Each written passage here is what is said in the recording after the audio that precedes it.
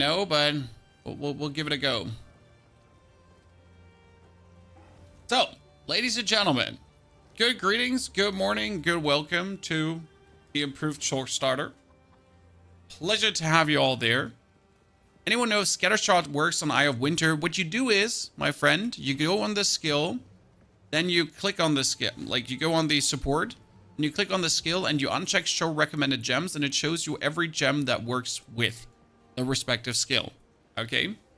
Scattershot is grayed out, then it won't work with Eye of Winter. Okay? It's kind of like the way how that is going. So, we changed some things with the sword. Let's break it down for the people that just joined. We are trying out the Orb of Storms today together with the Solar Orb, so double combo wombo. We have Mana Tempest just in case. The Spark is still doing the good old Spark things. The Orb of Storms is bigger, more shock and lightning exposure. Should probably put Fund of Mana on it to actually regain some mana. I like the idea. We could put Fund of Mana on the Solar Orb though for the time being. That is really smart. Thank you for telling me that, Chad. Because Fund of Mana is on stationary objects and they refill your mana, so that works really nicely. All of these together should now lead to an even bigger DPS than ever before. On top, we changed our complete thingy here. We went for more energy shield, faster energy shield. We still go for the bonus lightning and shock chance into the ailment damage bonus. We removed the reduced maximum mana. We went for more shock magnitude, only ignite and shock. And then upwards into damage per mana into now more shock duration. That is all the rough plan, what we're going to do to hopefully increase the damage today.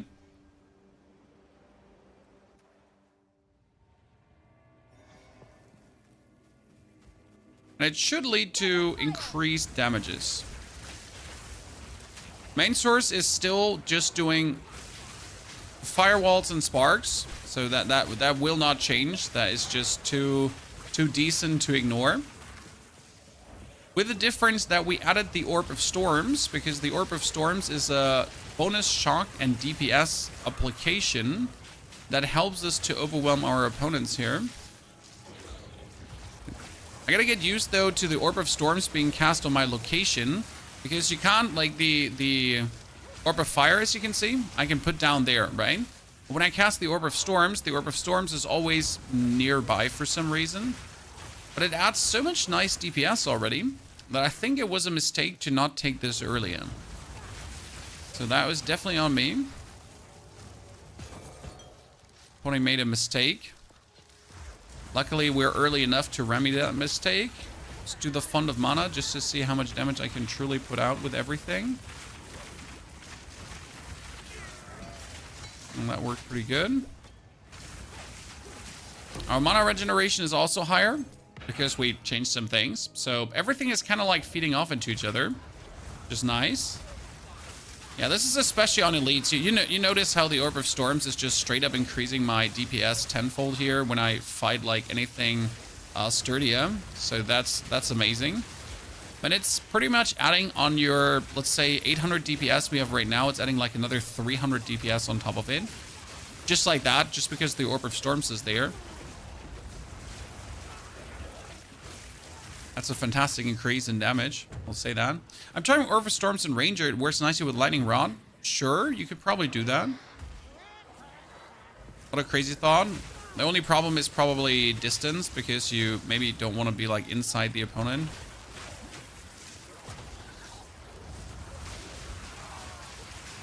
So that could be the only holdup there.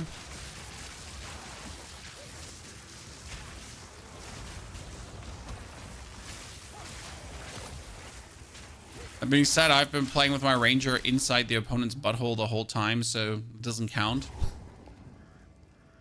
But a lot of things are possible for sure. Samwise, thank you so much for your brand new sub. Samwise, howdy. Chat, we have the checkpoint teleport now. You can walk up to the checkpoint and teleport to whatever checkpoint you have. Otherwise, amazing. When you see your DPS, G, and you can see your DPS here, we have 500 DPS, but if I cast other abilities, we get like more DPS. So that's like, you can directly see the effect on skills on your DPS. For example, I am playing the, when you use another elemental spell, your skill does more damage. And I'm using this in combination with like all my 3 elements to consistently increase my damage. Which is nice.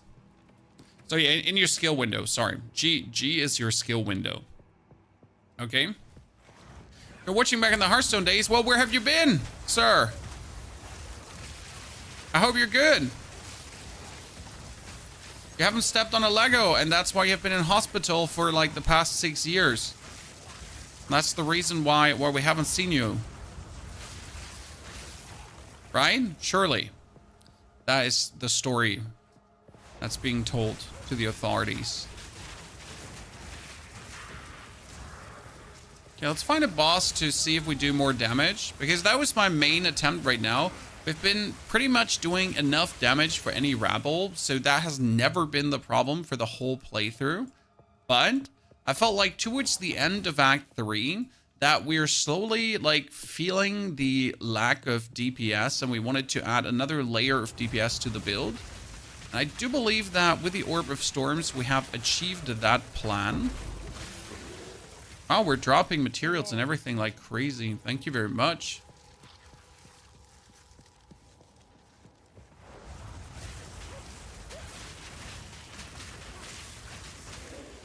Yeah, this is better. Also, the 6 seconds cooldown on the Orb of Storms is truly not an issue. Here, like, now I put the Fire Orb down, and the Fire Orb gives me essentially bonus mana. So that's going to be nice versus bosses. I'm just going to layer both orbs on top of each other and just stand next to them and destroy everything in my path. As the effects are also wide. Here, let's activate everything. Yeah, look at him just getting eaten. Okay, this is working. Nice. I like it. So I activated everything. It's like pretty much the Mana Tempest into Orb of Storms with the Solar Orb. Like all of it layered on top of each other. And then we just went away on him. Okay, lady, let's see what we can do here for you. And put this one down. So that's step number 1, okay? Step number 1, firewall. Then on firewall top, we're going to put this and that. And then we're going to activate the Tempest too to just get some more DPS out. Conductivity Curse, Orb of Storms back up. Refill our mana.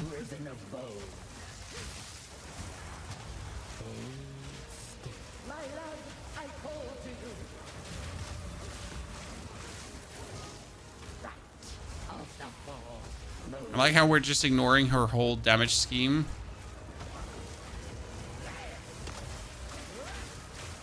That is working damage-wise exactly how I wanted to. And if you feel like that you're essentially getting mana drained too hard, you can just go out. What are the best relics for me to get through the 4th Ascension? Sir, I'm struggling with a 3rd Ascension. I haven't even done the 3rd yet on most of my chars. Because with level 17, that kind of gets there. You give me some ideas. Sir? Precise questions, precise answers. Okay.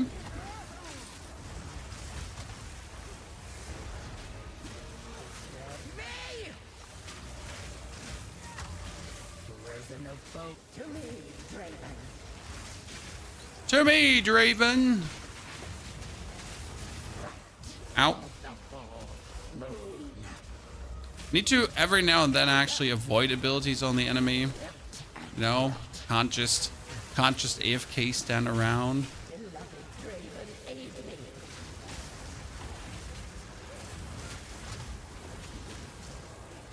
If you wonder why is my mana going away like suddenly, that's when I'm pretty much just going all out on my casting and everything adds up together.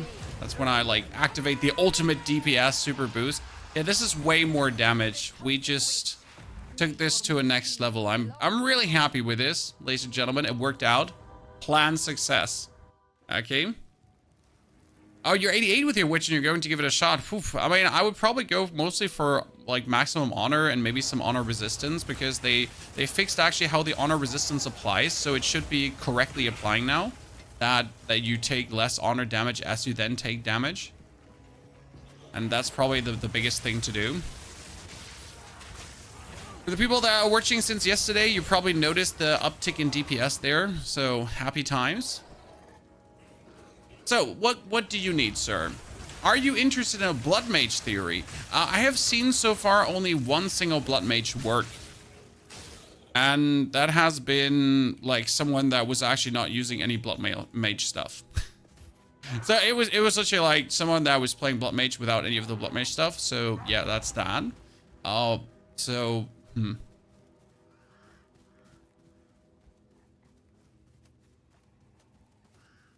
Right now, the whole thing seems to be heavily skewed. It's decent, yeah, but is decent good, mate?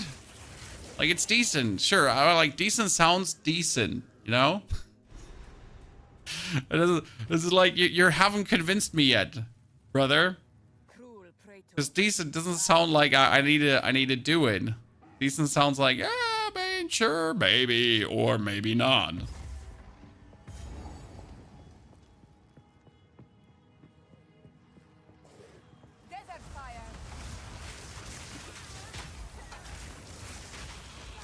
I just wish there was mainly, I don't know. I do believe the witch blood mage would probably be more accessible if the ascendancy points were easier to get to. Because right now, your first ascendancy punishes the witch, right? Getting the life remnant is not an upgrade, it's a downgrade at the start. And that's, other ascendancies are just straight up good out of the house. For example, with this Stormweaver ascendancy I have, I get Arcane Surge permanently. Like, done, right? From level 25 on, it's just 20% more mana regen, 10% more attack speed. So it's like a genuine DPS increase out of the house. Just like that. I didn't even check if we applied double shock the whole time. Yikes. I wonder, can I apply the Voltaic Mark? Or do I need dexterity for that? Because the Voltaic Mark increases the severity of the shock. Can I?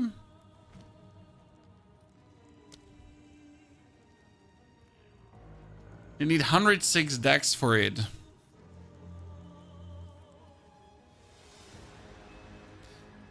Probably could try to get it at a very low version and then just play it. Can you look at the life bar of the boss for me while I'm paying attention to the game and see if he gets the double shock? Because that's what we're trying to accomplish, kinda. That the double shock is actually working.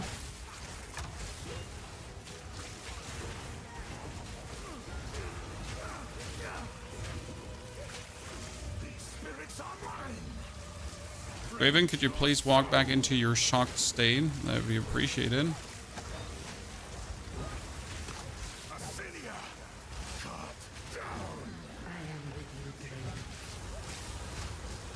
He mostly has just one shock, sadly.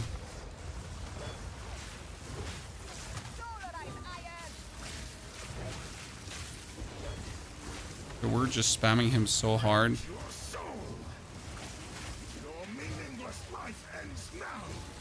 So as long as I'm not using the Q, I cannot run out of mana. He's being destroyed. Yeah, absolute devastation, chat. Love it. I gotta quickly go upstairs because this could be a big package and I need to pay attention if everything works. So give me a short second.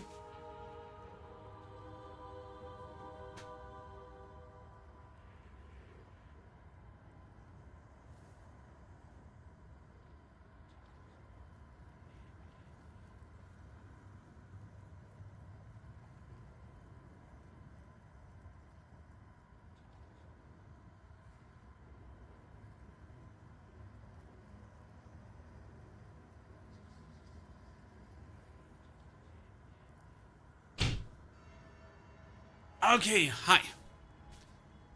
Do you have tips for the monk? No, sadly, I haven't played the monk myself yet, so I cannot give you any advice monk-related.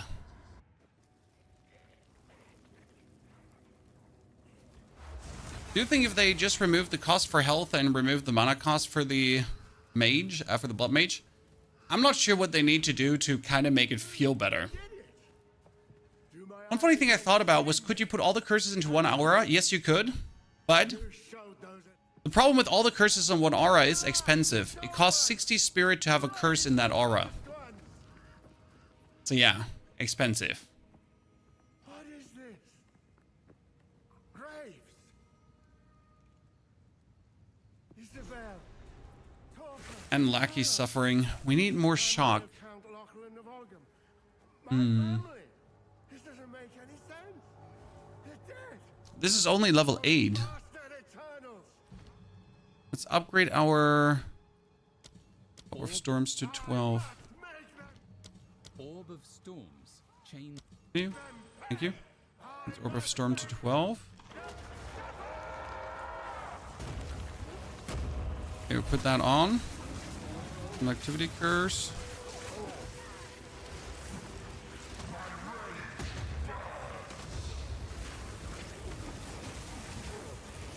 He's having like a little bit of everything happening to him right now.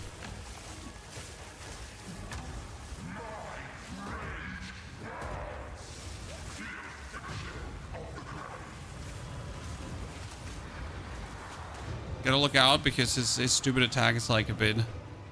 Orb. Oh shit, that orb shouldn't be there.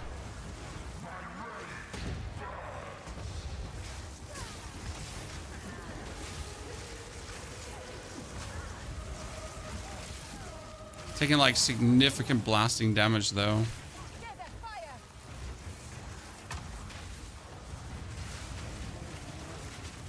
Okay, maybe I shouldn't like just stand inside of him to do most of my damage. You know? Maybe I shouldn't stand inside of him. But where's the fun in that?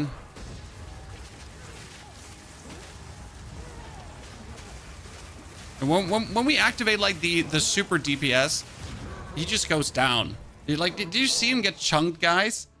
He got 2 shocks, and the thing about the shock right now is we have the ability to apply 2 shocks. Okay, here, 2 shocks can be applied. And that's crazy. That's really useful. As we now have also our shock have more magnitude, and up here we're going to increase the duration of our shock. What we need to do is we need to increase the magnitude of shock more though. So that's generally magnitude shock is here. And the other magnitude of shock is where?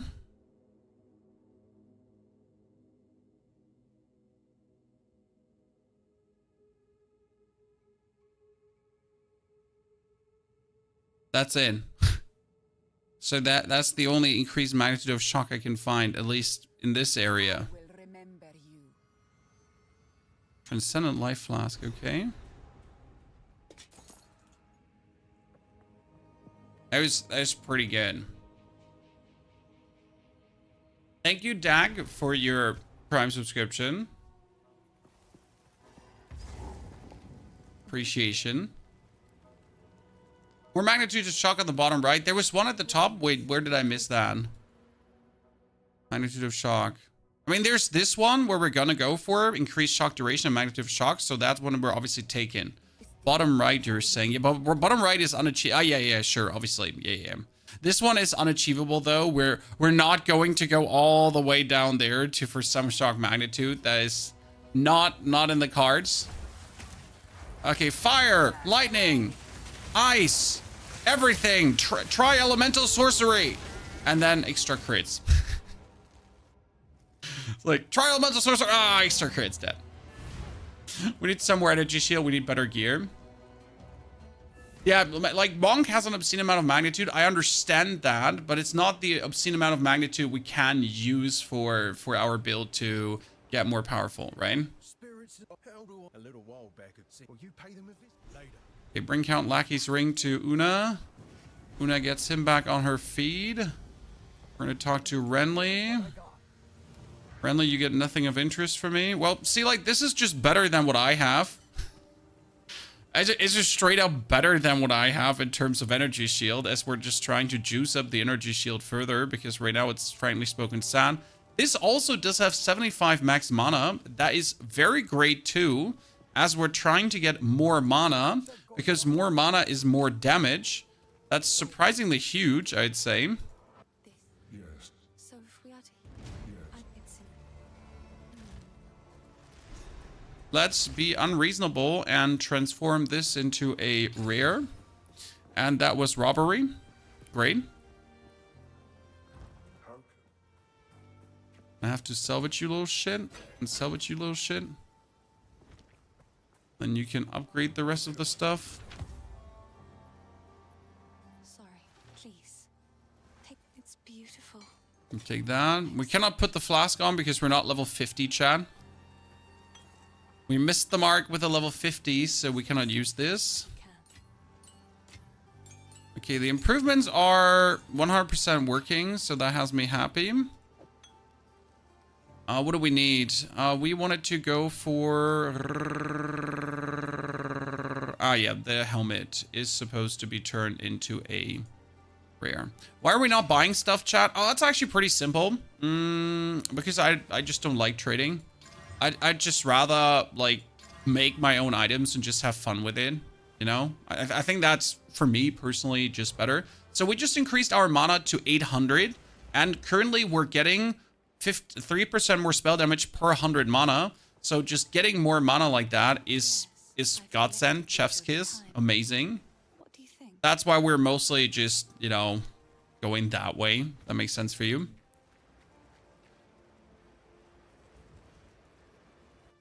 There's a buff based on intelligence lightning. This is up here. Increased lightning damage per 10 int. So we got 137 int, and I'm aiming for more. No worries, we got it.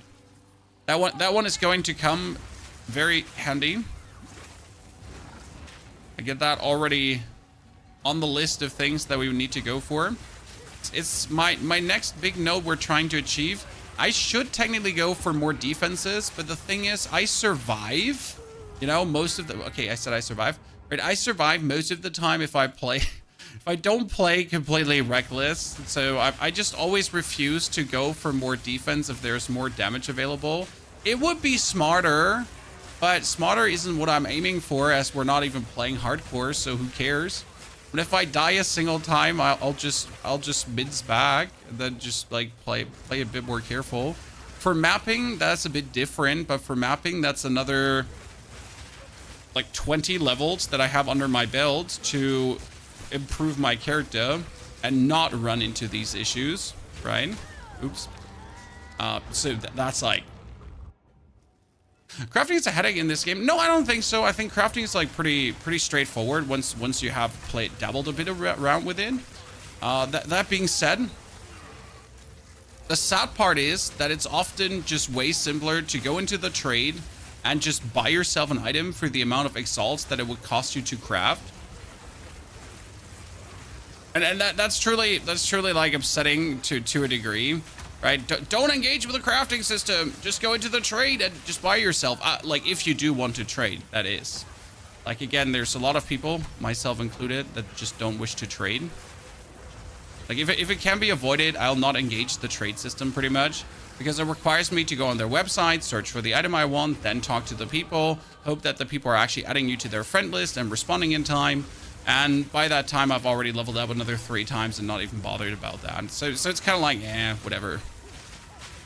Might as well not bother in the slightest with what's going on there. Can I not hit the crab that is behind the tiny piece of wall? I'm just asking for a friend, but it seems like I cannot hit that crab that was behind a tiny piece of wall.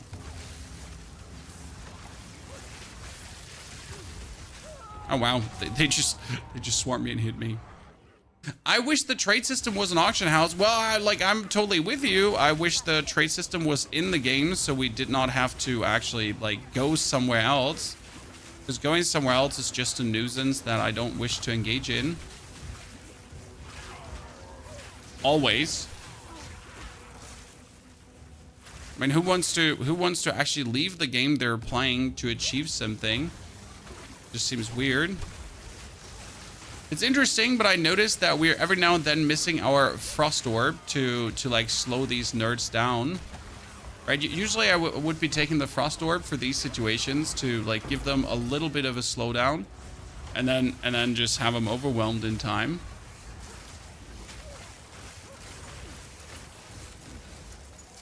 Uncut skill gem, okay. The 12er that can upgrade our spark for more damage. Thank you very much.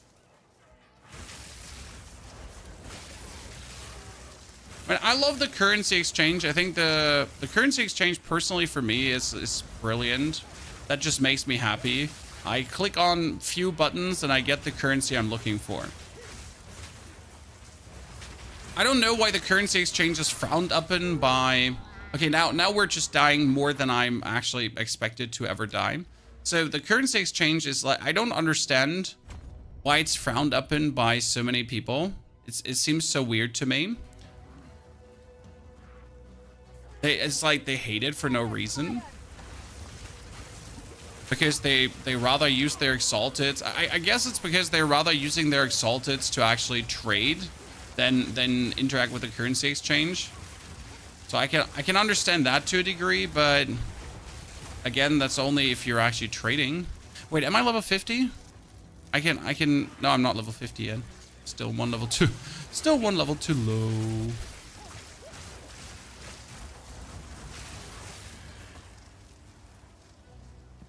Trading would benefit from direct fulfillment, yeah. I mean, why can like so we know that you can already put your trade tabs as public, okay? Why can I not search for enemy chests in game, for other people's chests in game, and just buy directly from their chests, right?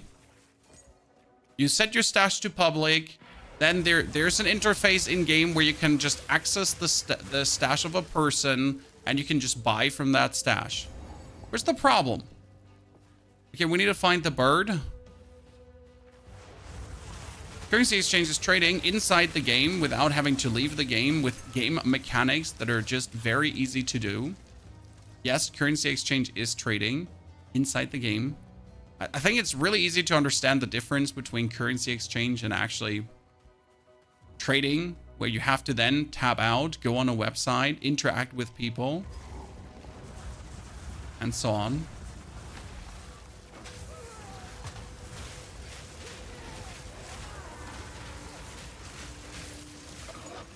Ah, beautiful. Oh, maybe may we have finally a new staff, Chad? That's max mana, spell damage, and cast speed. My problem is with this, if I equip it, I lose my offhand and my main hand, and they're just too good together.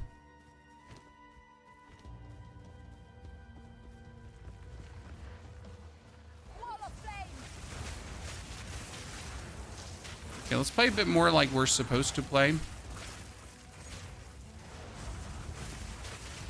I tend to like just push enemies recently instead of just doing this. The only time we should be pushing enemies is when they're pushing me. The only time we should be actively interacting with someone up front. Otherwise, you just stay there and just go beep, beep, beep, beep, beep, beep, beep, beep, beep, beep, and hit everything with your best shot.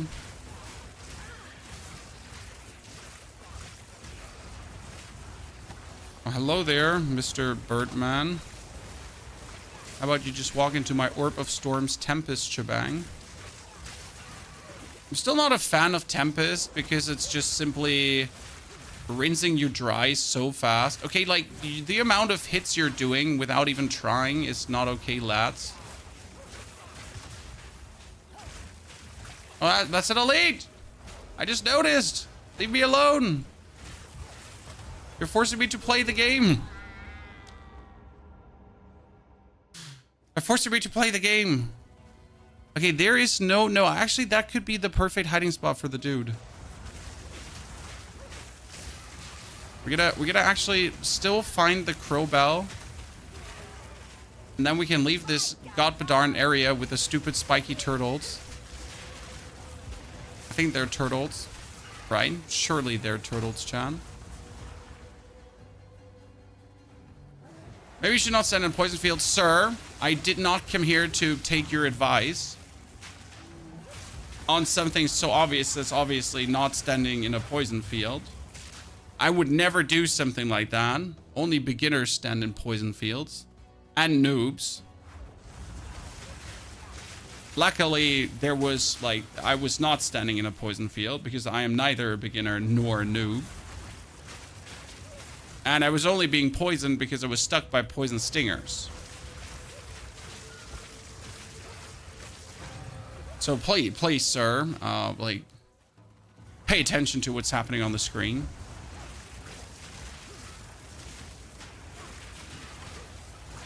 Do you think multiple cast on minion death runes is intended or a bug? What do you mean?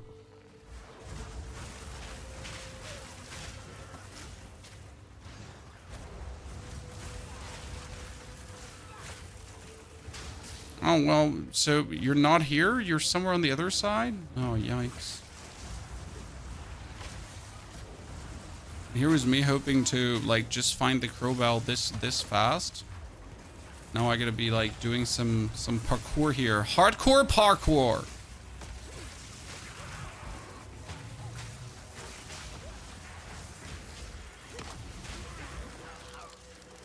Just have him walk into your orb. Why can I not cast?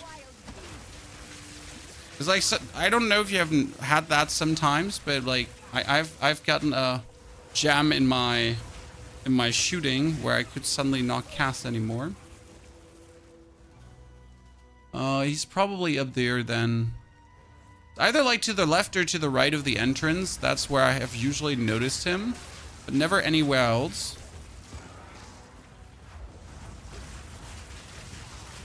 So right now we do have the damage, which makes me happy. But we might actually have to tune down the damage to go for more survival. I'm just old-fashioned again. When I have the chance to go for more damage, I go for more damage. But I guess in order for the build to be more beginner friendly, we might have to tune the damage down a bit. Okay. I do get that point of critique that when you're trying to tell someone to play something and how it works, you might make it a bit more survival friendly because not everyone wants to roly-poly.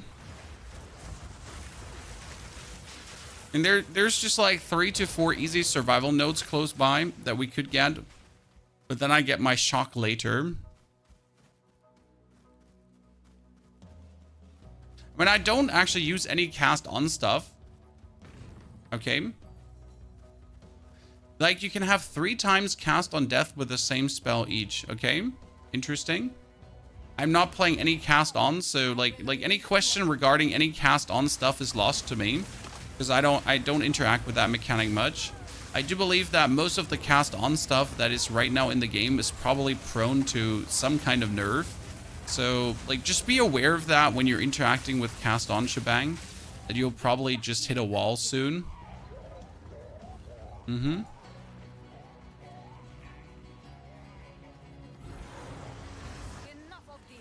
So just telling you so you're not mad when suddenly, like, again, your beautiful cast on build that you just cooked up.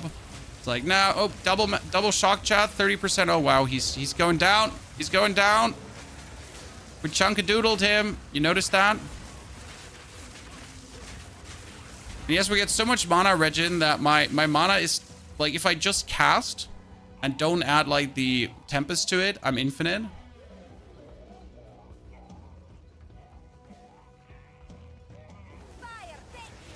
So generally speaking, anything that seems like it shouldn't work the way it does is probably going to get nerfed. There's, for example, a build with,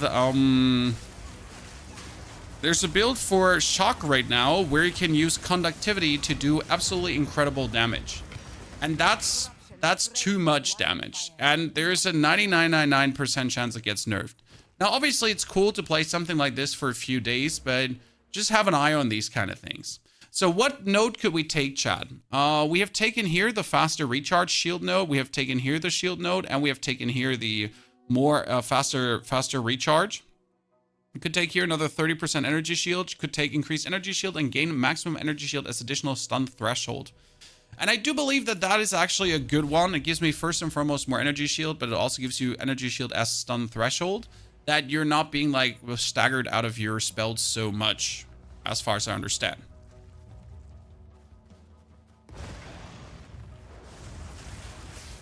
Can you explain the currency exchange? The currency exchange is simple, activates at Cruel Act 1, and you click on what you want. And it'll tell you how much it costs with a respective currency. And in which trade. For example, if you want Lesser Jeweler's Orb to very easily be able to put 3 gems on all your gear, then, and you put Exalted in as the comparison, it's going to tell you it's a 5-to-1 ratio. So 1 Exalted is going to give you 5 Jeweler's Orbs. And if someone has Exalteds, if someone has Jeweler's Orbs and he's looking for Exalteds, then that will pop up on his screen and he can just click and fulfill that. And so far, whenever I trade in the currency exchange, it takes like 10 seconds and my request is fulfilled. Which makes me very happy. Okay, freeze, lightning, boom, tempest, storm. You know what I like about the build? It feels like I have the full opportunity about how much damage I want to deal. So I can use, for example, just the spark and the firewall. So that's like layer 1 for damage, spark, firewall. And if I want to increase my damage, I add the Orb of Storms. Right? Orb of Storms is straight up a damage increase. So Spark, Firewall, Orb of Storms, if I then wish to. If I want to escalate it further, I'm going to add the Solar Orb, as the Solar Orb is just bonus ignite and another spell skill to just go on, and it gives me mana back. So that would be like the next layer. And then if I want to escalate it further, I can add Frost Bombs to freeze the enemy. I can add my Tempest. I can add my Curse. And then we're suddenly like full on like hyper damage and we just burn them down. So that's kind of like really nice to see how that all just comes like together. Good that we got the... Oh, another socketed item. Thank you very much.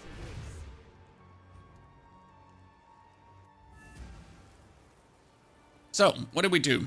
We have the currency exchange on Finn. So you go for him. You click on I want greater Jeweler's Orbs. It says 1-to-1 because we have nothing. And I put in Exalted, and it would cost me 36 Exalted to get 1 greater Jeweler Orb. Now, Orb of Chaos would be 22. Orb of Transmutation, no one offers that, so no one wants this. You could go for Chaos Orbs, you could go for Val Orbs, but no one is probably offering that as well. Gemcutter Prisms is 25 of them. So you can kind of like see how much that costs. Obviously, for Lesser Jeweler's Orbs, it's simpler. Like, I can do Exalted Orbs, and then it's like I get 13 for 2. Because it's 6.521. I can place the order and someone will fulfill this and I have 13 more orbs. You found my... Such a different sort of melody to Maya Karas. Haunting.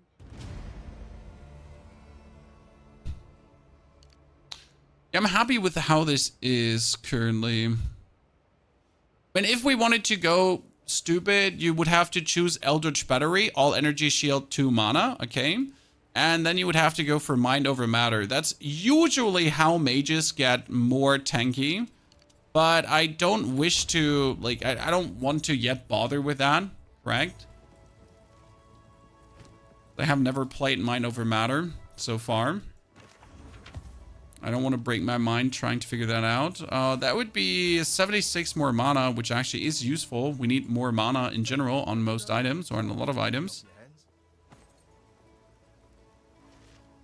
Gold Circle could be better than what I have, but I guess I'm going to be boring and just try to get better items. The old-fashioned way of playing the game. The old-fashioned way by playing and checking with your store clerk friend if he might or might not sell something reasonable. Well, I feel like my gloves are still the saddest part of all my equipment. That's max life, strength, fire resistance, physical thorns damage is useless, but it has like a lot of resistance, so I guess I'm just going to put you on here. Thank you very much. These gloves are better than what I have. Let's just craft them up. Another here, 17 to dex. Really? Really? A 4 to 9 physical damage. Cool, cool, cool. And 63 maximum mana. You know what? The last one with the maximum mana was at least useful. The rest is like, why do I even exist? Please. It's beautiful. I was like, what? Why do I even exist? Someone please shut it down. Lightning damage, increased mana regeneration. I mean, that would be cute as we mostly do lightning damage. We have maximum mana and increased critical spell skill, mana per enemy killed, increased chance to ignite. We don't need that. I like that huge mana increase though. How are you doing? I'm very good, Bouncer. We really boosted this build to new levels of damage, and I think we could use these new levels of damage also while leveling. So as soon as I give you the starter, you're gonna level faster than ever, which is amazing because I love that. We're gonna do an old-fashioned starter guide where I essentially be like, this is Act 1, this is Act 2, this is what you use Act 1, this is what you use Act 2. So it's gonna be like a very interesting starter guide to see how people adapt to that and make the best out of it.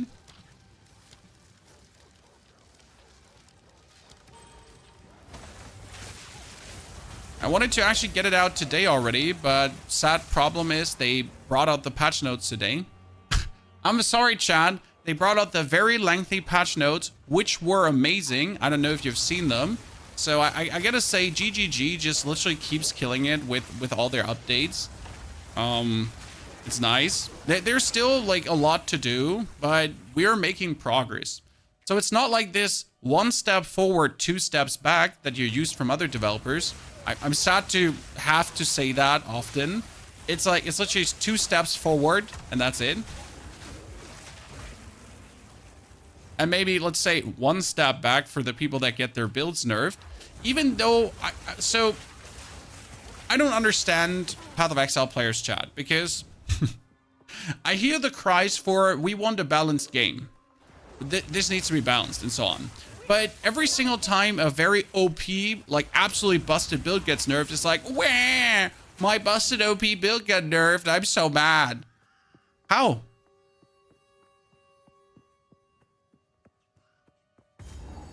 The patch killed half the witch players' build because of bugs. Platypus, I heard that there are bugs, which can happen.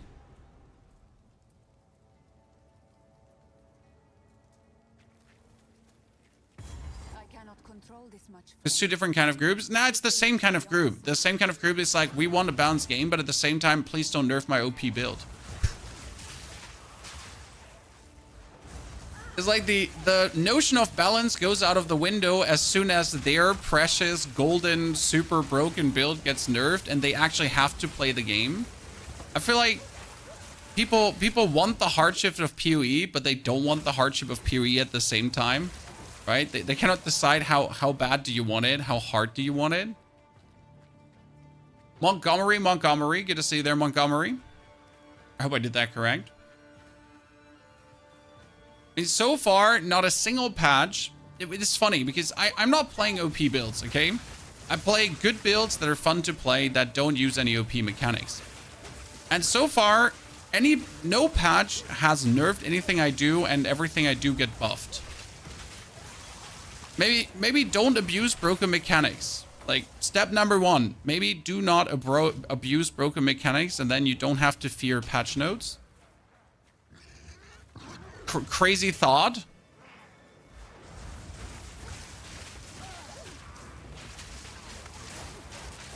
Could that help eventually?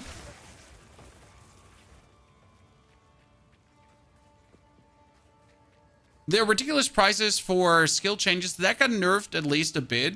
My nodes are now 400 cheaper per, and on my 70 characters it's 2,000 cheaper per node. That's already significant lowerance in cost. I do personally believe it should be free to respec for level 30 characters, or up to level 30 it should be free to respec. That you have a chance to just freely discover the game, almost like a trial period. Like first 2 acts or so is free respec, and as soon as you enter act 3, free respec is over. Yeah, killing tier 15, tier 16 boss in 1 second is just stupid, exactly. And then they cry that their build gets nerfed.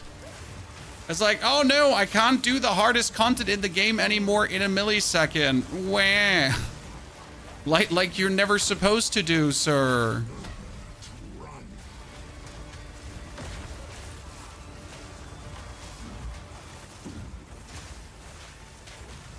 Wonder why my mana's going away. That's deliberate. It's when we're activating the super boost. Tempest! And then you're going... right? And then you walk out of temp at some point. Oh, I'm gonna get smashed by that anchor. I'm totally gonna miss like when he puts the anchor down and just get smashed by it. That's so hard going to happen, and y'all know it's true.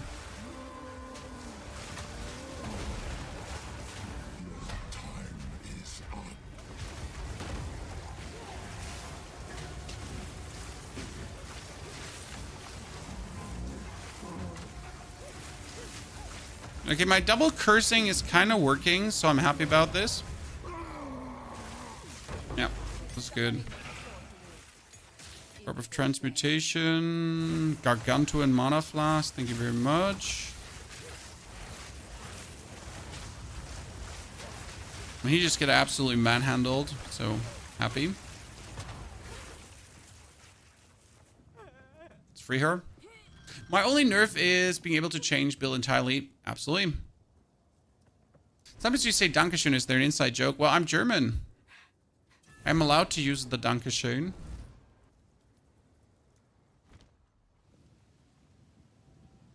These walls are oppressive. Who chooses to live? So the secret insider is that I'm German. I've been hiding it all along. People have not yet noticed, Chan. I'm so good. Okay, I just want to be level 50 so I can use my next mana flask, I guess.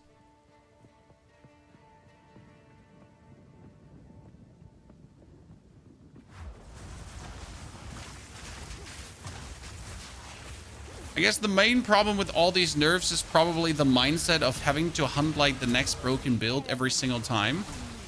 And if people would stop hunting the next broken build and just play, I guess that would help. Your English is pretty good. Thank you very much. I do appreciate it. Mommy!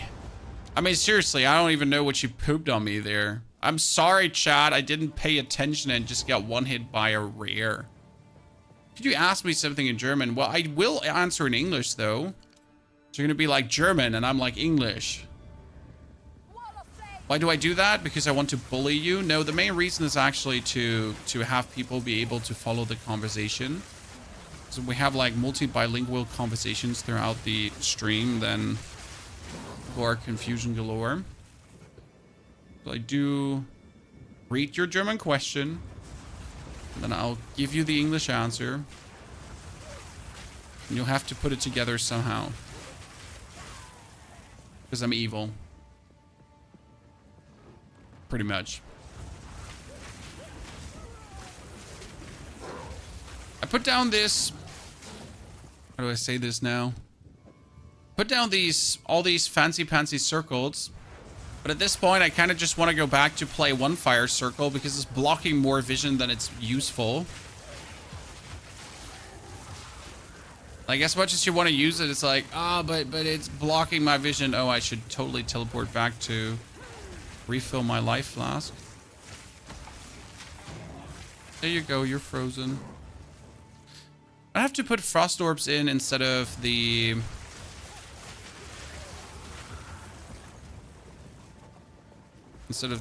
ice bomb. I mean, the ice bomb is still useful.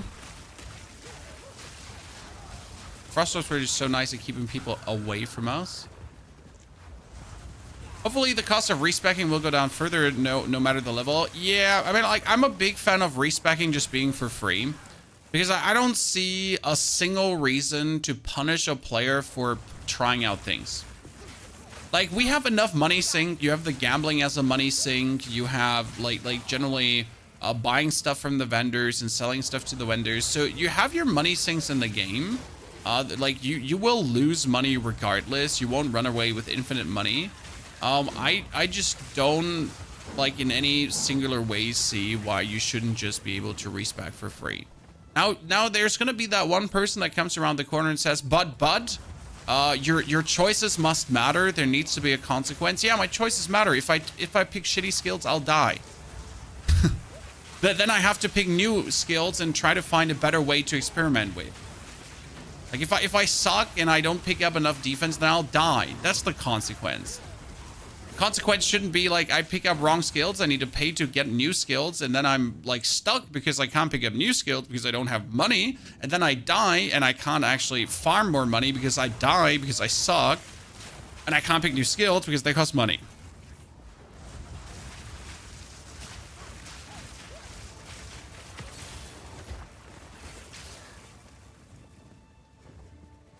Like, your death is already enough consequence. There doesn't need to be bonus consequence. Maybe I'm just old-fashioned and just don't see a way to pigeonhole a player like that. With the extra circles, can you stack the extra damage to spark? Well, what do you mean, which extra circles? Oh, the extra circles. Now, okay, so the way how firewall works is very simple. One time a spark goes through a firewall, it is infused, okay? So a spark going through multiple fireballs does not infuse it further. Like, you notice this, the spark going through turns from a electricity spark into a fire spark. And it doesn't get more fiery the more flame walls it passes through. The only reason I have these more flame walls is if I, like, first and foremost, it's a support I can just use without any cost problems. But I can put it also down on distance like this and like throw like quite from back here, but I have enough flame walls always to kind of hit something, right? Like, no matter in which direction I'm shooting, there will be a flame wall. There will be something that will enhance my fire shebang going on. So that's mainly why we picked the support gem up. You don't need it. I don't think it's adding much to the build. And it's actually putting down more visual clutter, which makes it harder for you to see boss abilities and enemy abilities. So it might even be to your detriment for using this if we're frankly fair and honest with each other. So it's not even necessarily good in any way.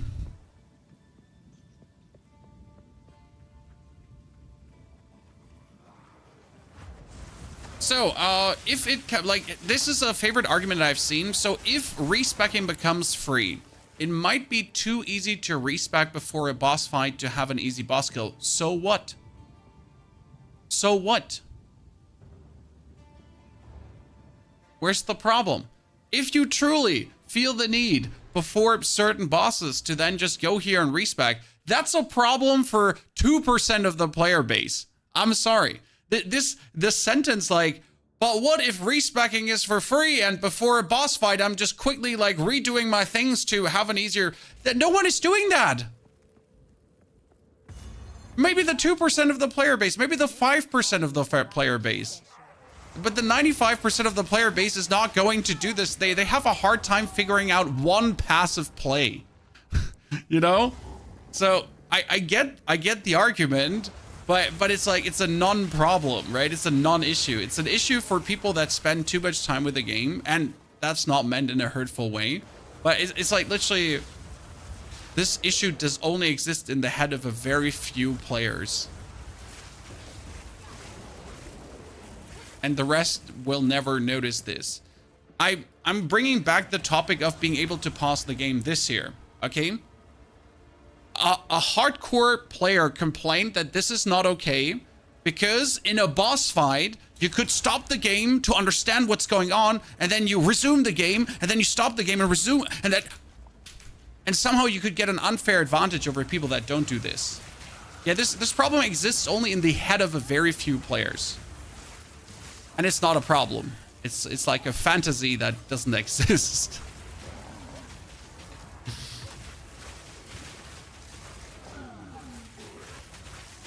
What support gems are you using on Spark? We use Pierce, and the main reason we're using Pierce is because it goes through and comes back. Pierce has been so far the best support gem to use from a very early on stage, and we have never replaced it to the given time.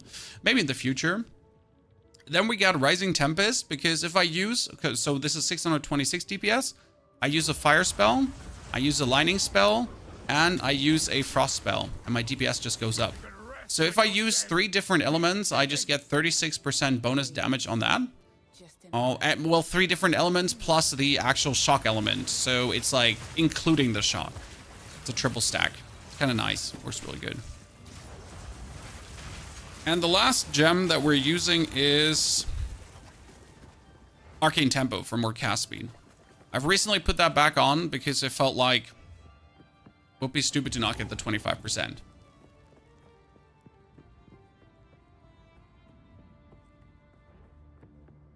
First ones. Here our Most of the old creators are pretty settled now. I've noticed an interesting trend with old Path of Exile 1 creators that are telling you to not trust anyone that's not an old Path of Exile creator. It's kind of pathetic to a degree because you literally see creators that have been making Path of Exile content for a while like be scared of essentially losing views to other people that are maybe bringing new ideas to the table by saying things like, don't trust anyone. Like if they don't have at least cleared a tier 10 map, their build is shit. Like I've literally seen that comment in a video and I was like, what is this for a dumb comment? Sorry. So if someone writes his build is good, but he hasn't cleared like the final boss in the mapping stage, then you should never touch that build. Go now, defiler of flame. What? Sir, no one is actually playing that far. Most people stop way before and they're just want fun builds to play. It's a really intriguing behavior, as it's kind of like trying to gatekeep people away from like non-super expert content. And please don't, you know, it's an interesting behavior you notice often when games get new players.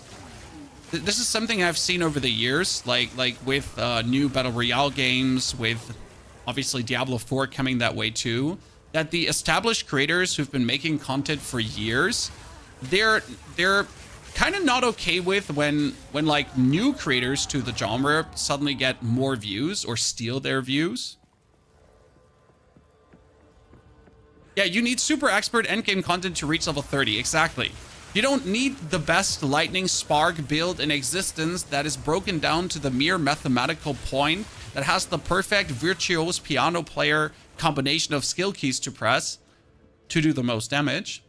No, you need a fun build to play to reach the endgame, and then maybe if you feel like it, you can go further. What's a good beginner class, Pennywise? Everything. I would not recommend Monk. The problem with Monk is that your level 1 skills are shit. So you're kind of like not playing Monk skills to play Monk in Act 1. I guess my favorite beginner is right now Witch still. Witch with minions is truly my absolute favorite play still. Then I would argue Ranger and then Sorc. The Sorc was more powerful than the Ranger, but the Ranger felt more rewarding to play in terms of shooting these arrows and then like lightning rods, explosions, and that kind of stuff. I guess Ranger is truly... I wouldn't say Ranger is the game on easy mode, but Ranger is the easiest to understand. It's like stack evasion, stack damage, do pew pew. Pretty simple, straightforward kind of gameplay that doesn't need you to understand much of the game.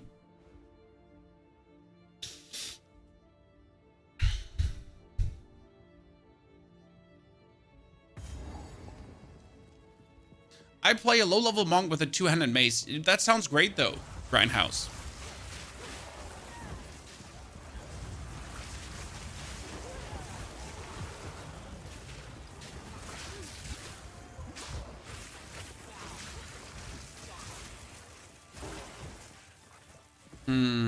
Left. Let's go left.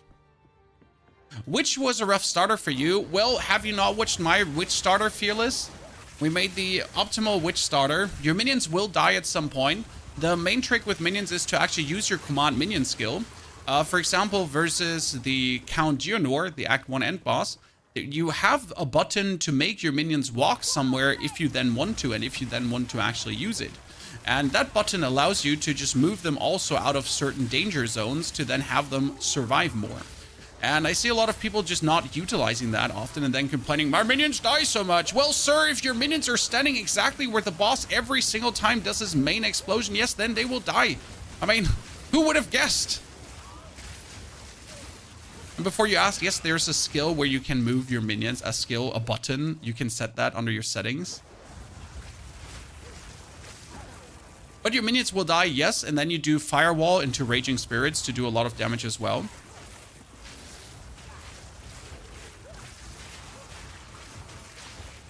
Which is so far my least dying, most damaging, easiest progressing class of all of them. then Ranger, then Sorc. Sorc still has this problem that in the beginning you need to juice damage, and at some point you need to find the... Like, you need to understand when to stop juicing damage and rather focus on survival.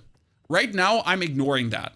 So there is a point where you gotta be like, oh, cool, okay, so we have been doing a lot of damage, but now we should swap. For example, I started playing Path of Winter and Path of Flame because they're good. They do a lot of damage. But I should have picked up the Essence Infusion very early on because this is a faster start of your energy shield recharge, which is really important. The same goes here on the side with the faster start for energy shield recharge. So these are nodes that you truly want to have at some point, including this one up here. This one, because this is like another 15, 15, 40, 15, 15% energy shield. You notice that is 100% more energy shield. So my given one doubled. And it's only 1, 2, 3, 4, 5, 6 points to even get there. I could now, instead of going for this amount of damage, because I don't need this damage right now. I don't need this. I want this. I don't need this. I should rather push further upwards to get this survival, as it like truly just doubles mine. And I think we're going to try this out against Geonor to lower my damage, because again, my damage is good enough. I have tons of DPS. I have good multipliers. My shit is multiplying upwards. The only thing that's hurting me at this point is, well, like, yeah, being a fucking idiot and greedy. So that's hurting me. Like, you notice how my life gets depleted relatively fast. But if you consider, like, how fast my life gets depleted, if I now had double the amount of energy shield, well, that would surprisingly keep me twice as much alive. That's the math, right? Like, gamer math. The 70% increase from helmet is really undervalued because it increases the base that gets scaled by all the other increase mods. You mean the base energy shield that you're having on your your helmet energy shield is increased further? You mean that one, that note, right? Like you confused me there for a second. You mean that, like, that your helmet counts more now? Okay. Once Human burned out fast, I don't think Once Human burned out fast. I mean, we had like what, 4 months of super fun with it, and we're now waiting for new scenarios. I mean, you can expect if Once Human drops a new scenario, I'm gonna be all over it. I'm gonna be eating that up. Like, it's the newest, hottest shit on the market. And I can't wait. Because the game, like, a lot of games have, like, a very good base. And they're just, like, 1 or 2 patches always away from the next grandiose movement. So wait, let's teleport back for a second. I finally get the Gaze Amulet. Mana Sword plays so much better. I know there's an amulet for, like, more energy shield and to play mind over matter, but I don't want to rely on an item to make that work. I do hate it. I know in Path of Exile 1 this is different, as getting respective items is really simple. You just go to the market and buy them, ta-da. But I try to resist that temptation. So 1, 2, 3, 4, 5, 6. Let's take 6, 7 out, okay? 7 out because we don't need them. And these 7 points would be going into intelligence, then intelligence, into intelligence again. Actually, dexterity, I need that. Then shield, shield, shield, and shield. So like this right now, look, we just got up tons of energy shield, making us more tanky. Crafting your own items is much more fulfilling. It is in every single way.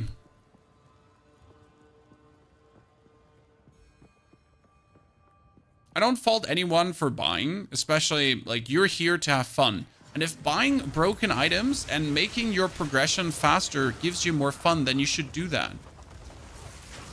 For me as the creator, like, it's obviously a weak-ass move. Like, imagine, like, buying a complete set for a character and then be like, so this is my starter build with 4 unique items. And, well, so, like, if you want to play this starter, you just need these 4 unique items. And then, like, yeah, so, like, do that, okay?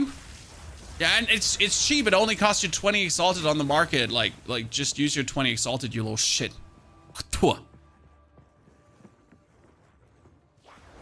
So that would probably not be so smart. Like, do you notice now how much we're essentially keeping our energy shield up because we have more? Wolf Embracers is mandatory. If I ever hear mandatory on a build, I'm just gone, sir. Right now, in the stage of where Path of Exile is, especially with starter builds and early endgame builds, I don't think we're in any way in the mandatory territory. Personally. I know what this is. Okay, 1,500 feels way better. I'm really happy about this. There's some cheap uniques that could be nice to have on the radar for some builds. Oh, there's amazing uniques. Sorry, amazing uniques. And some are, like, if you want to play Mind Over Matter. Mind Over Matter is the one where you take damage from your mana instead of taking damage from your life. And you want to play the other one too, like, what was it? Mind Over Matter and Eldritch Battery.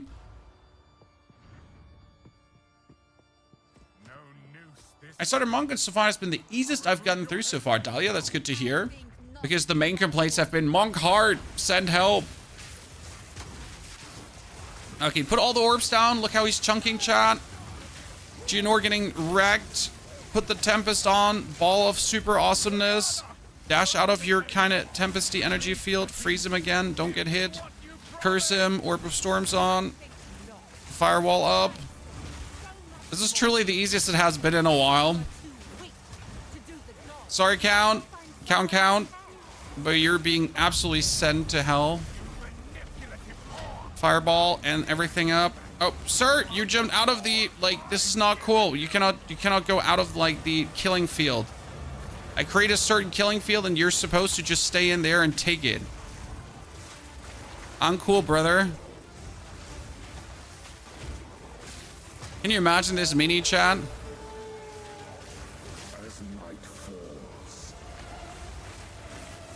Put down your orb. I'm bad at rolling this one. I'll admit it, chat. But mainly I'm just staying here like in the middle and just nuking everything and that's it.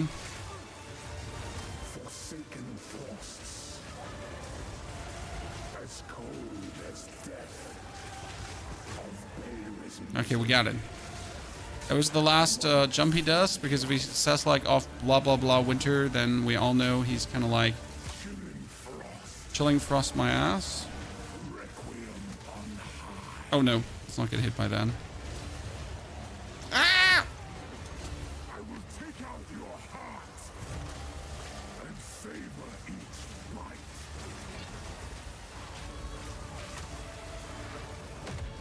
I was pretty sure that would hit me because I'm totally not out of that.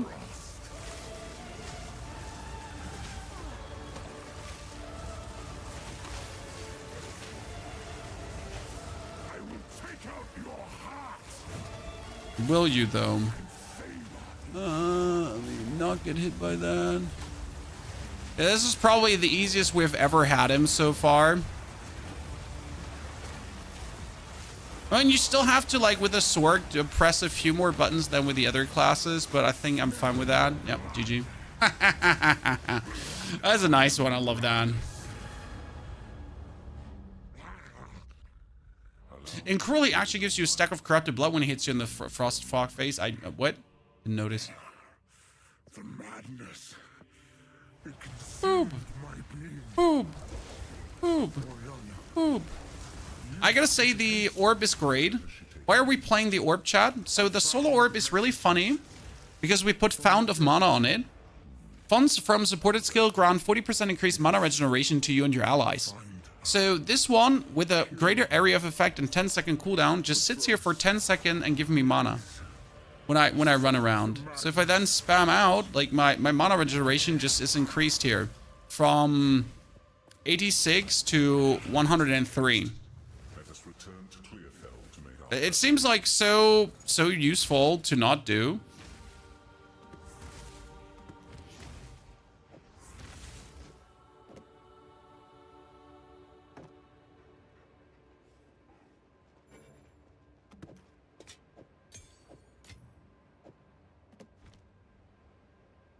Back to clear file. They have to fix this part. I want the loot now, not a week from killing the boss. I'm with you on that one. I'm not mad that you're saying it, my friend. I feel your pain. Like, give me the loot now. Right now. Wait, sorry. I'm very much apologizing for not destroying these items. I so often forget to do that. That's maximum mana, life, and strength and life regeneration. It does not give me any resistances, but it would give me even more mana, and we all know that mana is damage at this point. Might make good scrap. It's just too good to ignore. Stick to the cairns. We're almost at 1,000 mana, and we get, so what we get 3% more damage, guys, for every 100 mana we have. Take a punch. So that's quite some substantial damage increase for free. Go make a legend or two. Quite good. I need a new chest. My chest is sad. I mean, that's only 115 energy shield. And I do have a unique chest here. So we do have these robes just waiting to be used, ladies and gentlemen. The prayers for rain. Increase energy shield and then slower start of energy shield recharge. But energy shield recharge is not interrupted by damage. Yep. That one is super good, but I didn't want to use it because it felt cheesy. You've done well. Since if I use it right now, it's kind of like, I like to hold on to bits. you don't have it, so you can't use that. Your eye. I know I'm making it difficult for myself for no apparent reason. If you find it. I just didn't want to cheese it. I need more energy shield. This is 31 to spirit and 23 intelligence. That would be so good. Okay, partially.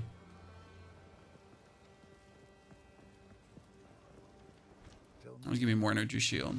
What have you learned? Betrayal of corruption. The Countess has escaped. Hello there, sir. Let's see that we can beat the real boss, ladies and gentlemen. Okay, my resistances are looking not too shabby this time. The only thing I keep forgetting is lightning resistance, because there is actually a lightning resistance permanent boost that I never pick up. Don't hate me. I just forget that it exists. I'm behind in levels. It's horrible to be behind in levels. You're an animal man. I got Witch 26 and I'm at 58 Ranger. Well, I have played quite a significant amount. I mean, I haven't played as much as other people. So we're currently sitting at, what is it? 92.5 hours. Sometime. Today, this one is going to reach level 70. I hope we can actually put this to level 70. I should be able to get it there. So that's my goal. Because then I can give you the full starter build. And it might be that we push the Witch a bit further into the mapping. Because I want to do an endgame version of the build too. Because I really like the Witch too. But it always depends on how, like you know, the whole endgame is usually a bit of a eh. So I'd rather like start the next character already and just have some fun with the next character. Wait, what did I get? I get a... Like, why do I get these kind of chests, guys? Look at this chest. This would be amazing. A 700 armor chest right away. And the game is like, hey, sir, don't you want to get like a 700 armor chest? Huh? Huh? Huh? Wing, wing. Like, no, I don't. Thank you. Thank you. For nothing. Fuck you. Considering all my energy shield multipliers, if I get a decent chest with like 200 energy shield, we're instantly getting like another 400 instead. Because we got like 200% more energy shield or so.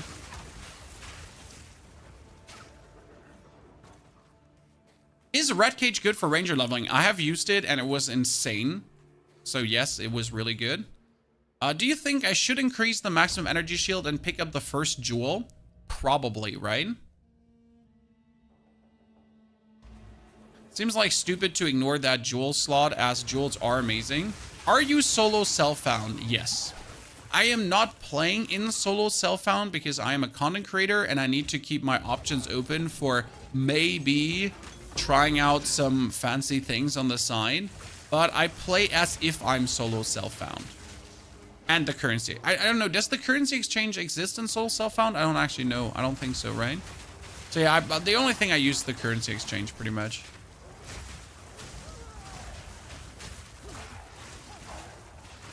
I find it more interesting to play this way.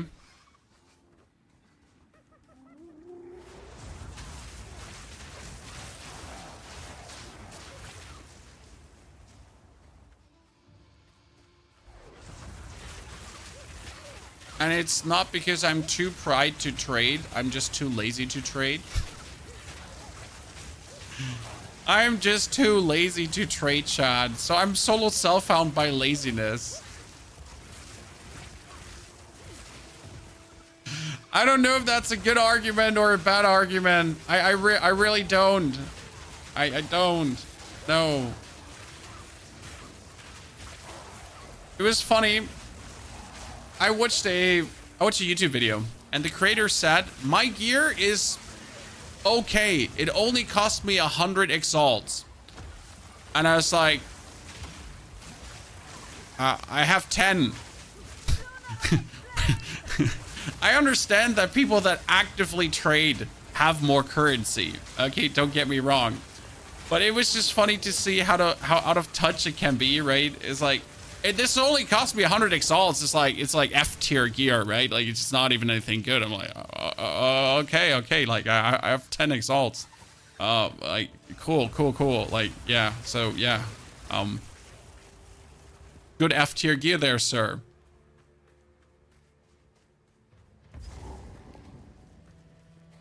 You know, my respect.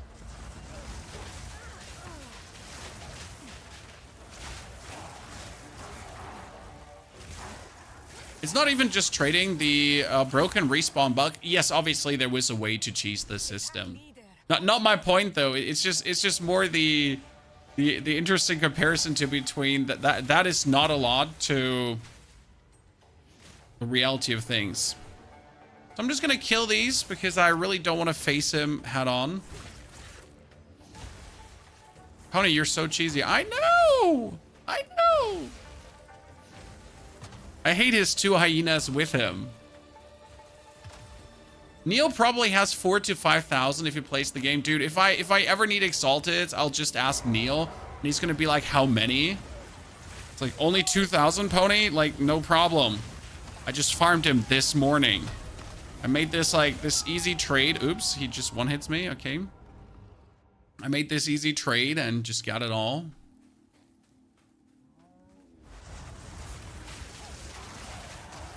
I guess I'll just oboe gamble for a new chest. Am I gonna throw away some money for a better chest, guys? So we just have this going on. Too lazy to do it again. Just nuke him, I guess.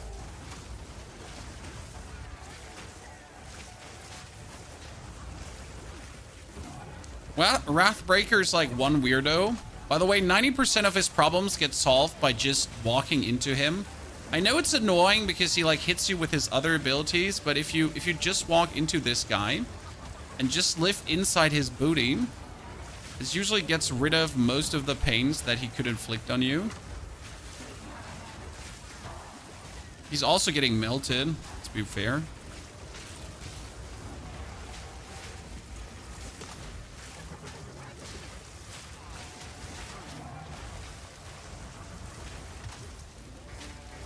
Solo orb, lightning orb, power boost, firewall, super damage. Yeah, he would like it's really going good right now. I am decently happy with what we get going on here. But I'm not happy to just get murdered by these nerds, right? But it's just from a damage perspective, we're cooking here. Okay, tier 13 orb. And we're not high level enough. My main issue is we're behind curve. You might have not noticed this, ladies and gentlemen, but we're a little bit behind curve. It happens. We're just too fast, too furious. Haven't found a better bow since level 39. Well, I mean, if you have a killer bow, you have a killer bow, right, Aaron? That's the good thing. Like, sometimes you get these amazing items. Mattman, good to see you there, brother.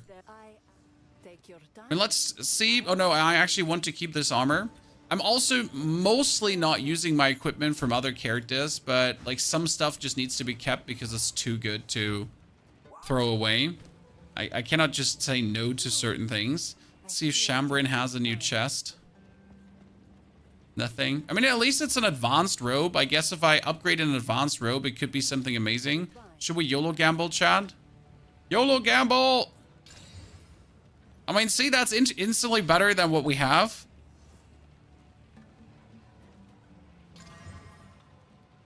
And even more energy shield. I don't think it can get another one, right? Oh, can get another one. Okay, cool. And now we're just gonna put... Here, I'm lazy. There we go. Ta-da. I said 200.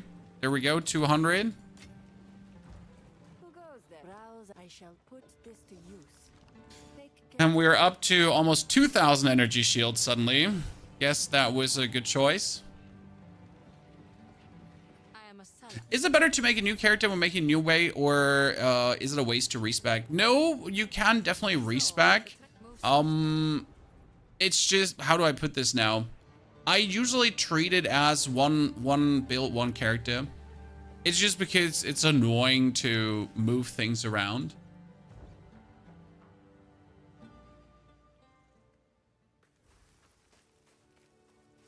It's nice that the stash is shared. I'm fully with you. Gates have been The Halani gates are for There's so many. I picked up a super insane quarterstaff. I might never play the monk, but I still have this very, very good quarterstaff.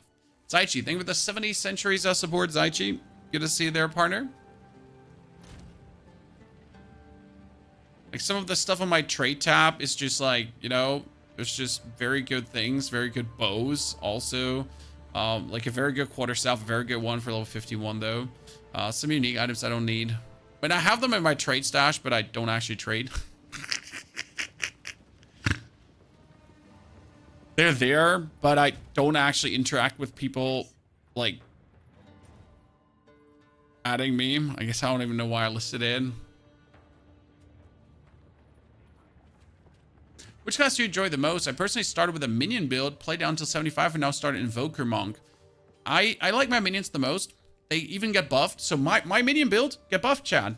Because we got a new support gem called Bidding, and Bidding makes the abilities of minions stronger, which does not help the Skeletal Arsonist because you have never been using the Skeletal Arsonist's ability, but it is definitely helping the Skeletal Snipers to just increase their shebang.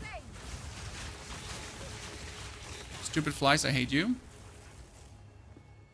What build are you running? This is currently my mage starter build. That is a spark together with a firewall into frost bombs to add another element, because we're currently play different elements for more damage multiplier, which works really good.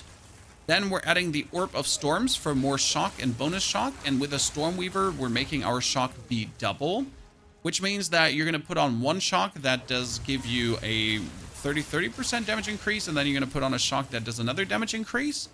Onto the Mana Tempest, if we then feel like it. Mana Tempest is like this stacking multiplicative damage increase, but that also soaks your mana empty. Then we get the Solar Orb, and the Solar Orb makes a fount of mana around it that just empowers us furthermore. And then we're just shock spamming the opponent to do a lot of damage. And that works really nice together so far as a combination that has been absolutely cruising through the campaign. No boss has been a challenge. The mana regeneration was super easy to keep up as well, so that gotta be said.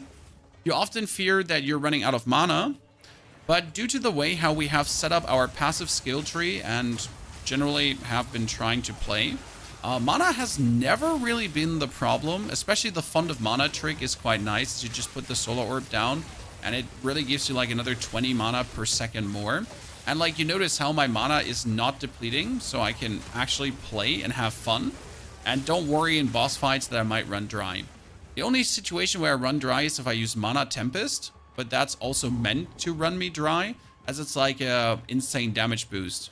That's when you have everything up, and then you do the Tempest and just get more DPS. Like, if you look at the DPS of the Spark here right now, we're sitting at a decent levels for this, and it just like is standard. I think is 651, 500. That's standard when nothing is multiplying upwards. And then you start using your, like here, we're gonna activate Frostfire, Orb, everything, Tempest, and suddenly we're sitting at like 1,500, right? So we're going from 500 to 1,500, 1,000 DPS more that we can juice out temporarily. So some of this buff is lasting longer. Plus, we are putting a 30% damage multiplier on the enemy and another 20% damage multiplier on the enemy. So they take 50% more damage. And then lightning exposure, lightning curse, kind of like all that kind of stuff. To just have them like take even more. So that all works together. Is there a build or a guide for it? We have this, like the last 3 live streams have been all about this build. We will tomorrow drop stage 1. Stage 1 is like the OP in 1 hour, kind of. Where we talk about how to cruise through Act 1 and set everything up. And then the follow-up video will be stage 2. Where I talk about a bit more into the advancements. I think stage 1 might actually be a bit more than just Act 1. But Act 1 already is like pretty much this build fleshed out. The good thing is that there is no reskilling needed so far. So it's all like one streamline into just stronger with the further skills and levels you pick up.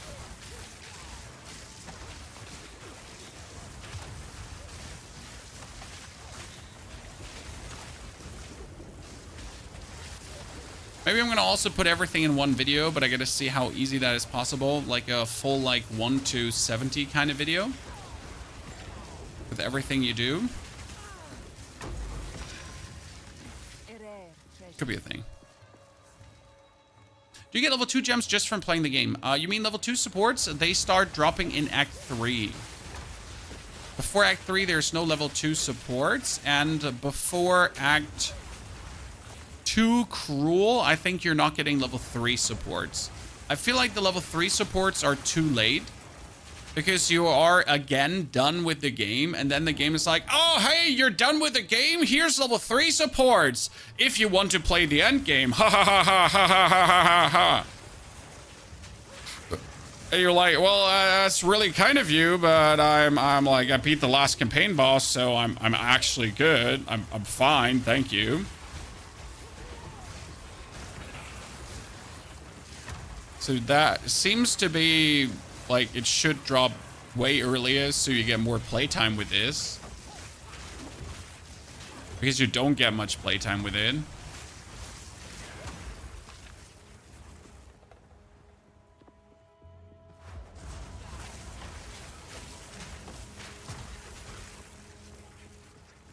Good. Funny boss coming. Which item filter are you using? Yes, I'm using Never Sync, the basic version, without anything like deactivated, disabled, or something like that. Just literally the most basic filter in existence. Oh, I forgot to put the patch notes in the... I'm an idiot. Sorry. To put the patch notes in the description of the latest YouTube video. I am so sorry, Chan. Path of Exile. Patch notes. Mo Dollars, thank you for the 2 sub gifted. No, actually, that's Selena. It's Asena with the 2 sub gifted. Congratulations on your new pen. And also, Mo, thank you for the sub gift as well. Appreciate it. Chat, if you did bring your Prime sub, don't forget to use it. And YouTube, if you like the stream, you can press the like button. Dankeschön. I started Sorc too. I have no problem with the game now. Very nice Spark. Yes, you gotta use Spark and Flame Wall. That is a really nice combination. Like it just works so good. What I recommend is all new starters, you have to use Pierce early on. You'll understand really quick why Pierce is so powerful and why you can't sleep on it. And my mistake was I picked up Solar Orb early. That wasn't per se a mistake. Solar Orb is great. My mistake was picking up Solar Orb early and ignoring Orb of Storms. I feel if I picked up both, my progress would have been even faster. My progress was really fast, but if I picked up the Orb and the Solar Orb, so double Orb gameplay, it would have just been an even better game. Because those 2 orbs together just create a nice killing field that is just stupid if we ignore it. Maybe it's not the, like, maybe the orb, the Solar Orb won't be needed in late game anymore. The thing is, you can't put, like, all the supports you want on the Orb of Storms. Like, the Orb of Storms is, for example, I could put Fount of Mana on it. But why put Fount of Mana on the Orb of Storms if I could just use the Solar Orb as the bonus utility orb? And since it's being cast in stanches, like there's no downside of essentially running it. Unfortunately, in trade shop, finding powerful items with 1 exalted breaks the game. I mean, don't trade. You say breaks the game, but you have to break the game before. Like, you have to be willing to do this. This is like a non-issue. Like, if you feel like that trading breaks the game, then don't trade. And if someone wants to break the game for themselves, that's their personal decision that they feel like is needed for them to enjoy the game. And there's nothing wrong with that inherently. When it's your own journey you're skewing and you're hurting no one. It's a crime without victims. Do you know why my evasion rating is 360 but my evasion chance is 0%? It depends on what level you are, but maybe you are like, maybe you suck. And like I have 5,000 evasion rating on my ranger and I have 75% evasion. You might as well have taken a passive skill point in your passive skill tree that says you can't evade or something. Just like, maybe that's the thing. Okay.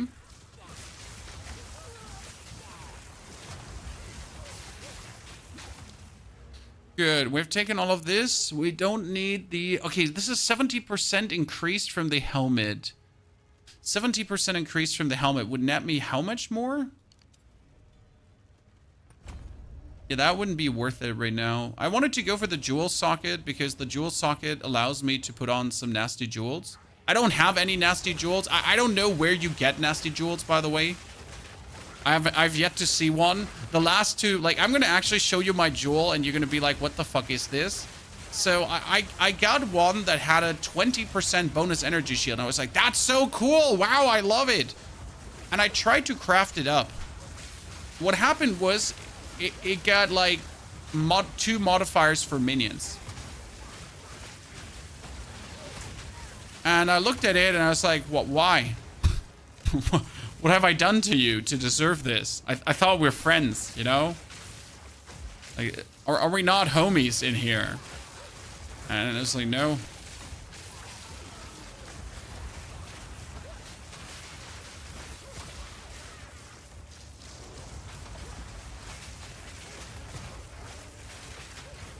So jewels seem extremely, like, extraordinary rare. No, not like a little bit rare. They seem like I don't exist kind of rare sometimes.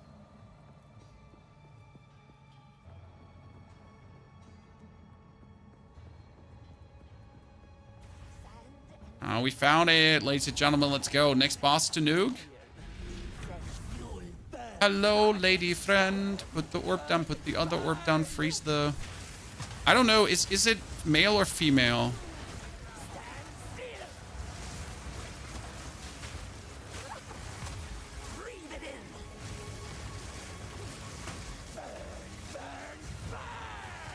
The only thing I forget occasionally is applying my lightning curse.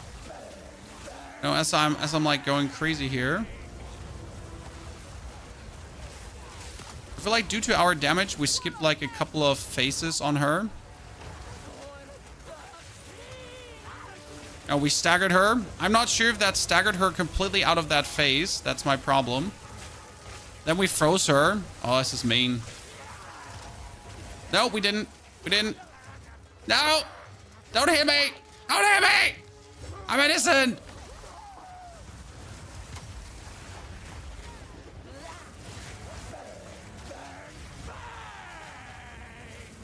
I wasn't sure if the stagger like broke her out of the phase. Yeah, this is nice. This is just nice. GG. Woo! Ladies and gentlemen, we just made the build better. Good. Yesterday, I was really thinking, how do we top this, right? How do we take this to the next level? I guess we did. Good. Happiness. Don't touch me, Tfari.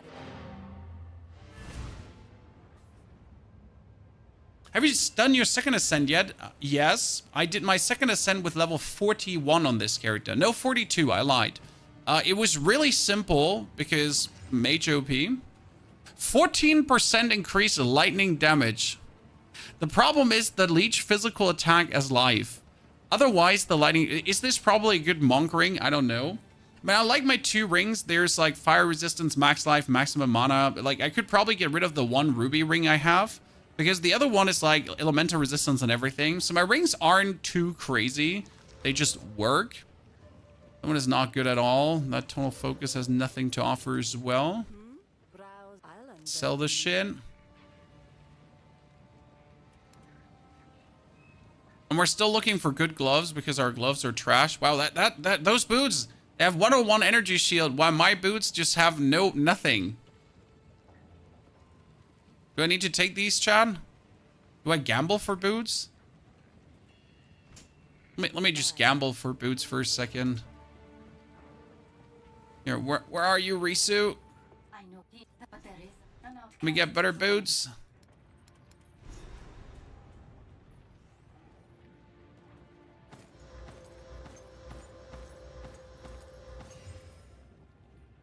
Okay, maximum energy shield, increased energy shield, reduced attributes, intelligence, everything. It'll lose me my slight movement speed advancement that we had, but I guess that brings me up to 2,000 energy shield, so I like it. That's what you're supposed to do with the gold. Yes, gambling is definitely a super gold sink that you can just absolutely rinse and repeat down. Like, you're just going to be losing all your money if you're not paying attention. You are travel. Did your So pay attention and don't just rinse away all your money. Because I've seen some people just sink away everything they have really easily. I just went through my whole skill tree and didn't see anything that would cause me not to evade.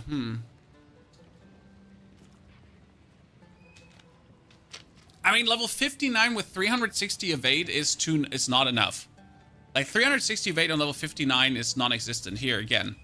Let me just talk about evade on the other character.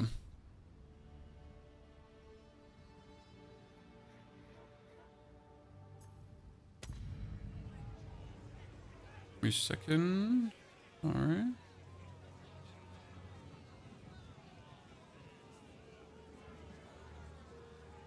So, oh wait, sorry, not solo self-found. I wanted to go on this one. Okay. I'm 50 with 5,000 evasion. Exactly. So you need a certain amount of evasion to actually have evasion. Like right now, I got, what is it? I got 3,000 evasion rating on the Ranger currently. And if I wait for a second, I actually get more. So we're sitting at 4,700. That nets me 71%. If I don't have a chest, that is 2,000. If I don't have my gloves. So now we're sitting at 1,000. And if I take this one off as well. So with 700 evasion, I only have 9%. So as you said, 360 is nothing.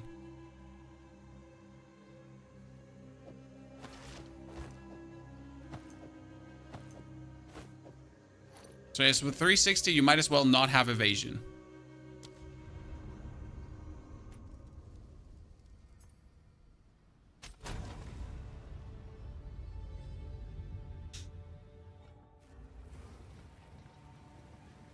Evasion, oh yeah, for your witch is a dead stat. No, okay, so like I see your confusion. Fuck evasion on your witch.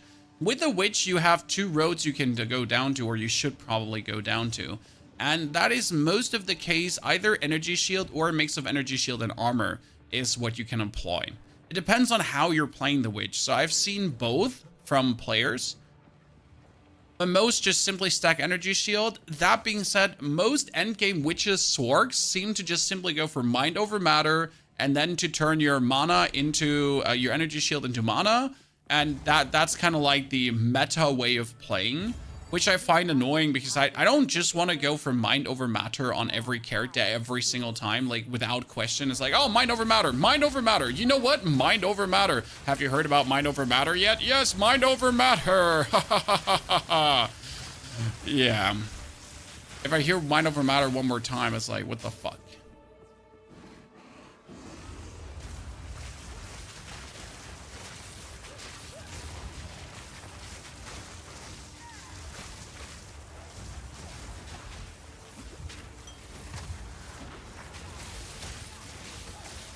Evasion is bait? I wouldn't say it's bait, but you gotta, like, understand how evasion works. That it doesn't mean you're evading 75% of all attacks just like that, just simply forever. Level 13. Okay, Chad. We could get Lightning Conduit, Temporal Chains, or Flame Blast, but I don't think we're going to use any of those. Winter. Hold down the button for Flame Blast. I do like Flame Blast because it's like super cool and you can actually use it on your things. The more powerful the detonation. But I don't want to use it. Lightning Conduit calls down lightning upon enemies in front of you. If an enemy Yeah, people have been abusing this one to do insane damage. is a curse that slows enemies and causes effects on them to last longer. So Lightning Conduit is being used to pretty much over lightning explode your enemies for all the shock they have on it. And it works pretty nice, but I think it's scaling too hard and it's probably going to get nerfed. There's like no way they're going to leave Conduit the way it is right now, because Conduit is again one of these skills that allows you to one-hit bosses. And we're talking about like tier 10 map bosses and so on, and furthermore. So yeah. Anonymous, thank you for the subscription gifts. Kiv, thank you for the brand new Prime subscription as well. Just got Cruel Mode at level 46. Is that slow? Don't worry about your speed, sir. 46 is an okay level to be there. You usually know if you're too fast or too slow level-wise if you look at the skill gems. I'm currently getting drops that are always 1 or 2 levels higher than me. So I am currently in Act 2 Cruel and I'm level 52 and I'm technically too low level and I should like farm a bit to just get like another 2 levels under my belt. But I won't. Simple. Because I can't be asked to.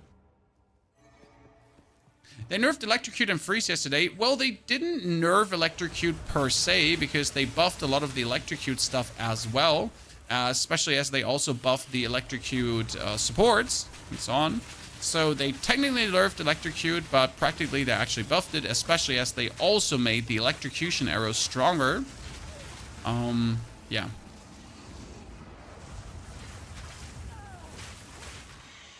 That's something to keep in mind.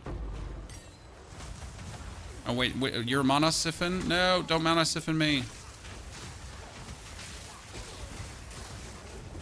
Out of my way! Get away from me! I don't want to be Mana soaked! Leave me alone! No, sir! No one wants to play with you!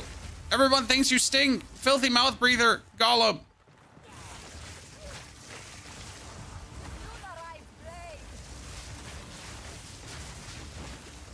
I mean, luckily I just have like tons of mana regeneration myself, so I don't need my potions later on. What level are we? We are currently level 52, so we've made substantial progress since yesterday. The goal is to end up at level 70 today, because level 70 is where I usually finish my character for the time being. I don't intend to go deeper into the end game for now. Not until I have every character on 17 with at least 1 Ascendancy.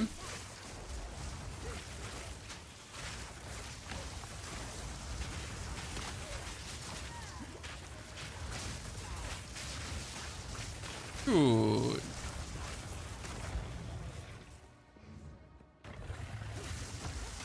That's currently the overarching goal that I have as a player. Get that all done.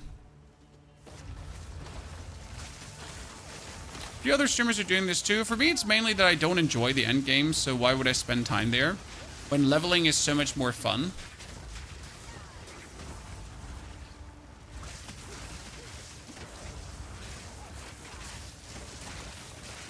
But weren't those skitter golems supposed to only explode from this point on? Instead of hitting me? Well, that's a new one, chat. We haven't gotten a new one in such a long time. Spell damage, fire damage, intelligence, chance to ignite, and damage as extra lightning damage. Huh. The problem is, it doesn't give me +1 to all fire spell skills, which I technically don't need because the fire spell skills are not my main forte. I'm more a lightning spells at this point, so I guess we can put it away. The campaign is so boring because of the huge emptiness and size of the maps. Funny story, Banda. Once you find out where to go, when to go, and how to go, your subsequent campaign playthroughs do not suffer from this issue anymore.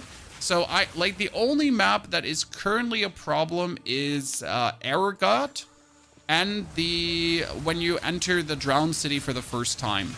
And then also the canals. So they're like mostly Act 3 is the issue. In Act 2, you mostly know where to go. In Act 1, you absolutely know where to go. So the passing through Act 1 and 2 is like so quick. It's actually funny like how fast you can partially zoom through these acts. Act 3, you really have to understand how Act 3 works, and then it's fast.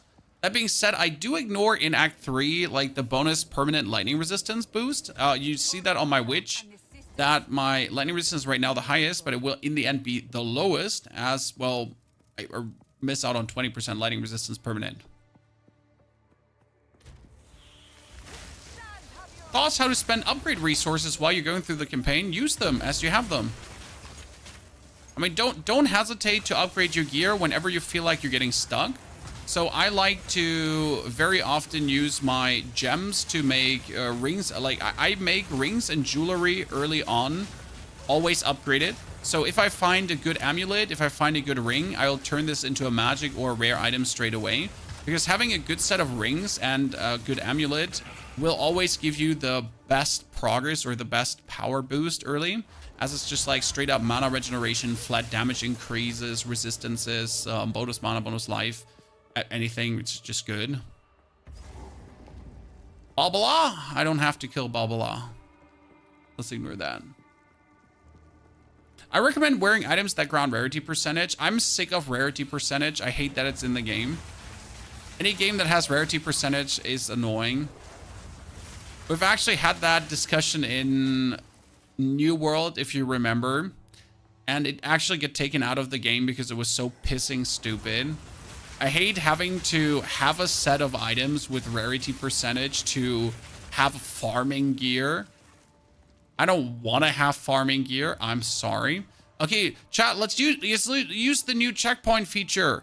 Let's go. Okay, I'm walking to the checkpoint. No more backtracking. Wow.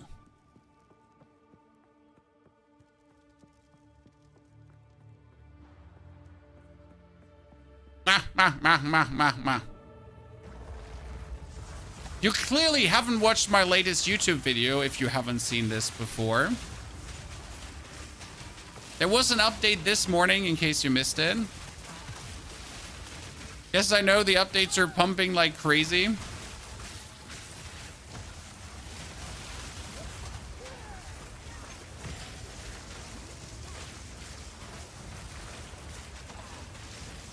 So that helps a lot with the big maps and the backtracking.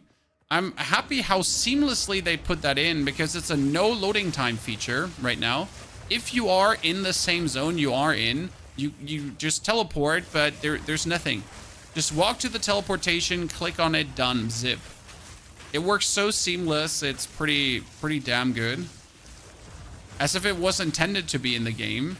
Like, I'm pretty sure they just whooped this out, right, on short notice because they weren't planning on it. And it works so seamless. Okay, sir. I don't know which lightning struck me there. I like how quickly they made that happen as well. And good. It's just working. I was always wondering if I have to, like, open my map or something, or the map overlay and click on it. But it's very seamless.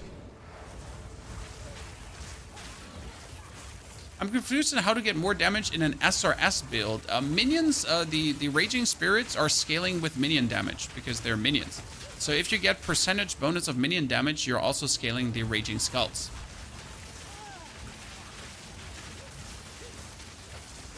That's usually how you're getting their damage up.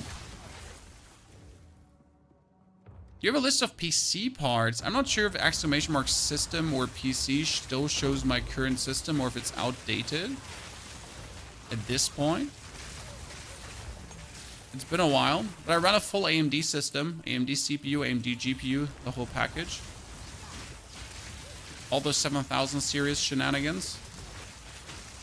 Why AMD over AMD? Why AMD over NVIDIA? I just like AMD. And it's cheaper for what you're getting. Sorry, I didn't want to spend like trillions of money for the 40 series graphic cards.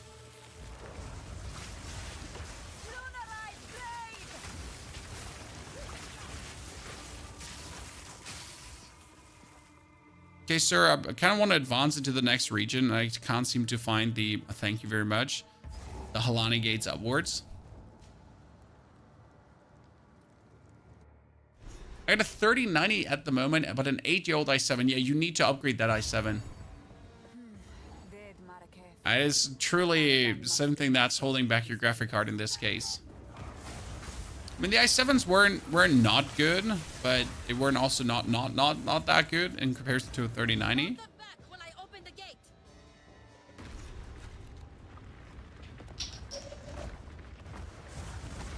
Reopen ancient gates of seven waters. Whee! Yeah, I can't wait for the Act 2 end boss to see how quick we can melt him. We also need to pick up our more shock magnitude now, because that will make us shock harder. And we got to do the third Ascendancy, but the third Ascendancy is not before level 70, so we're going to have to wait for that. Oh! The enemy crumbles. I think Sorceress might have the easiest time with the Ascendancy so far, as I just have like all the tools like with a freeze and shit to keep things away from me. I wonder when they'll nerf the bell though. Which bell?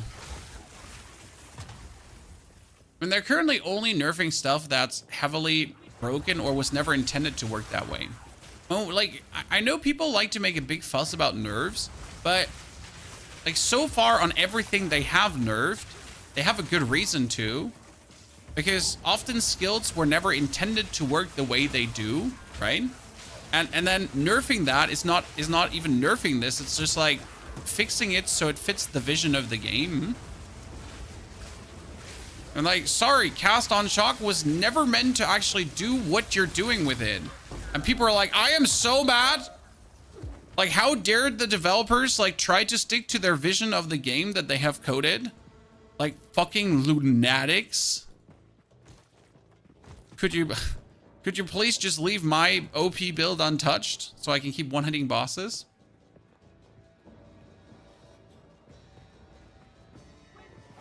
If we can allow the caravan through all three gates, my warriors will swarm them under. I mean, Monk is really strong right now, but I think Monk is also supposed to be that strong. But I will agree that I have seen some silly stuff on Monk on destroying things. I do not believe that an absolute endgame build should not delete monsters and bosses in seconds. So that, like, if the game is, like, very maxed out endgame build, it should do that. The problem arises when you're already, like, when you're in Act 1 Cruel and you're, like, one-shot deleting bosses. That might maybe be overtuned, you know? I mean, I've literally seen people in Act 3 Cruel, like, one-shot the end boss. And you're like, but maybe you shouldn't in Act 3 Cruel with a character that doesn't even have that many passive points and gear. One-shot end bosses. Maybe there's something overtuned happening there. And catching up on the Sorc journey, it's looking amazing so far. It has gone more in the Spark direction than I wanted to. I wanted to actually go like a different one. But I like the way how it plays, and it's really satisfying. I do also like the little text that we added with the bonus Solar Orb and the Orb of Storms now bonus. That's working really nice. So all in all, it has come together really good. We had to do a bit of rethinking because I didn't like the Orb of Storms at first, mainly because of the area constraints. But we found 2 support gems that allow us to increase the area of the Orb of Storms significantly. Because otherwise it's like such a tiny area and the Orb of Storms doesn't feel worth it. But like this, you always have like everyone at their mom inside the orb. The Pierce seems worse in tight spaces. It seems so good. It's amazing.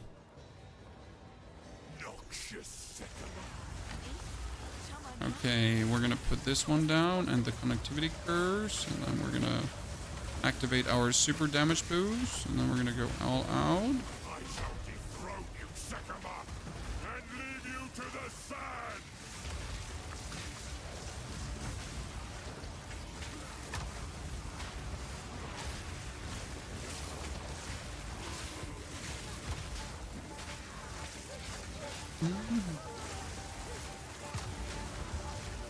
Am I really looking at the boss? No, actually not. I just look at my cooldowns right now and then just spam my skills. If I am absolutely honest with you, I'm more looking at my cooldowns and just spamming the skills and just deleting the boss. When you can't really break my energy shield, so that's helpful. But where's my lady friend? Tried to seek peace, and the Sycamores disgraced me. Rot the sand. This time, we choose war. Oh no, they pummeled me. Oh, I hate these things. They eat me. Hold them back while I open the gate. Do the items of all shopkeepers every act refresh when you level up? I think so. Is this possible? I never actually check when they level up. Like when the stores refresh. I just noticed they do refresh, but I think yeah, it was on level up.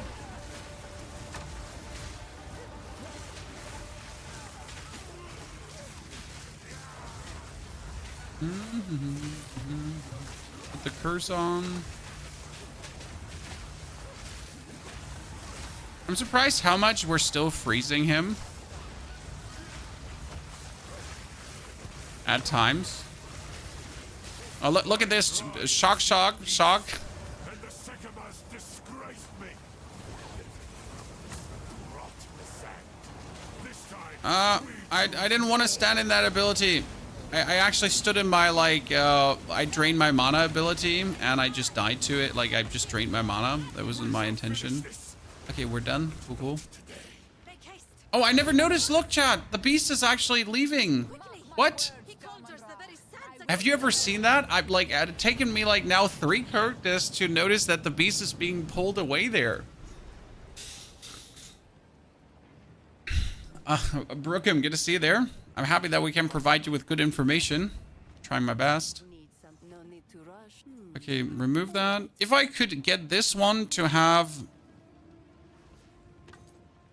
bonus to all spells, that would be useful. War nice.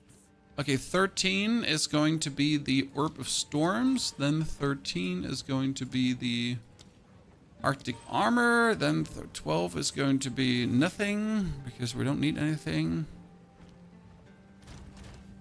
Also, no supports we need right now.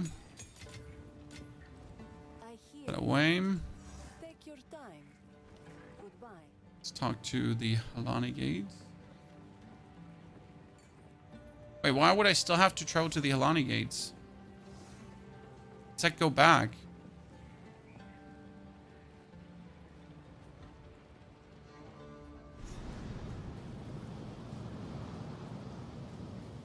Sorry.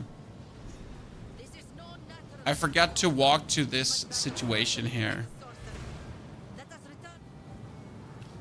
return. Which char do you plan on giving a go next? I have not decided between Monk Warrior or We would have. Mercenary. I like Mercenary the least because the reload mechanic is truly throwing me off. I know it gets better with a reload. I understand that. From a... Like, I know, I understand that it's getting better. But just from a feeling perspective, don't like it. Okay, let's put the point there. For the gem slot. You can go grenades to the Merc too. I tried the grenades and I don't know how anyone can use them. They fly so random and they do so few damage and they're just, that piss me off. I just... Grenades just piss me off. What the fuck is that shit? Okay, jewels, ladies and gentlemen. We got, like, see, this is elemental damage, armor break duration, and skill mana cost converted to life cost. We got pin build up, critical hit chance, energy shield recharge rate. We got chaos damage, maximum energy shield, mana regeneration, and minions have elemental resistance. Huh? We got energy shield, skill effect duration, area of effect on curses, and minions have increased attack speed and cast speed. I guess that one might be the best one to use at the given point here.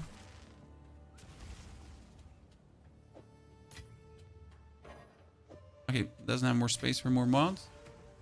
And that is at least giving me some bonus, so 2,000. There we go. Rockham, thank you very much for the membership on the YouTube. Grenades are doing huge damage. They're so weird, though. They fly off and then ping, ping, ping, and then they maybe explode. So it just feels shit.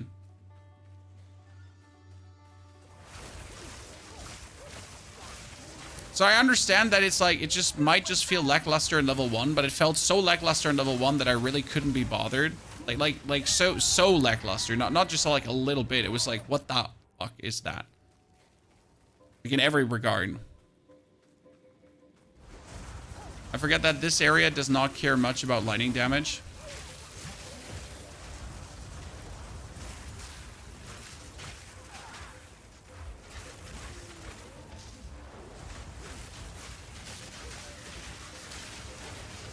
In this area, I've always been better off, like, if I pre-damage everything. So if I'm, like, pretty much putting myself in one position and then just set this up and then just go.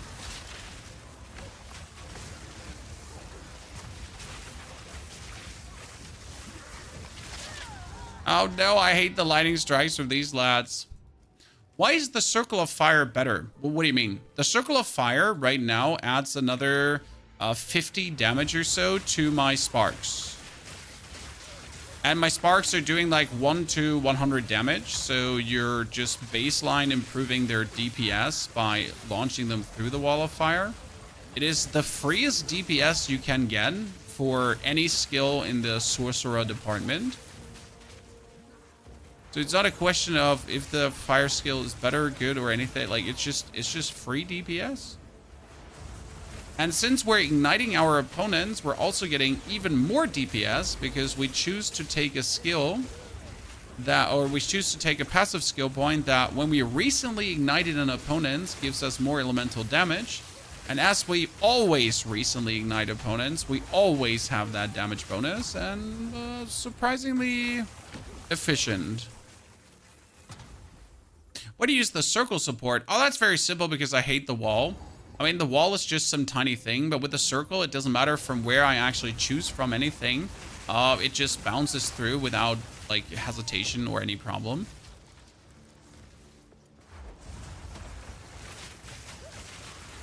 Also, I can just put the circle on myself and then shoot out on any side, and I'll have my sparks be sparky. Extra sparky. Whereas if you have like that normal flame wall line thingy, you're not getting that. So that's that.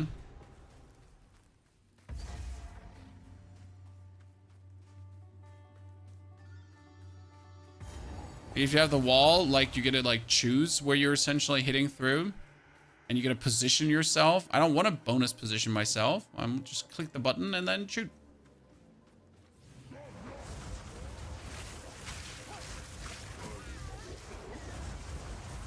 And we're also playing this Cascade. That's technically not needed, but the Cascade makes 3 circles, which allows me to shoot from anywhere. So that's important. Like, it doesn't matter from where I shoot right now. Right? I can do it on this distance, and I can just walk away, and my sparks will always find a circle to get themselves enlightened.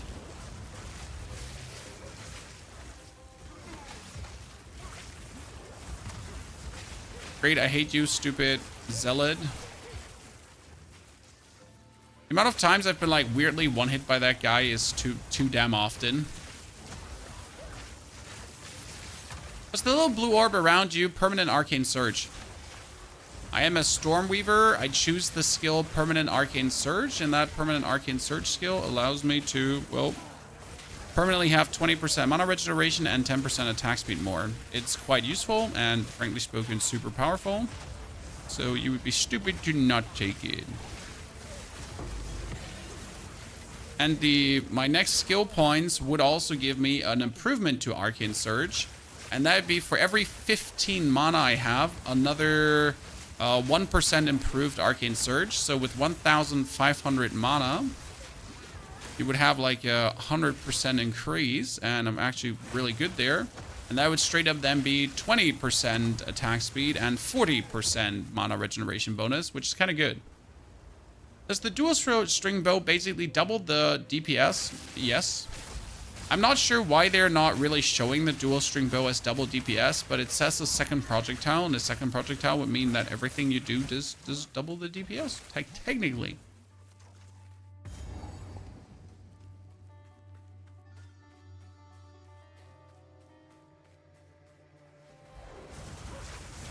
No, don't you hit me on my head, you little nerd. Everyone and their mom just like shooting fire. Everyone and their mom just shooting fireballs on my head. I am pulling all stops for this guy. Like, do I want to just really melt him? Yeah, I want to. Everything, every cooldown, every skill. Now, where's the culprit that's launching these stupid bolts on me? Nerd.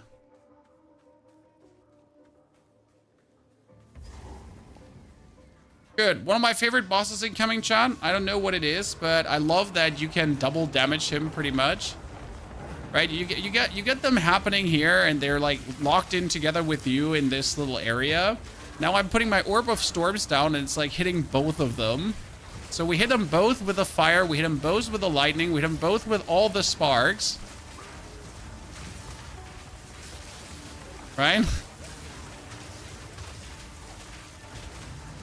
They're being frozen, they're being burned, they're being like everything.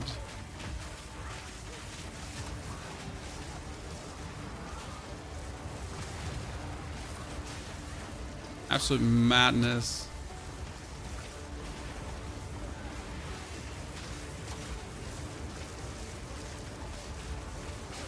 Poor lads. Woo! The darkness is now dispelled. May the great steed's tusks. I shall honor them. Yeah, no chance. You get pooped on.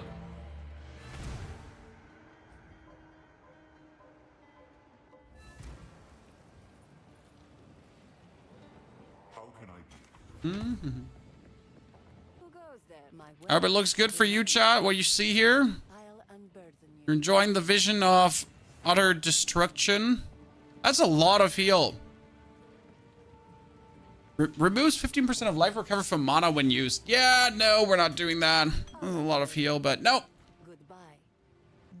We need our mana. Oh, another 13 gem. That's Arctic Armor 13 if I wanted to. We're again not using Cast on Shock. What does the Archmage actually do? Non-channeling spells gain damage as extra lightning damage for each 100 maximum mana you have. Non-channeling spells cost an additional of your maximum mana. I should be able to pull that off, probably.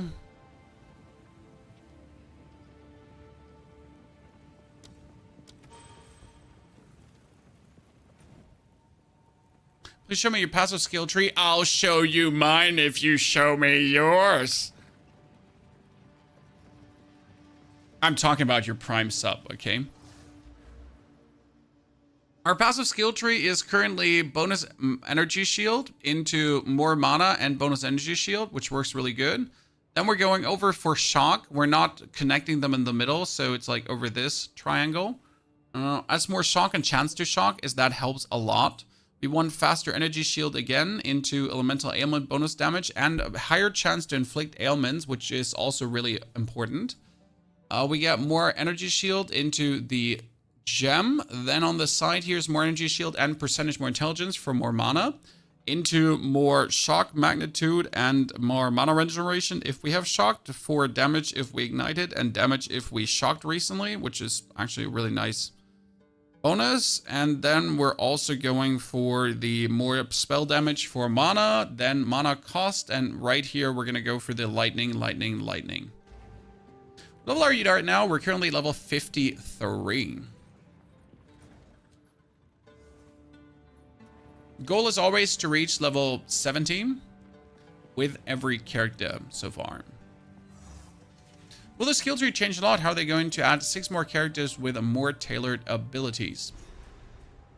Well, I assume that a lot of the characters monoplasma are going to be starting at the same starting point as other characters. Like, since the Shadow Assassin character is quite similar to what we have with the Ranger, I would assume that that kind of starts over there, where the Ranger starts too.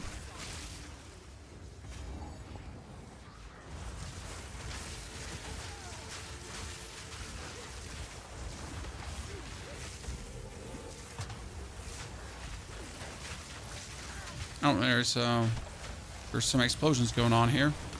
Didn't even notice there was a rare. They missed that. Oh, hello there. Please don't mind if I take all your stuff that I don't need. Oh, that's again. I look forward to your monk. I have not yet decided what is going to be my next. It's going to be warrior or monk. If I'm going to start another witch because I want to try out the blood mage ascendancy. I heard they buffed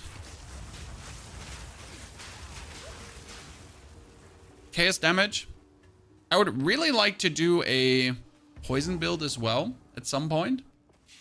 I'm not sure anyone in chat has tried out a poison build. Worth it? Not worth it? Fun? No fun?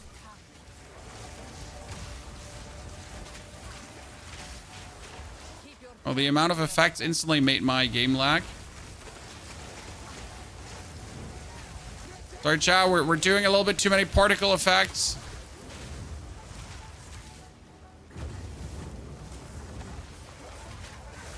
Totally unintentionally did not run out of her attacks because I just wanted to show her who the boss is and how I don't really fear anything she could do to me because I am nesty, as I said.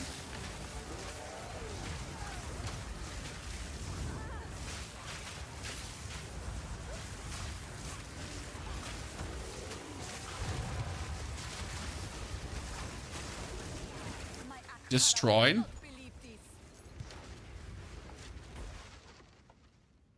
Absolutely destroyed.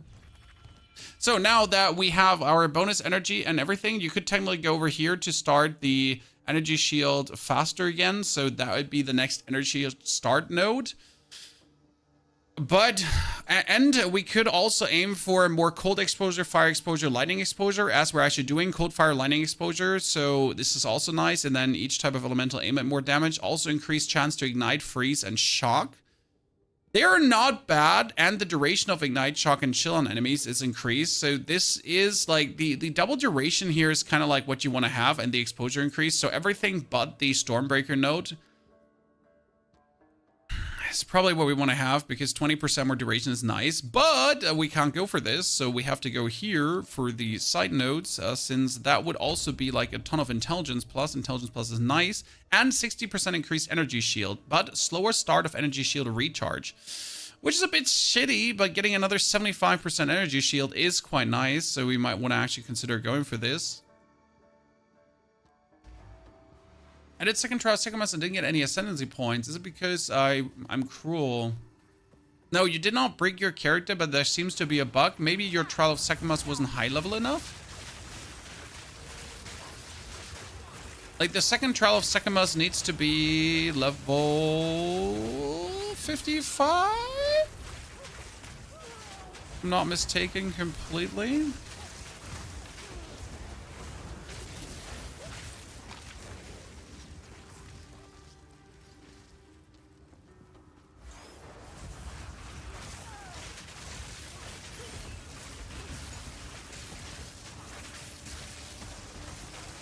Yeah, the key tells you if you get points or not, exactly. But I'm just trying to pull the number out of my ass regardless. Because why wouldn't I? Oh, there's a ring with increased cast speed. Don't mind if I try to get that one onto a good level, huh?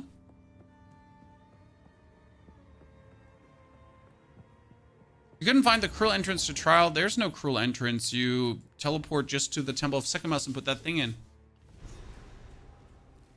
The telegraphing on some of the bosses gets lost with the particle effects. Oh, certainly does. That's why we have set up the character in a way where it doesn't fucking matter.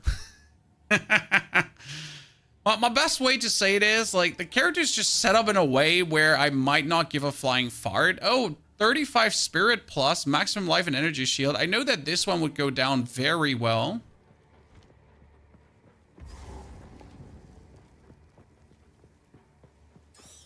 And that spirit increase is huge.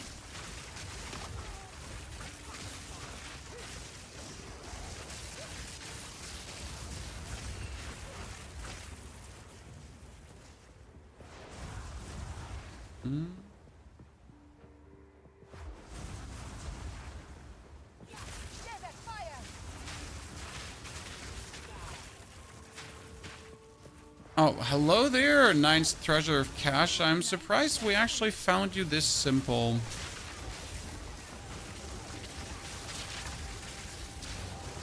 You get absolutely pooped on.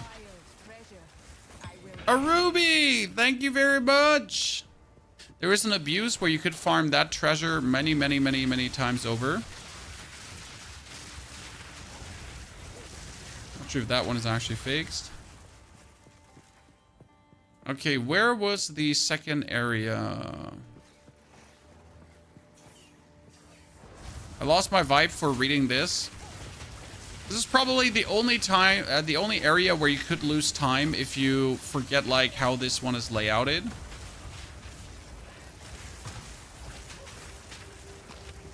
But if you remember, like, you know, good enough, then you're good to go. Okay, our levels are good. I like that. We're like getting positive increase like really fast, so that's nice. Is anyone else having a problem where their character doesn't cast any skills for a couple of seconds? Yes. Like, I don't know what it is. I have had that on my sword a couple of times now, where I'm literally locked out of casting for like 2-3 seconds. And then when it's mostly when I'm stuck on one input. So let's say I'm trying to cast my spark, but he's spark jammed. And then I just gotta go on a different skill and it works again.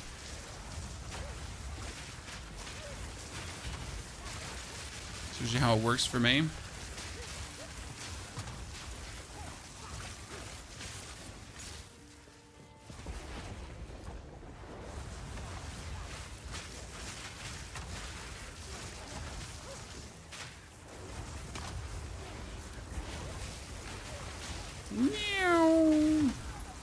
But it's still more shock application, as I feel like we're not applying enough shock.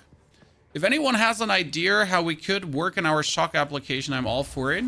Because right now, the only way how we're playing shock is essentially with the spark itself and with the orb of lightning. But the shock application on the orb of lightning is... it's iffy.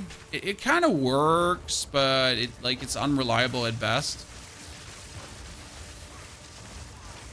A bonus chance to shock will probably help, so any like bonus chance to shock on items is probably good.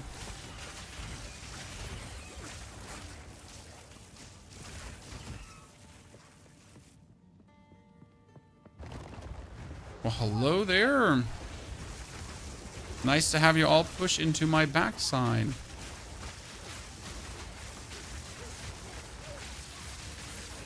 So what do you think is better, chat? Should we now start going for the shock stuff, or should I pick up the 60% more energy shield? I guess from a survival standpoint, like coming back to how you actually should play the game, I would assume going for the energy shield is the solution to go for. Because everything else is just being a gritty motherfucker, like trying to squeeze out some more damage.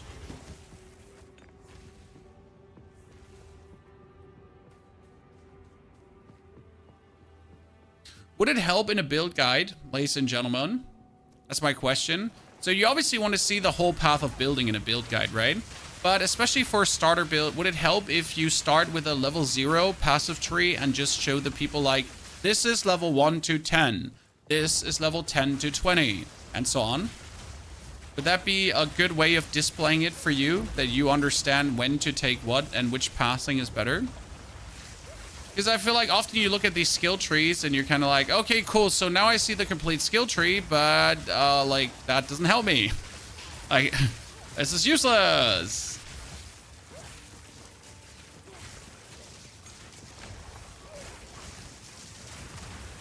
Wasn't sure if I'm gonna like the game as Diablo 4 was your first ARPG, but you're loving Path of Exile too. I feel that. I do like I did not 100% enjoy Path of Exile 1. It was just a mere okay game for me. But Path of Exile 2 is just hitting all my bells and whistles. It's just making me all kinds of tingly and feeling good.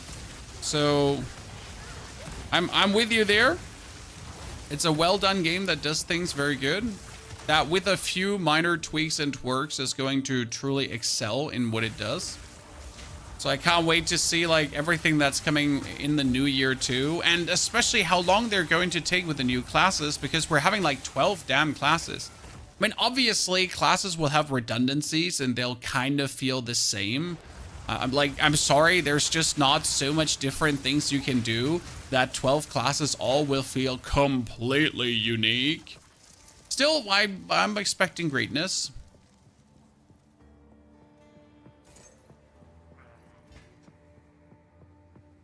Yeah, 10 to 20, yeah, but we'll do that for the next guide. I think I've learned enough. I've made good guides now. I've made not so good guides. I'll admit that. My ranger guides could have been better. I'm actually a bit sad about this because I really liked the ranger, but I feel the guides weren't as well made as they could have been. So that's something where I now learned for the mage to probably make the mage guides the best Path of Exiles I have done so far.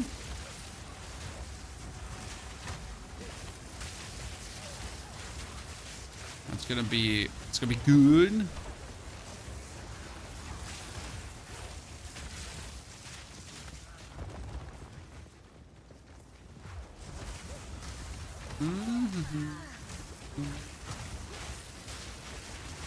Ah. Don't hurt me, child. Misuke, thank you for the 69 centuries of support. Also, Mr. Groob, it's good to see you there. How did you, both of you? We're doing well. Will they put a new passive tree for the next new 6 classes? No.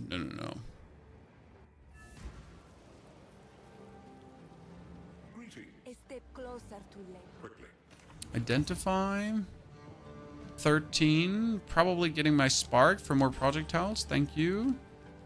A tier 3 support gem. Finally, chat. We've been waiting for tier 3s, even though I don't actually need a single tier 3 ability. It's a bit the sad part about this. There's like no tier 3s that go crazy. Sure, we could go for lightning mastery to actually like get the things further forward. And I'll definitely put lightning mastery just on the skill because why would you not? Right? Why would you not have it just be more efficient? Browse as long as you like. What do you have for me, lady? Something amazing. Come on, sell me something cool. Are my gloves still ass? Yeah, I remember. My gloves are still completely ass. Okay, that is not... That's another spirit chest. I don't know why you keep giving me spirit chest. That's not okay. Blessing. Salvage bench once in a while, pony. Didn't we want to take the ring? Because we had an increased cast speed ring, right? Let's take the increased cast speed ring currencies. I'm running out of orbs of alchemy. I don't like that accuracy rating, but the 102 mana is really nice. I mean, especially better than this one here with physical damage. I like all the resistances it gives me, but this one is just...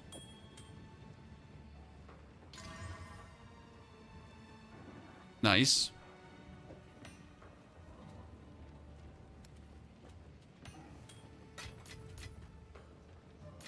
Orbs of alchemy are running out. No one likes that.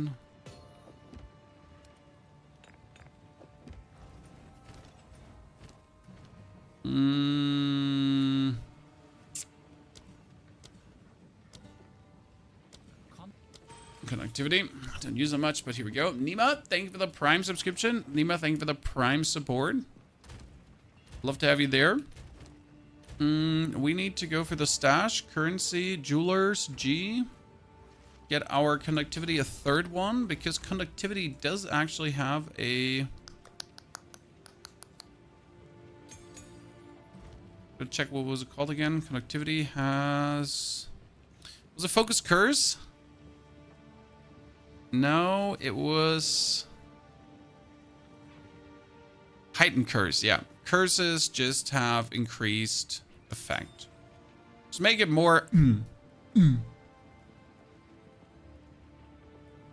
Just why not? Thank you, Nima, for the sub gifts. Nima, thank you for the support. Masuka, thank you for the 69 months. Congratulations on your Chimera pen. The game is a blast and ARPG gamers were hungry for it. I don't think it's for every ARPG gamer, obviously, as the game is just too hard for many. And I don't think it's a skill issue. It's more like some people are just not looking for this level of challenge. When we said it so many times right now, this is not a brain-off game. And interestingly enough, I think that's the main complaint when people whine about their build being nerfed.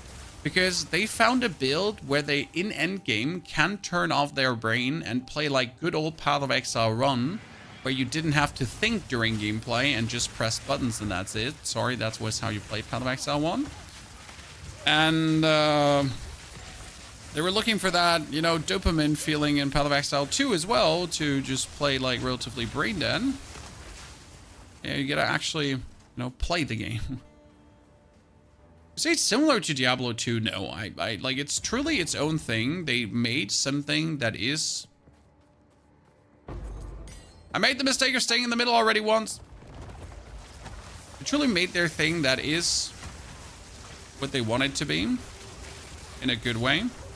Look at the funnel, chat. Look at the funnel. We have the funnel.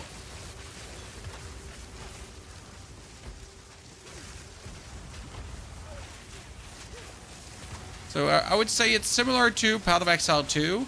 The one game it's similar to, and you might be surprised about this, it's No Rest for the Wicked. I don't know if you've ever played No Rest for the Wicked. No Rest for the Wicked is an ARPG, Souls-like game as well. They tried something new. Riker was gushing about it.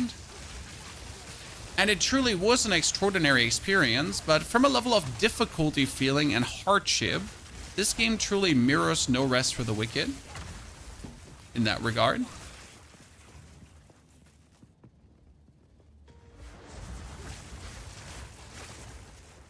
But Path of Exile 2 truly managed to get its unique status in my eyes. Apart from the end game, I'm sorry that I keep complaining about this, but everything in PoE 2 is PoE 2. And then you're at the end game, it's like, oh, welcome PoE 1, how are you doing? That's right now the feeling I'm having. Seems like they try to complete new formula for the whole game, but then for the end game, they're kind of like, okay, so we had something that worked in the end game, so let's just do it again. No hurt feelings, because end game is truly hard to actually figure out. Like a proper good end game, difficult. Mono, thank you for your subscription. Mono, appreciate it. Also, Nima, congrats on the new pad with all the subs. They did a good job with the visuals. I like that the visuals are finally good visuals, because Path of Exile 1 looks bad. I'm sorry, it looks really bad. And the visuals make me not enjoy the game that much. Whereas in Path of Exile 2, I like the grimy, gritty feeling. The game looks dark.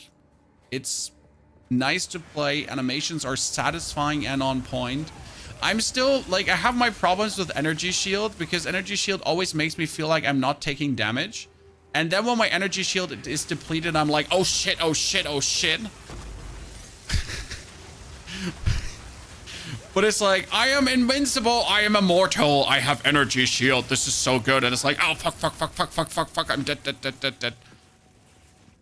And I can't get over it, it's every single time.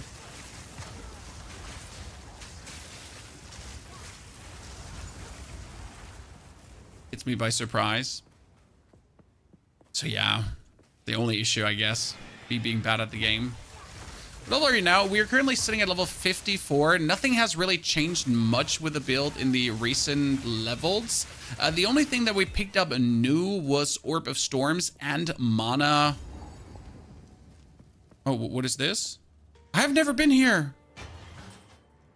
Oh. Okay. You know what? We're gonna teleport back to the checkpoint here at the beginning now, because I'm not sure if we were going the right path. Can I heard some gasps in the chat because you didn't know this was possible? What? This is magic.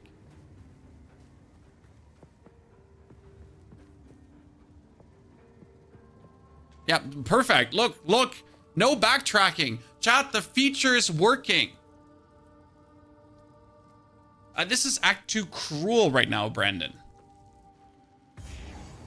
Not Act 2. It's Act 2 cruel. Second playthrough.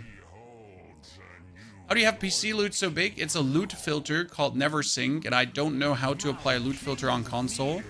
It's probably possible, but yeah. Okay, sir, I don't want to say get wrecked like absolutely the scum you are, but let's do it, chat.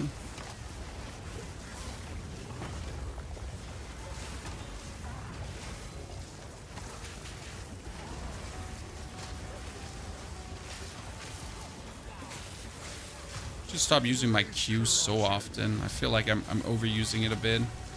My Q is my ultimate, like, the Tempest is the ultimate damage juice ability where your DPS is just going crazy.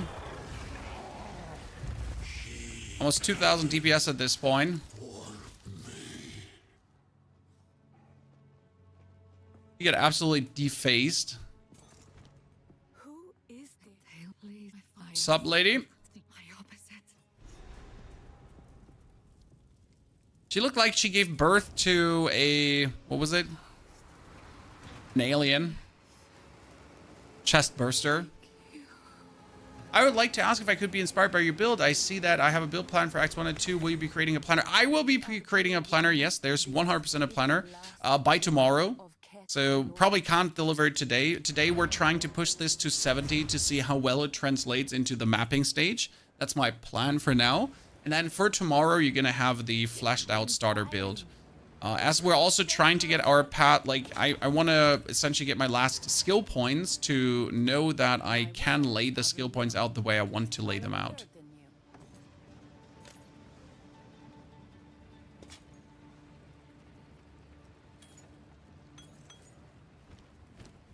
$13, that would be Frost Bomb. For your surprise, we're still playing Frost Bomb. I like it. It just helps nicely in any battle situations.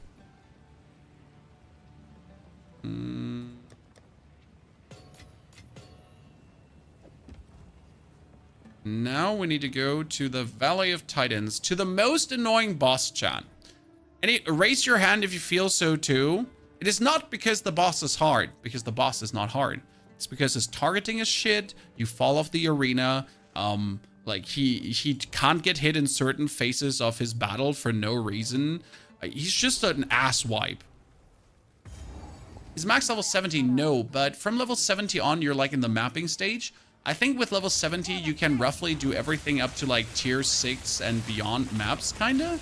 But tier 70 is usually where the game starts getting relatively tedious because you gotta be starting to really take care of your resistances. You gotta be mapping out your gear accordingly. So up to level 70, you can play in that regard relatively careless, and then the game really reaches the hardship phase where you need to like really deep dive into then also equipment improvements and not just build improvements. Because up to level 70, it's more like proof of concept, getting your build running, getting everything like properly going. And then your build works, but you need to flash out with the proper gear to not feel like the mapping stage is just beating your ass over and over again.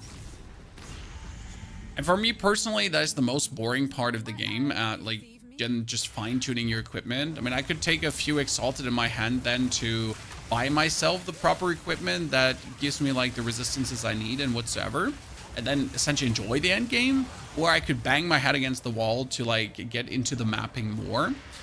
They're working though to make the mapping feel more streamlined, so I guess that feeling might diminish over time.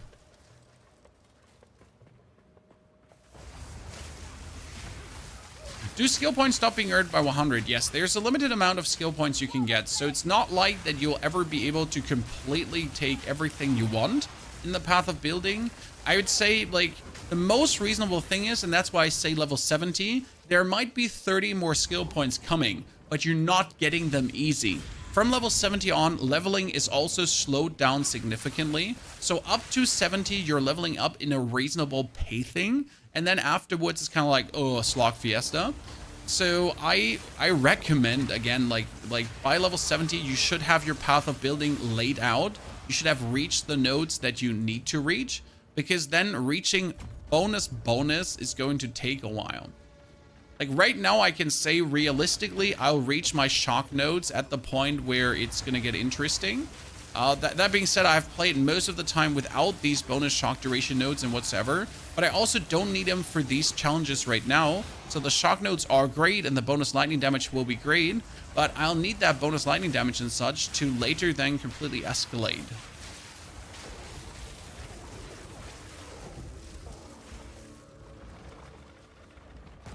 Cruel is generally easier. Cruel is mainly easier because you have, again, the gear, but you also have all the abilities together to like make your damage go crazy, and the passives. I mean, right now we're starting, for example, at like 500 DPS or 700 DPS is our start, and I can juice the DPS with all the skills I have up to 2000. That's another 1.3k DPS just like that to just completely go out of the window. And that's what I'm like really casting all my skills, and like I'm adding everything together, and we're just like, you know, going places, and we're doing the curse and all that kind of stuff. And then you notice like how we're how we're getting our DPS up. Orb of Alchemy needs to be looted before I die, because I don't have many Orbs of Alchemy anymore. I've been using them like a bit too liberally.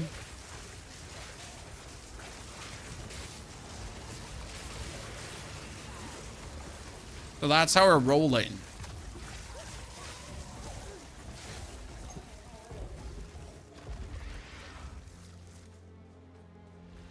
My biggest DPS increase would be if I turn my energy shield into my mana.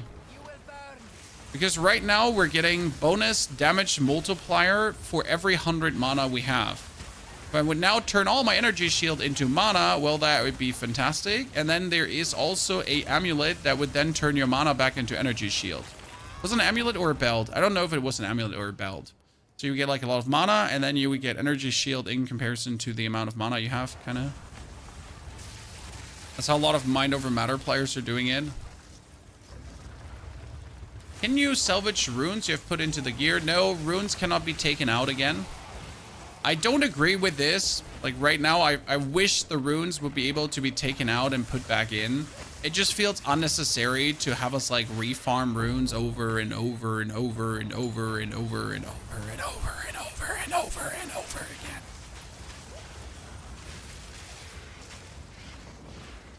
Like, why do you hate us? Hello, terror laugh.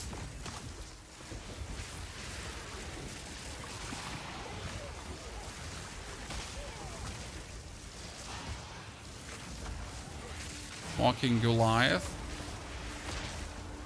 Oh, you regenerate life. Well, so how about when you regenerate life? We'll just do so much damage that your life regeneration doesn't matter. Huh? Yeah. Best solution. Just do more. You have 10 of each sitting in your stash. Well, that's admirable that you have that, but still. Chat, this is the first time I've not received the second clan relic. Any one of you ever had that issue that he arrives at this point and does not have both clan relics? It feels bad. Feels bad, I'll tell you that. Feels very bad.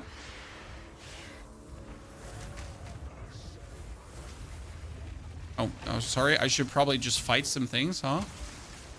I was just zoom in and like ignoring that there were enemies.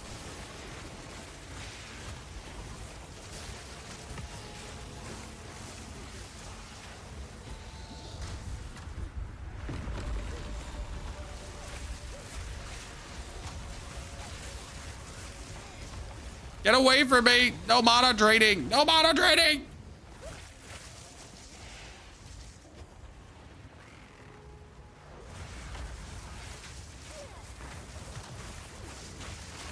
Out of my game.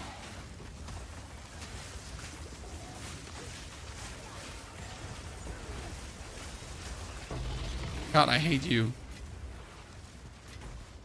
Should we just get our spark a higher level? We've been actually juicing the quality of the spark for a while now. As spark with higher quality gets you more projectiles. Generally, the quality is not always worth it on certain things. I mean, effects of Mana Tempest, linger 4 seconds after leaving the Tempest. That's useless. Actually, no, that's good. The Orb of Storm chains more, which is fine. The Solar Orb pulses more, which is also fine. But truly, Spark is best, then probably Tempest second best. What does Connectivity do if you do it? Connectivity would be increased effect of the curse. Oh, that's actually nice too. Titanus Grotto.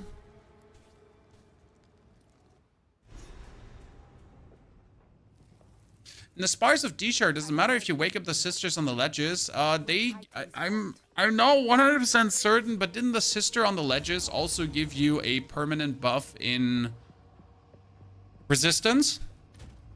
These permanent resistance buffs are almost mandatory.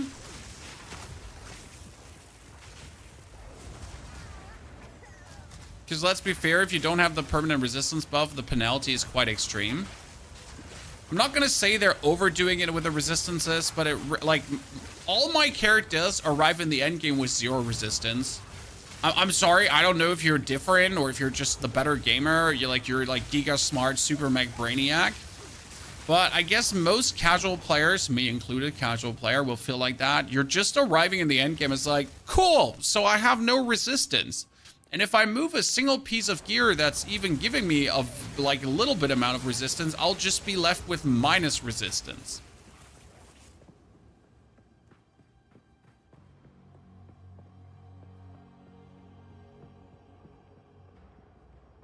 The second relic always drops in the boneyards for me. Well, that's where the first relic dropped for me.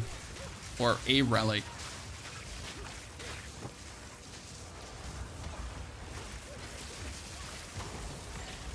So I'm not sure if they overdid it with the penalties or if it's just like, you know, again, the wanted hardship, but anyone having crazy CPU spikes with loading screens? Nah. Loading screens are harsh. Oh, wow. Oh, wow. Ow. Did not expect to take that much damage, but we don't have much lightning resistance or cold at that, right? So if they do cold or lightning damage, we're just dead. They should make it more visible that you get the penalty. I mean, most people don't know that you're actually getting a penalty to this point. Because as you say, it is absolutely not visible that you're even getting penalized. Unless you're really paying attention on hitting like a new act or something. You see, oh, like there's actually a penalty for my resistances. I wish I had known earlier.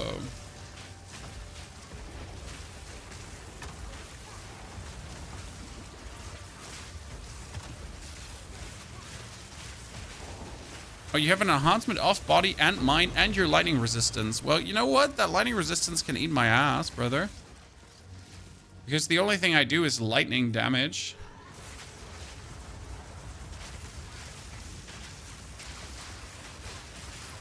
And that's all I have. I have all the lightning damage, okay? I brought the pain. Oh no, Jesus. Bad. No, stupid lantern. Stop lanterning me. Okay, we got it. This is fine. That lantern there for a second, chat.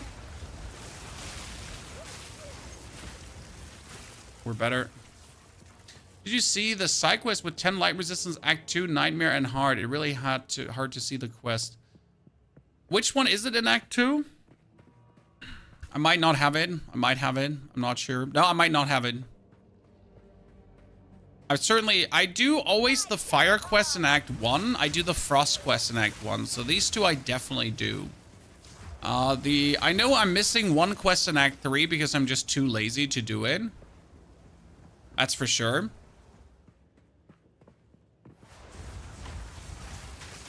Which was the lightning one in Act 2? Well, isn't the lightning one in Act 2 the one with the statues? Yeah, it's the one with the statues. That one I always miss too. So that one I haven't done. I should probably go back with every character and redo it. But some of these quests are just atrocious. Like, for example, for the fire quest, you just simply have to find Candleblah and kill him, correct? But for the lightning quest, if I'm not mistaken, you have to find like all these stupid sisters everywhere and activate them to actually get the lightning resistance. So it's kind of like some of them seem so streamlined and straightforward and easy to do and really nice. And then you have like these where you're gonna go out of your way to get them done. Would it be worth buying PoE 2? If you enjoyed PoE 1, I can't tell you if you enjoy PoE 2 because these games are, matter of fact, vastly different. This might as well be called a Path of Exile in the Path of Exile universe and not Path of Exile 2, as it is just really different to Path of Exile 1 from the base game setup in ways how you engage with the game and play the game. Now, obviously, it is Path of Exile, and it is in the Path of Exile universe, but it is just, like, different. That being said, you can always buy the game on Steam and then play it for 2 hours, and, well, if you don't like it, you can refund it. That is an option, and that's always good for Steam games. So think about it. Now, I can tell you from a game worth standpoint, I've spent 100 hours with the game so far. And in these 100 hours for 30 bucks, I have leveled up, like, this is my third character to level 70. So 3 characters to level 70. I haven't even engaged with the end game, and I'm planning to level another 3 to 70.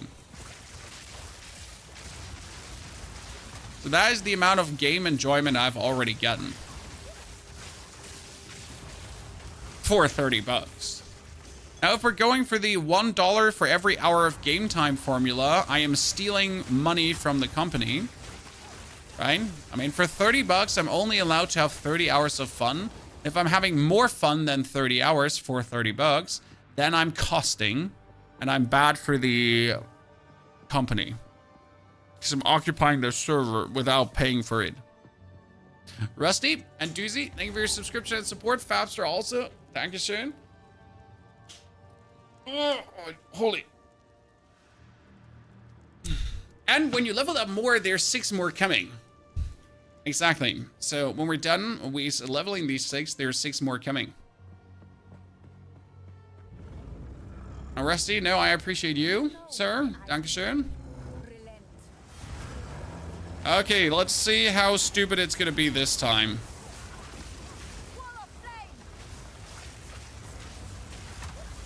Again, he's like a little bit stupid how the targeting works against him.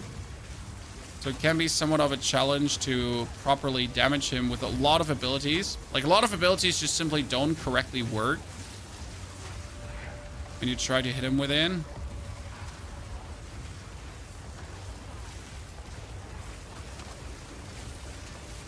Oh, wow, we're chunking! We're chunking, chat! The DPS! The DPS!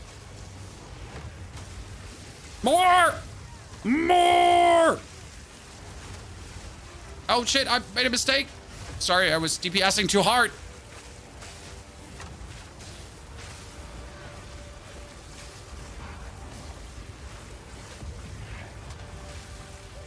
Ooh, there's a bit too much DPS.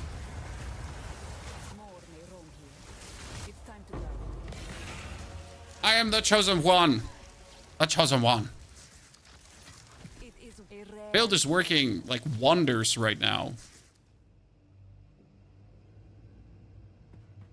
Without even being overpowered, right? Like, we're not relying on any broken mechanic currently.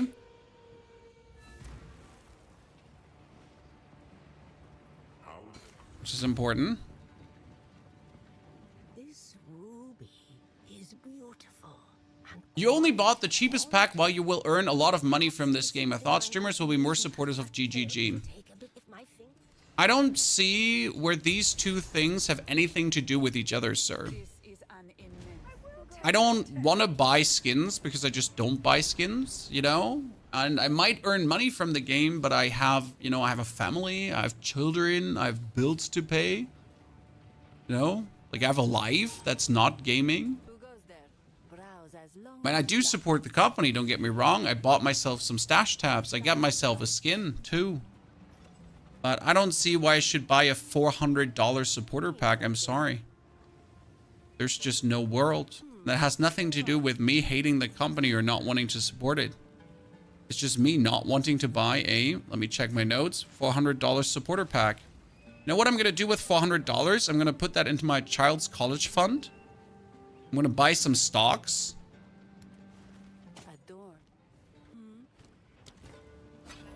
I'm going to buy my wife something nice for $400. I'm going to buy my children something reasonable. I'll invest that money in a vacation for my children. So, I mean, That was weird. As long as you like. You know, that comment you should definitely stuff in your booty hole. Pretty deep. Because that made no sense in the slightest. Time for glory.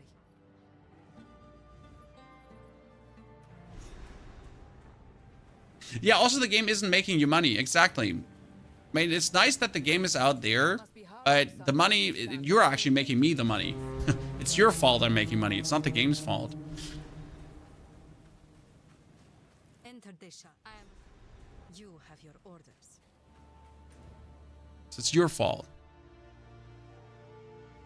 Wait, I need to travel to Dishar. For some reason, I always... There it goes. For, like, did you notice that Dishar wanders? Like, it has been here, but on other games, it has been, like, there. And I've been confused. Enter Desha.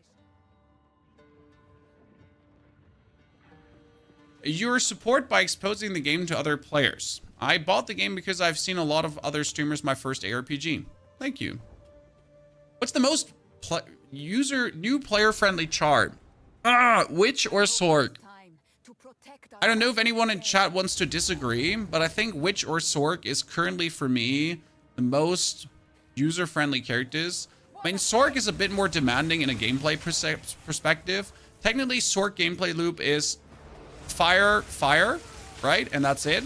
So I do the wall and then I throw the sparks. But right now, I also have to add the Orb of Lightning if an enemy is a rare or an elite to do more damage, to truly escalate and go crazy. And if I'm then fighting a boss, it gets even more complicated because then you're doing the flame wall into the frost bomb, into the solo orb, into the tempest whenever you feel like it to juice your damage even further. So that's kind of like then even more rotations.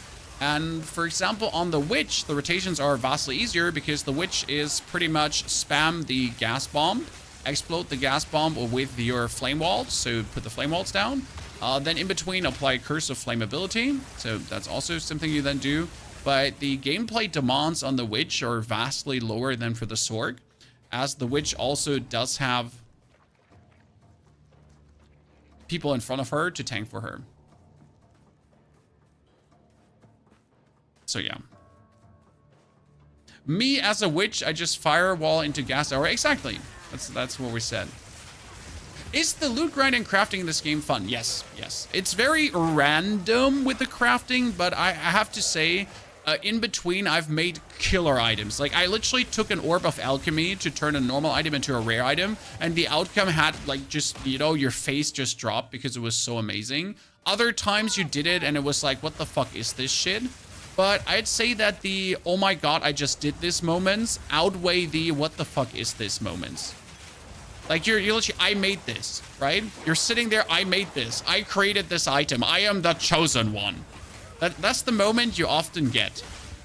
And might it be that you just add another affix or suffix to like, your items? Like, you just add another, suddenly 50% energy shield, bonus damage, armor, evasion, whatever. It's really cool. And then again, you can also walk to vendors and buy items. And the vendor items are not something like, ha ha ha, vendor item. It's more like, oh my fucking god, you're selling this for that price? Are you certain?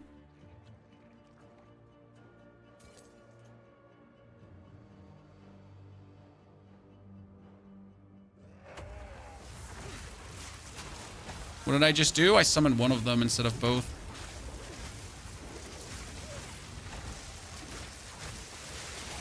It's actually possible. So there's supposed to be two come in, but I refuse to fight two. Just not stupid.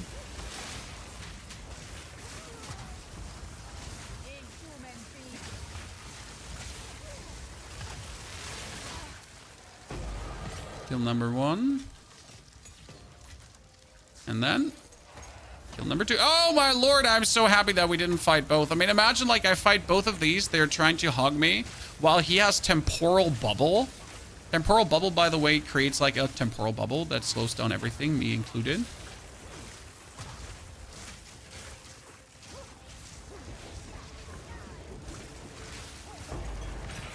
Oh, another Jinbarium. I got 2 uncut spirit gems from that. 13 that I don't need. Skill gem is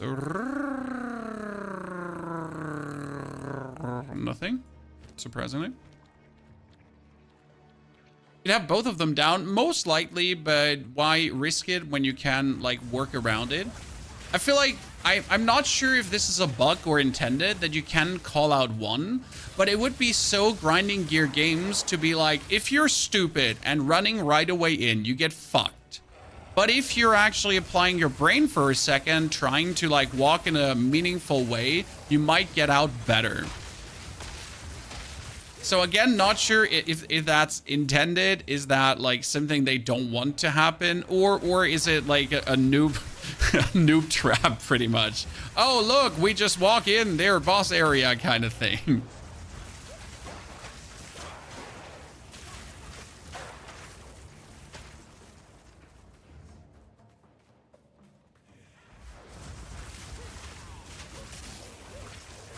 Latest patch should have fixed some of the crashes, Ben.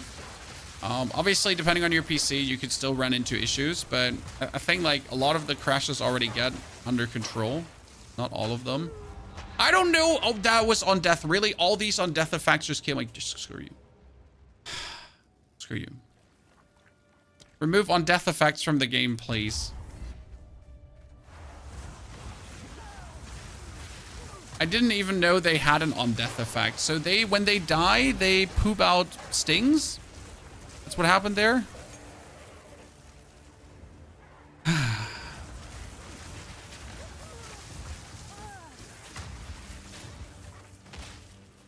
We still need to find the lady that's here dead on the ground. It's the only issue with this area, that you have to find the lady.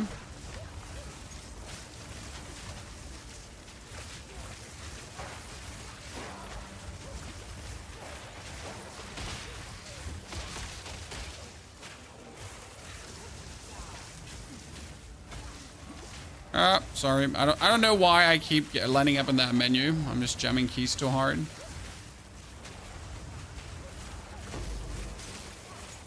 Yeah, in the patch they said like 9 of the current existing crash instances got fixed, whatever that means. Like if that pertains you, doesn't pertain you, I don't know. Okay, we found the next area, but we can't go further yet because the quest here was skill points. What was it, skill points? Who remembers, Chad? Like, I usually try to do only the meaningful quests that give skill points. What's the point of the path following you? So, listen. When you pull up to a lady's house, and, like, you would like to convince the lady to go on a date with you, then it does help to have a cute chimera pet with you. Because she's going to be like, wow, that's a cute chimera pet. And you're like, yeah, no problem. Here, you can pet it. So that's the use of the chimera pet. I think. Never tried it myself. But that's the actual use of the chimera pet. It gets you the chicks. Or the boys. Whatever you're looking for. Or both. Or both. At the same time.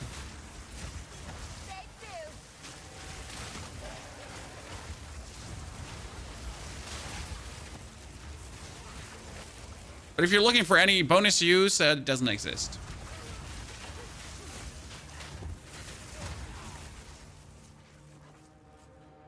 Okay, where is the lady on the ground? The humans, exactly. You can pet it is not a good pickup line, dude. I'm like in a relationship for 14 years now. I don't know what's a good pickup line. I don't even know how many relationships are. Okay, I have no game. I need my chimera pet for my virtual online game. Yeah, things changed, I know. I would definitely be forever single at this point. I've gotten old and weird.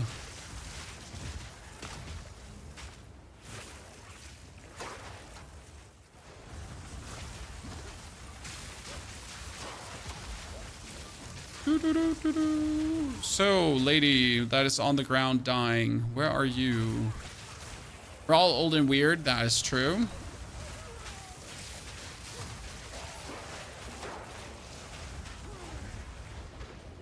How does your flame wall drop 3 rings? It is called a cascade support. The cascade support has abilities like the flame wall, arc out to the sides of the area where you cast it randomly, creating these 3 rings. It is honestly not even needed. It is not creating, like, it's not making the build much better, if any, to be honest. So mainly just using it because I can. Not because, like, wow, cascade support, like, wow, so good. More like, look, cascade support. That's it. A minion which, what gems should you upgrade? Definitely not the sniper gem, because that's only a 10% spirit help, and that's only 3 spirit. Now again, if you have 30 of them, that would be 1 more. If you have 10 of them, that would be 1 more. So maybe, yes, do upgrade the snipers. I guess it would probably better to... Maybe even the flammability curse is the best, just to increase the damage like that.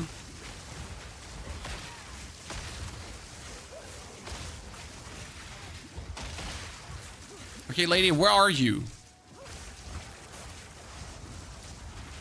I've been like through the whole map in a jiffy. Yeah, I'm not sure where to go at this point. Let me teleport back to the beginning. She's often here at the start.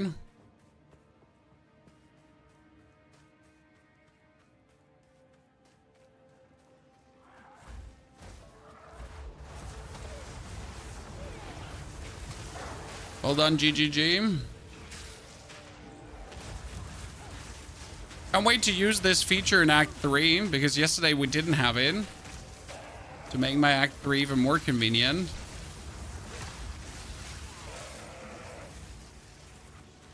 How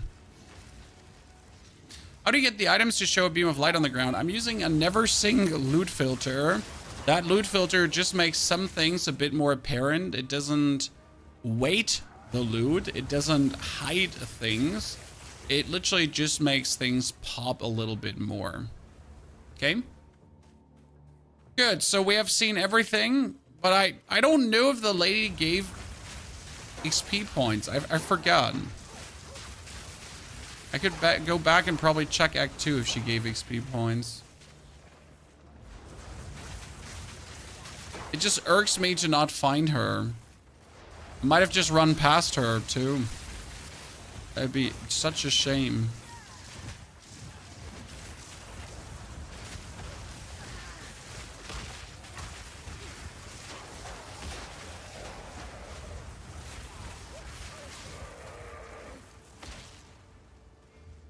Okay, lady, just be here now. She's not here. Oh no! Where am I supposed to go? I have been everywhere, man. There's only like one cluster like back here where I haven't really been.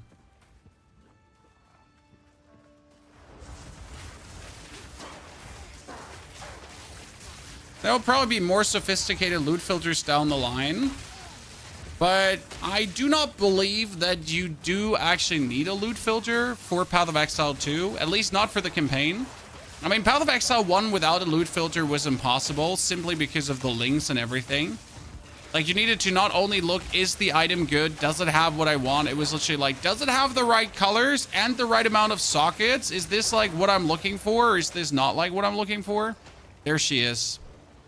Godness Christ, dude.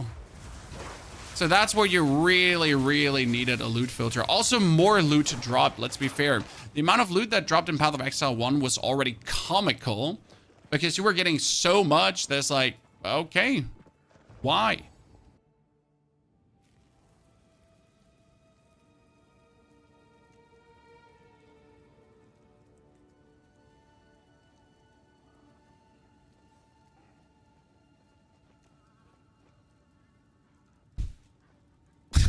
My wife just dropped her mobile phone in a paint bucket.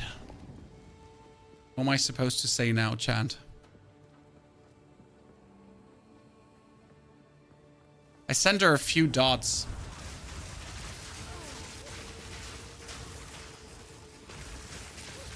Rib. I mean, she has one of these waterproof phones, so yay. I guess like is she am I getting signals here pre-Christmas, chat? Is this like pre-Christmas, like I need a new phone signals? Is that what we're getting here?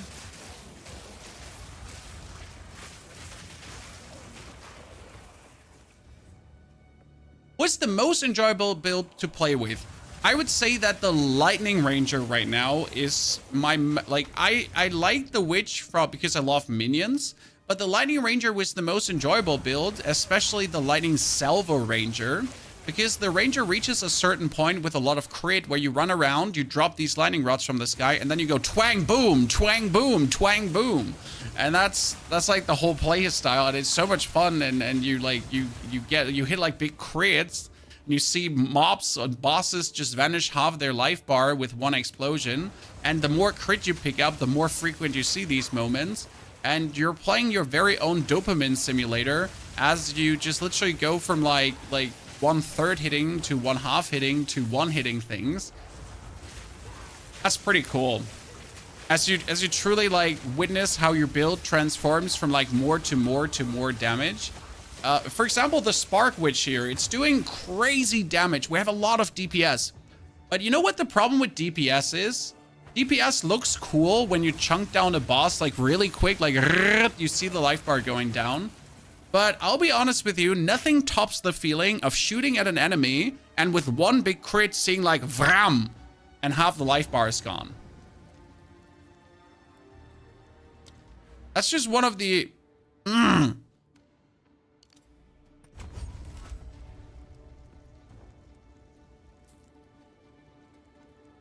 It's great.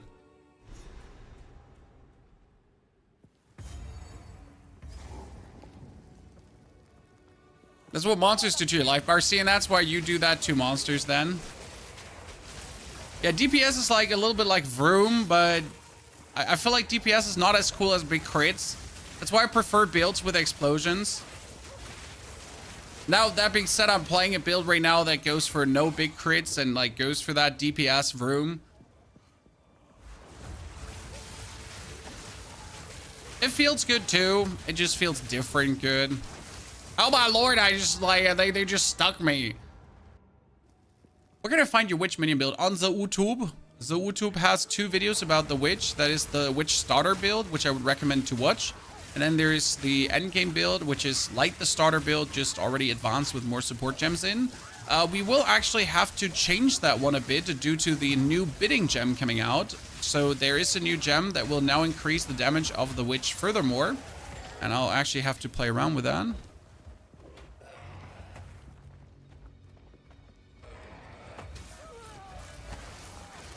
Do you wish to see? You can see the numbers. You can see the numbers.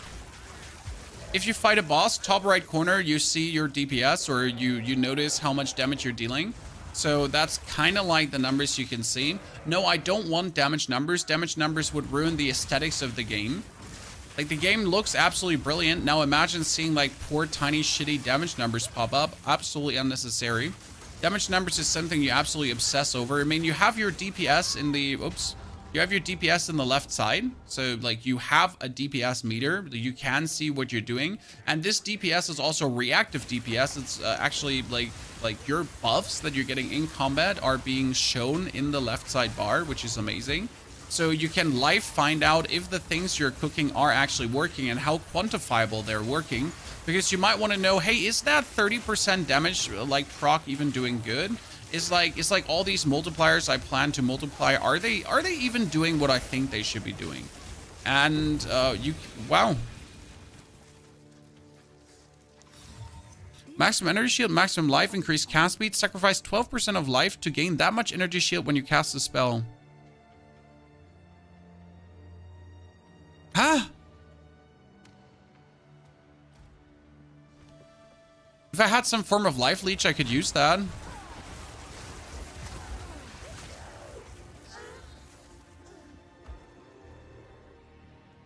I mean, if I cast a spell, I lose 12% of my max life, but that doesn't seem advisable.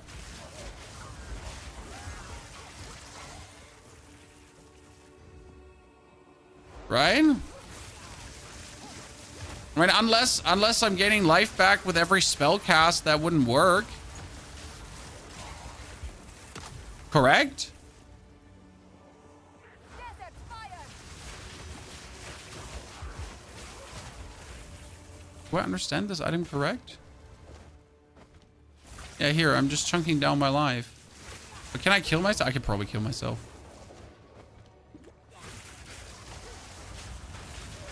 But how would I be able to use that item? When I would have to have like nasty amounts of life leech to make this work in any way.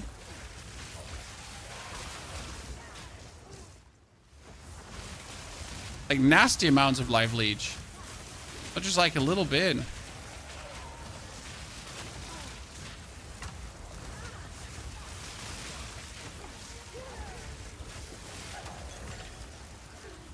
Superior Gargantuan Life Flask.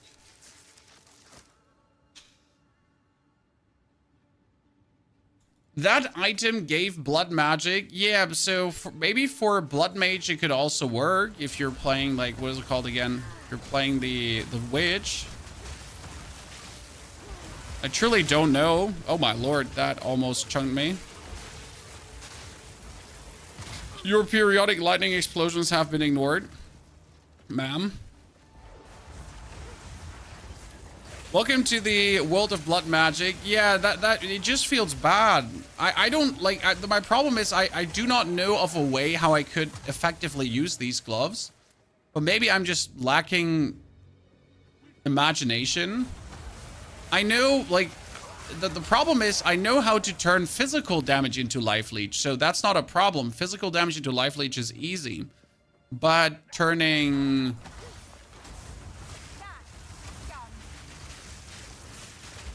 magical damage into life leech, is there even something like leech spell damage as life?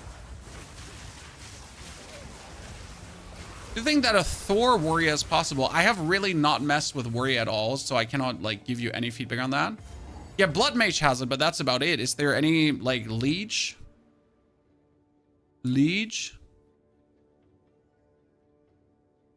Here, increase amount of life leech life 20% slower, but that's not it. There's increased amount of mana leech, though that's also not the amount of life leeched. There's like no spell damage to life leech. You can use life on hit, yeah, but you don't hit with spells, so life on hit wouldn't work. You are relentless, but that makes you predictable. The time of the Faradin is nigh.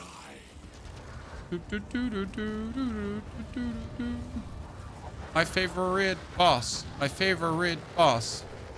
Absolute S tier boss design. I don't know how to otherwise say this, but this dude is just so good looking.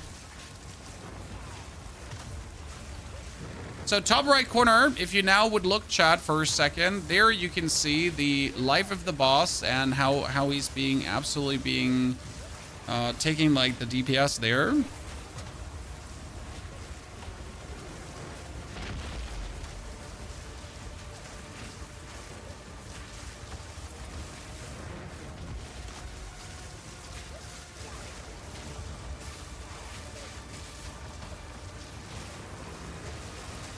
Oh, DPS.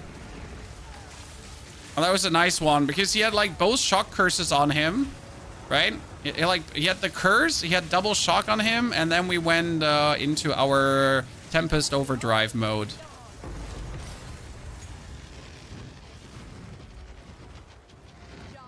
Get fucked, dirt.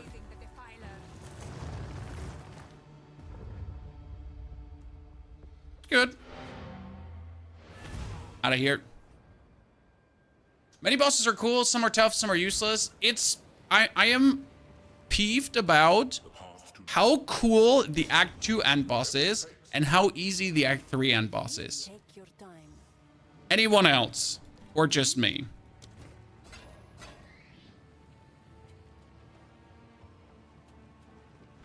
It still, to this date, makes me unhappy.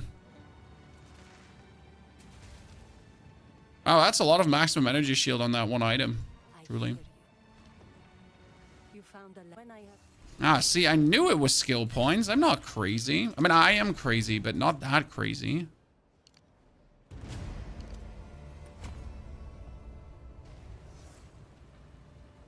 Need some browse as long as you like. A thing.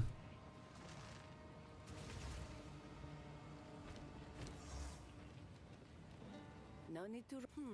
All right.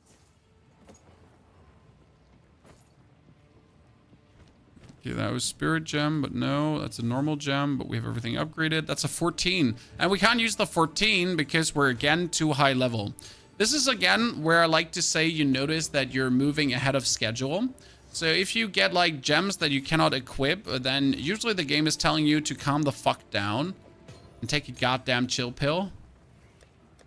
Maybe grind some levels. Jazz, good to see you there. Jazz, thank you for your Prime subscription and support. The gorilla with its pillow. Oh, the gorilla with a pillow is fantastic. I love that guy. He smashed me so many times.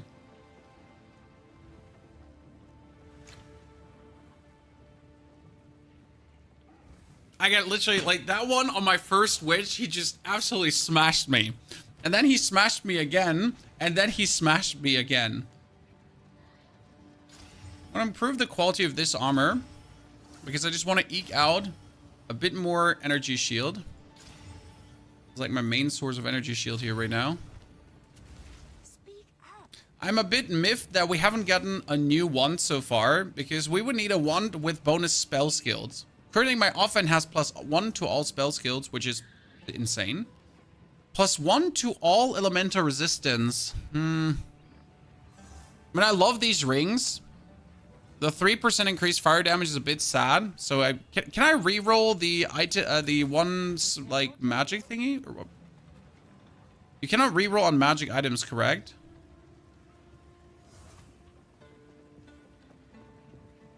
I kind of want to use an Orb of Chance on something. I would like to have a white amulet to Orb of Chance it. I super like Orb of Chancing things, Chan.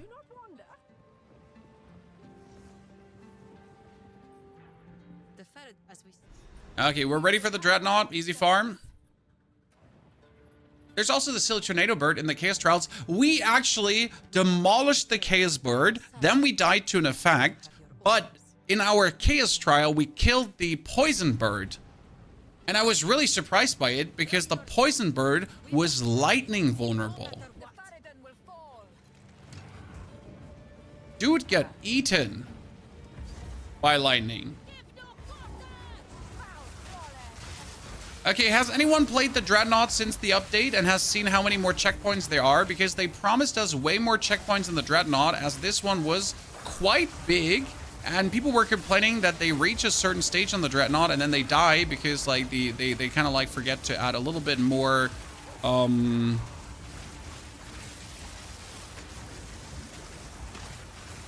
checkpoints to make this like a healthier experience.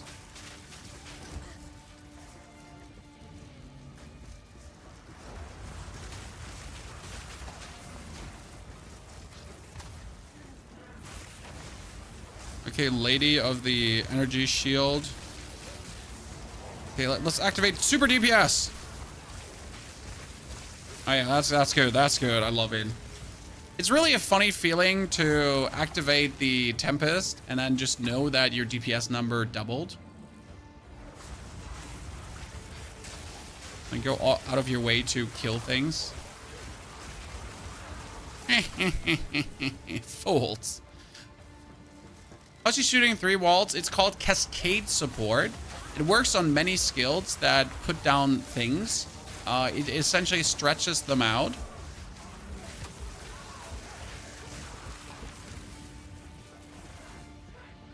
DPS is no joke. It's good. It's okay. Could be more. And right now we're sitting at only 2,000 DPS, but I feel like with the right items I could go higher. Like, technically what I should do is I should convert my energy shield into mana. Because if I would convert my energy shield into mana, that would net me like way more mana. And right now every 100 mana is 3% more spell damage. So I could get like a 2,500 more mana for like another huge chunk of spell damage increase. That's technically the way how to pump those rookie numbers up. That's the first checkpoint. That's amazing. That's really good. Like that the checkpoint is exactly at this here. Well done, GGG. But I don't want to play without energy shield as I just simply can't. Oh, I might have made an oopsie here. Yeah, I might have made an oopsie there. How do you have so much energy shield? I have taken a lot of energy shield nodes in the tree because at some point damage is not what you need. It's more survival what you need. Because as you notice there, if you're just going for more damage indiscriminately, you might just die because you just don't have the time to do the damage. That's the problem. Like all the damage in the world is nice, but if you die before you can do that damage, you're screwed.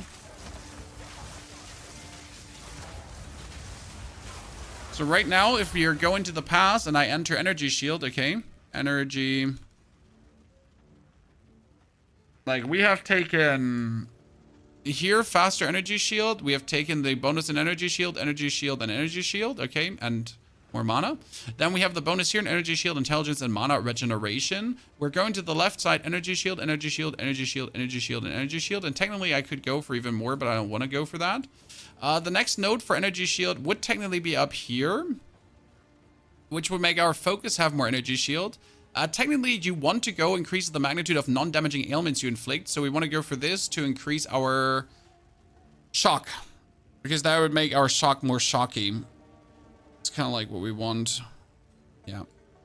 But first, we need to increase the magnitude of shock and duration of shock on this one, and more chance to shock as well. So my next skill points are all pre-planned. I know I'm getting some more from the next act. By level like 65, I should be fully skill pointed out. And then we're going to go places.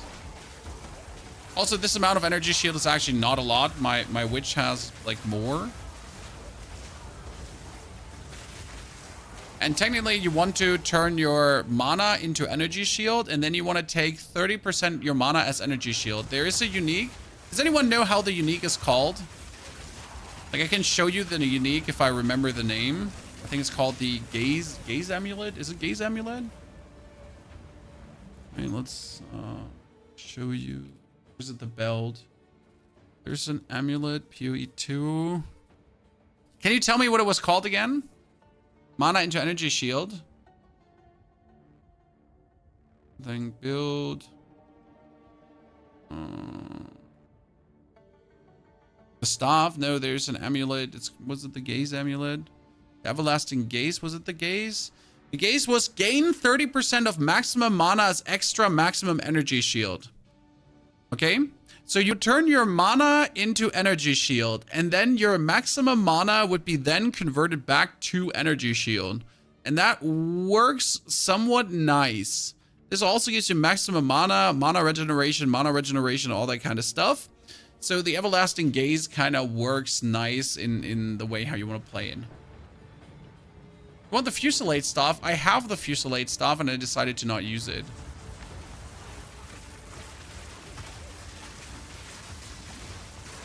Let's show your build made. After we beat Act 2, we can kind of walk you through what we're doing here if you want to. Also, we should not read chat during the Dreadnought. Dreadnought has just too many annoying enemies that can like jump you to not pay attention.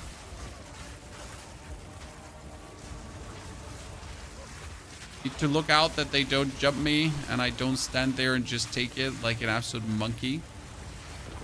Then it's Saint Amulet. Yeah, the gaze is often recommended for a lot. So the way how you play, or many play their mage right now, is by turning your mana into your life and by turning your energy shield into your mana.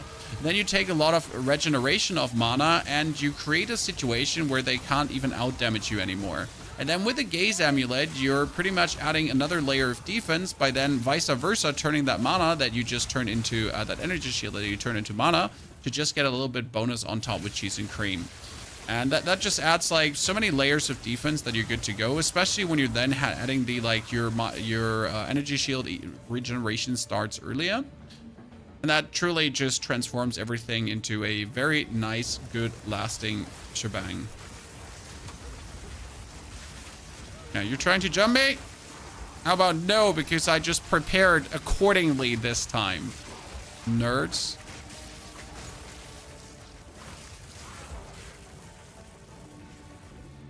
put the site in. That was just the mobalytics side where you can make your own builds. They have all the items and everything there. Okay, that checkpoint seems like a joke. But they promise to have checkpoints at the end of the start so you can actually teleport back and forth. Okay, more shock, more shock. I mean, 1, 2, 3. I could take these 1, 2, 3 and we give them 1, 2, 3. The amulet is a random drop or some pillar drop. I do believe the amulet would be a random drop. Correct me if I'm wrong. I mean, right now you could just buy yourself a gaze amulet on the market. I mean, with the hundreds of thousands of players that GGG has, there's where trading comes in. Like, if you now really want to play the build, if you really want the gaze amulet, you can probably get it like for 1 or 2 exalted. It's not going to be expensive. But that's also a little bit where I feel like I don't want to make a build that relies on an item like this, because I would tell you that you have to trade, that you have to buy it, that you have to go for that. And I just hate adding that into a guide. So I try to make my builds work without these like items that are really, really good.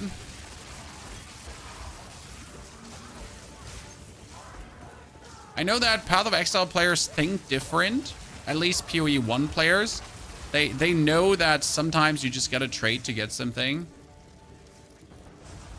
I refuse to bend my knee to that custom.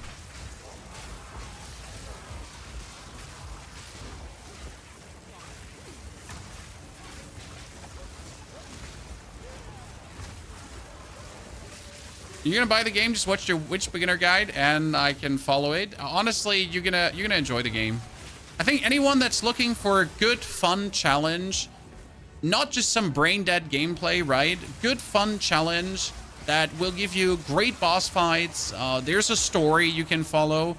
Even if you're not really paying attention, the story is still easy to kind of keep up with what's going on and what's happening right now without knowing anything from Path of Exile 1. Now, obviously, story is never the strongest part of any ARPG. And like, you don't play them for the story. It's just nice if there is one. I'm impressed you're doing Dreadnought without Ice Wall. It's all about holding a little bit back and just having them walk into you. The trick in my case is I'm playing Ice Armor, and I have 2 things in Ice Armor. So if they hit me, they get frozen. But if they get frozen from hitting me, then the Ice Armor will also create frozen ground. And that double combination makes these moments where they try to push me, but they get frozen, then the frozen ground happens and everyone gets slowed, and I have like a few seconds where I'm safe. That being said, though, if they actually walk into me, they also walk into my Orb of Storms, and if they walk into my Orb of Storms, then every spark is doing a bonus lightning damage to them, and that bonus lightning damage that the Orb of Storms does, that's actually chaining, and that chaining of the Orb of Storms is kind of like nasty together with then the actual DPS that I'm doing. So yeah, I want them to walk into me, because if they walk into me, they walk just into the killing field and just get obliterated.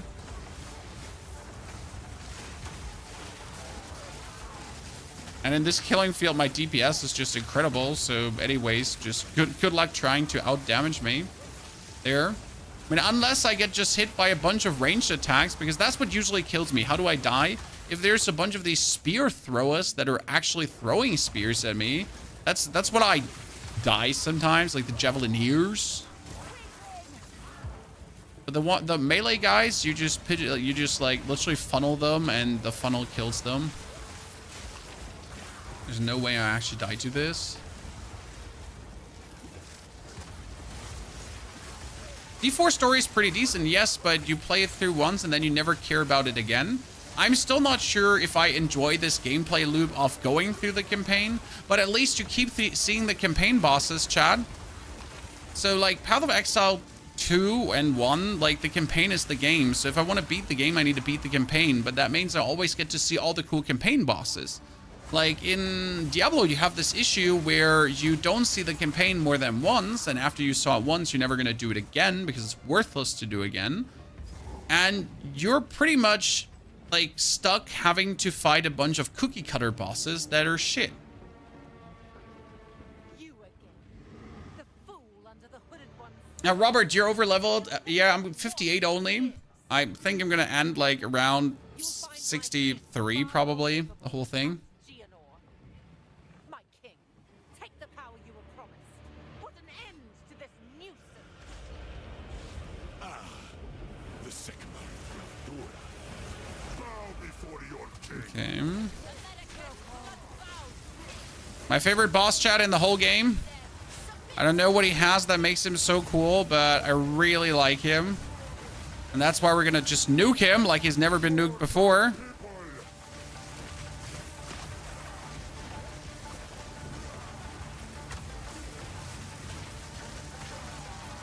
DPS!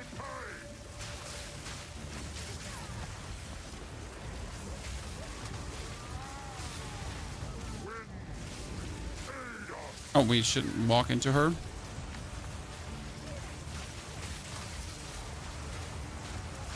Yeah, your stupid hand dudes are not touching us. Sorry, lad, but we're not gonna like play that game where you get any chance to do shit.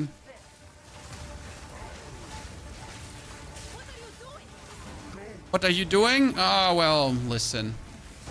I'm winning.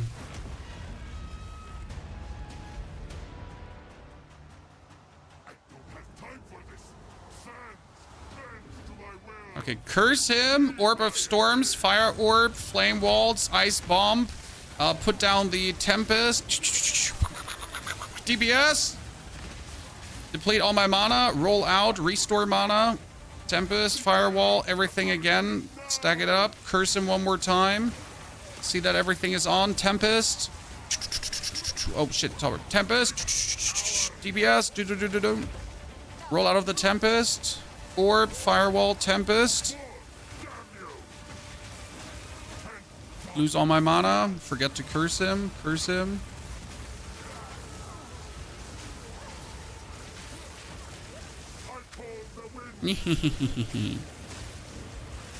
Ice Bomb. Orbs. Firewall. Curse. Ice Bomb. Tempest.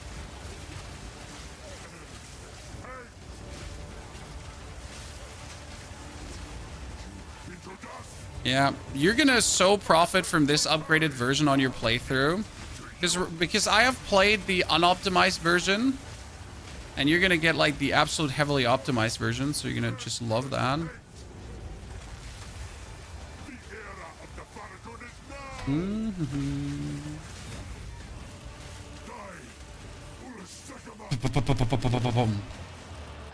Got him.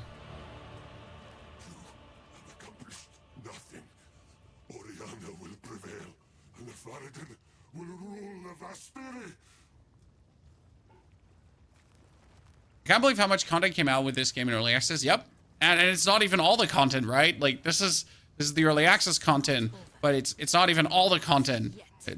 But wait, there's more. Okay, we can finally upgrade the flame wall to the next level. To the embrace of death. Favorite scene? Is done. The war. Return with Can you show your gear, please? We can go over everything as we get into Act 3. I quickly just need to run upstairs to double check something with the waifu. Because she's requested my opinion on the color we've chosen. So give me a short second. I'll be quickly running upstairs and I'll be right back. Which character have you enjoyed the most leveling so far? I gotta say I've set the Ranger, but the more we're playing the new and enhanced Witch right now, the more fun I'm having with what we actually put together there. So it was the Ranger, but it's slowly being overtaken by what the Witch is doing because it's crazy what the Witch is doing. I'll be right back.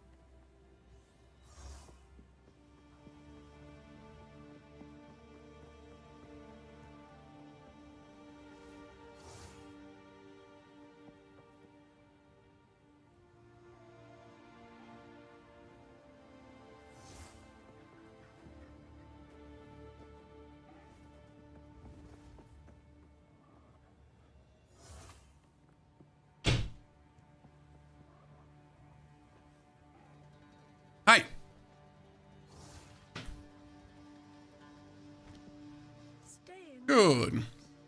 Tiny pretzels. Or normal sized pretzels that just seem tiny.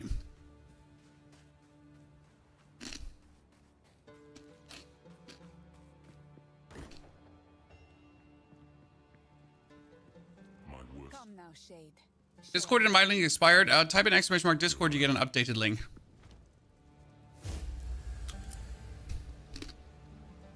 I am. It was I. All I can. The beast has. While I stare rule. The husband of Garukan. I don't believe it.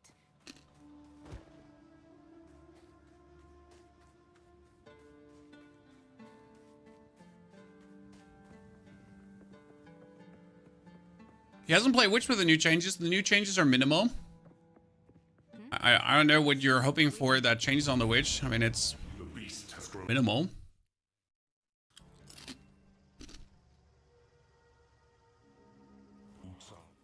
I will tell you. Okay, people were asking for gear update. Quickly.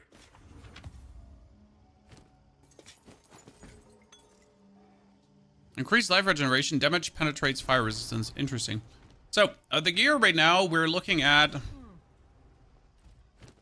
just normal stuff with maximum mana. And this one is +1 to all spell skills, +1 to all spell skills, which is insane. Mostly maximum life and mana and energy shield. Because we need more mana for more damage right now. That's why I'm actually picking up maximum mana on every single piece and more spell damage and then level 2 fire skills. I don't want to actually want level 2 lightning skills here.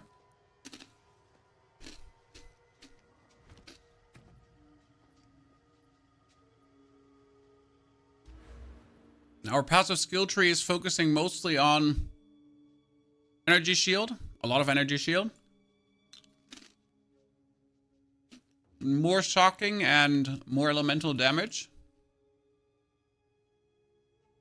And mana spell damage. Is Spark level 13 better than Eye of the Storm? It's disgusting. Yes? Best get on with this.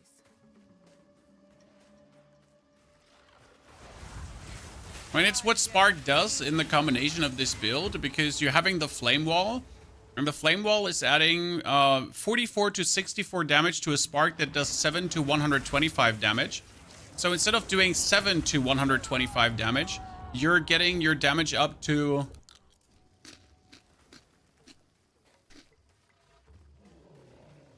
55 to 125 damage. There's a vast increase in DPS. Oh, not only a little bit, a lot. We have no more resistances.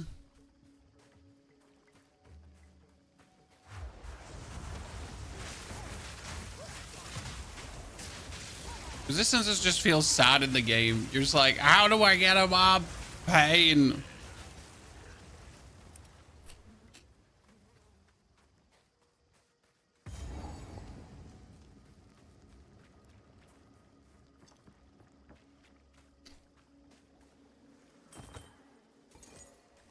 Can Cryo still clear mobs? I like Cryo themed builds. You mean the Comet? Or what?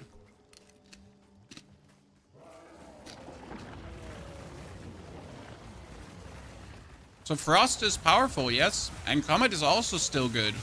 It's just not OP anymore. I mean, everyone is like pretending as if Comet is like ruined and you cannot touch the skill. The skill is still good.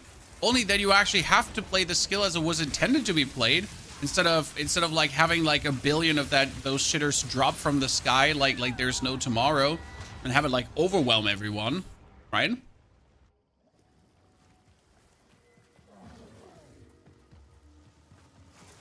That's like a big difference. Like not having any resistance is ow.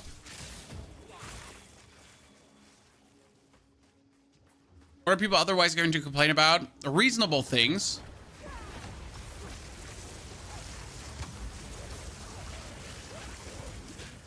It's like always these, when hardcore gamers talk about ruin, they just talk about like they can't no-brainer super ultra delete everyone in 2 seconds. Right? That's when skills are bad or useless. When they're not able to like go super monkey giga, oh my fucking god, Lord Jesus Christ, GG, pew pew pew. That's when skills are obviously ruined.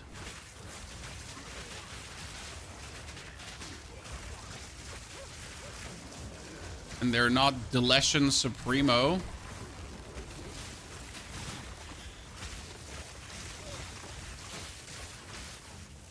I was not looking for you, sir. I am looking... Oh, no. I actually missed that there's a connector. I am so blind.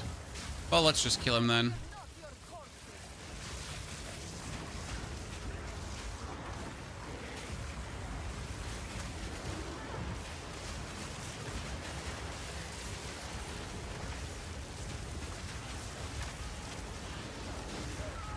Hey, that explosion should have never killed me. Jesus.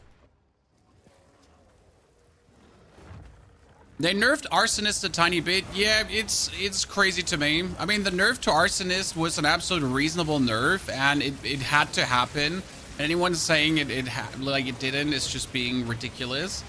But the Arsonist nerf wasn't even a nerf, right? It was just literally like you have few less Arsonists. You didn't lose any of your core damage. Like your core damage is still existing. Your build still works. The functionality of your build ain't compromised. Everything is fine for the Skeletal Arsonist build. And yet, as you say, people are pretending as if everything is just completely ruined. And you might as well never touch Arsonists again. And if you touch Arsonists, you're stupid and you don't know anything about how building works. By the way, I can go to this checkpoint now and teleport to the other checkpoint because I missed that it continues. So yeah, people just being ridiculous. I mean, the amount of times, like, if you actually check under my YouTube videos, the comments, like, after the patch today, there is tons of new comments I've found, like, is this nerfed? How like, is this still good? When are we getting an update? And I respect that you want to have updates, but if you remotely read the patch notes, I mean, you would know that there's like the build get buffed. It get buffed. Like, are you even trying to read the patch notes?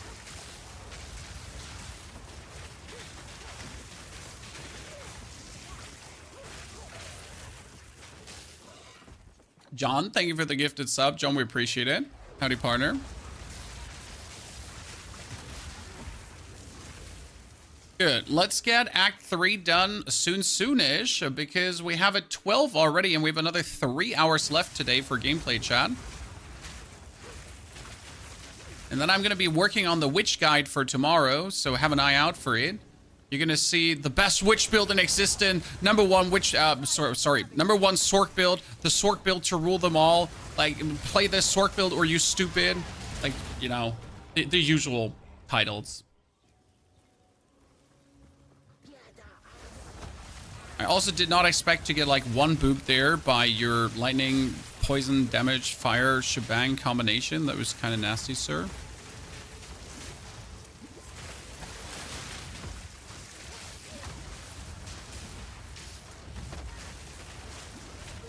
Ow! Why are you doing so much damage? But like, seriously, why is he doing so much damage? Oh, did I beat it, chat? I'm better. Look at me. Killing one actually breaks the encounter. Is that for real? It does. Jesus. So right now you're noticing we have no resistance and we just get our booty handed to us. But I'll be fair, so far all of my characters have reached the end game without resistances and even played the end game. So let's say until tier 7 maps, resistances are overrated. I mean, you might occasionally die to some elemental shebang bang if you're not paying attention, but I mean, most of the time you're fine. It's okay.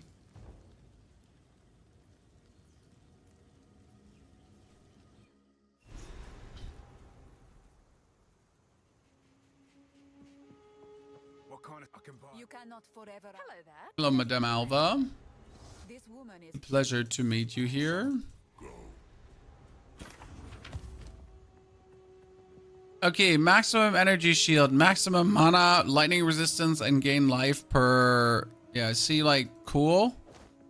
Slightly better than what I have right now. Slightly. some odds and my tribe could use that. That's mana. Damage is extra fire damage. Level 2 lightning spells. Oh no! Do we take this now? Oh, we're gonna lose 47% spell damage.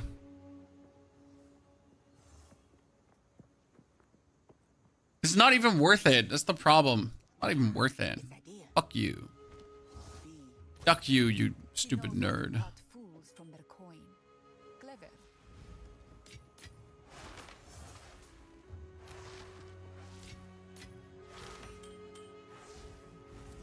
What does Survey have for me? Maybe a new wand?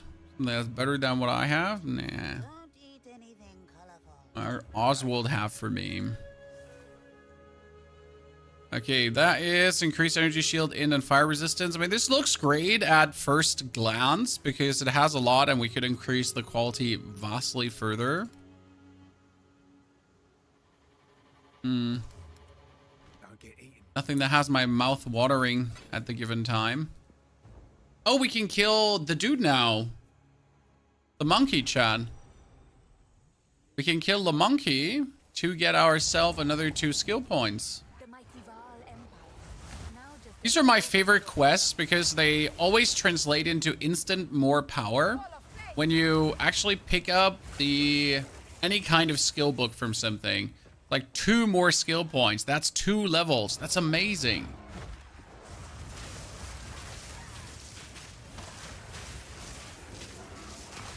I think we all love it when you find that. Venom. Oh no, the Venom Crypts, really? Anyone in this chat, and it can't be just me, that's actually skipping the Venom crits. That thing is so big. And if you take like one wrong turn and you don't actually find the boss straight away, you're doomed to spend like a ton of time in here.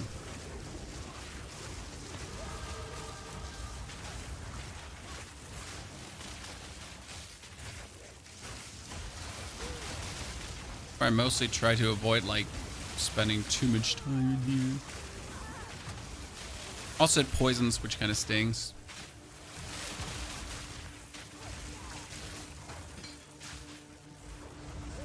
Link to the sword build. It's sorry it doesn't exist yet. The latest YouTube video has a link to a mobalytics in it that gives you the basics of this build. But I will admit that these basics already need to be reworked because I changed the build a bit. So today we pretty much put together the final setup in terms of what I want to go with. The combination of sparks into the firewall with the solar orb and also the addition of the lightning orb. And while you're leveling, you're actually using frost orbs too because the frost orbs are too powerful to ignore.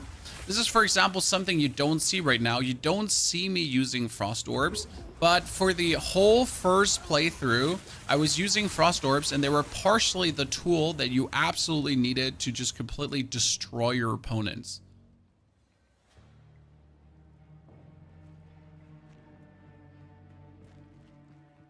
So yeah, what can I say? There's a lot of layers to this build and it's just not all visible here right now. That's why we're going to give you a complete run through of the build and what to pick in which act and how to play in which act. So it's going to be like Act 1 was these skills with these supports at first, and then you picked up these supports, and afterwards you would go for this, and this is what you should prioritize. Well, like this is how the passive skill tree looks at each level and so on. It's a little bit what I'm planning to do for you guide-wise, and hopefully we'll get it done by tomorrow. Because I'm trying to do probably the most in-depth guide for this build that I have done so far, and then probably get disappointed with the views because I put too much effort in. You know how it is? Like, you're really excited to do a project, and it's gonna be like, why did I even bother? I should have just made a, like, this build is fucking bonkers guide and be done. The Chronomancer, no, we're Stormweaver for multiple reasons. Stormweaver allows us to apply a bonus shock. Yes, you heard correct. So you're not putting 1 shock on the opponent, you're putting 2 shocks on the opponent, and shock can scale up quite nicely and big to allow you to do more damage. And that double shock multiplies your damage upwards more than anything you could otherwise do. And that's why the magnitude of shock increases crazy. Now, the thing is that obviously shock ain't always on, so we're also like supplementing that with quite some other stuff to make up for the shock not always being on. You're trying to really put it on a lot, but yeah. It's a bit tricky to find like a shock application in this build that makes sense, because you gotta rely on the...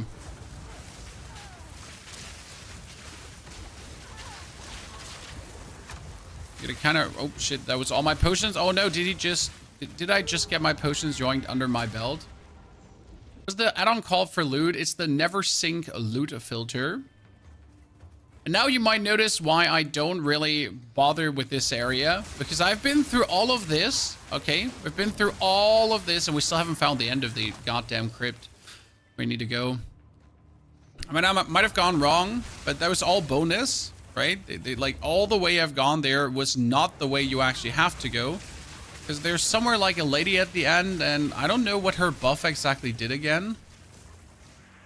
I keep forgetting, but I mostly never bother like finishing this area after the first time I finished.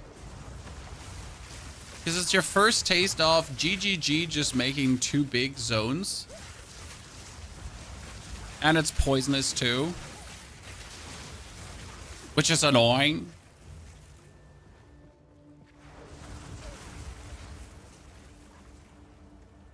Oh, this might be it.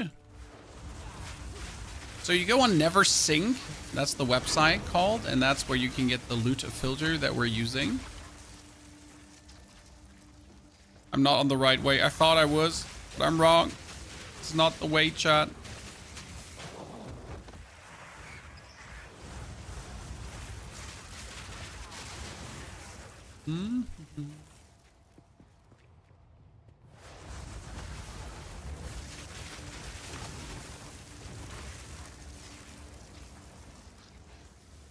Yeah, there's another sarcophagus. Checkpoint? Do we make it? Wait, it's either left, right, or right, left. Yeah, there you go. Get the corpse snake venom. Teleport out. Talk to Survey. Yeah, you can get the 10% case resistance. Thank you, Nero, for reminding me. It's like, why you should do this. So you should do this. I just don't do this because I find it stupid. But yeah, she gives you this. It's chaos resistance, attributes, or slowing. But obviously the chaos resistance is just OP. My last character hasn't done this a single time. Are you going to say, Pony, that's crazy? And I'll agree. It is. It's reasonably stupid to not do that. So let me be reasonably stupid.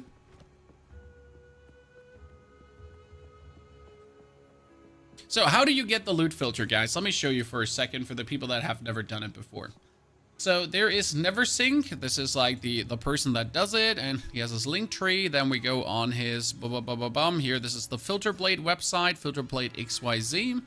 Filter Blade has the filter. You have here the bare bone filter that you can just download from Filter Blade. Then you download this one, put it in a folder of the Path of Exile documents. So you go under your documents on your PC.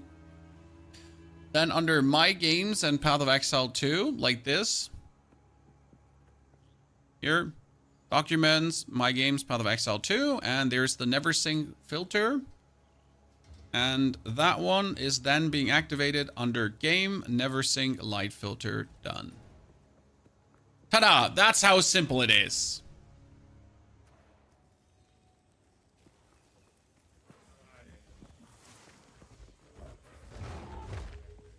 What does the loot filter do? It just makes things have different loot sounds when they drop. And it also highlights some items more thoroughly with these beams that you truly don't miss them. But that's about it.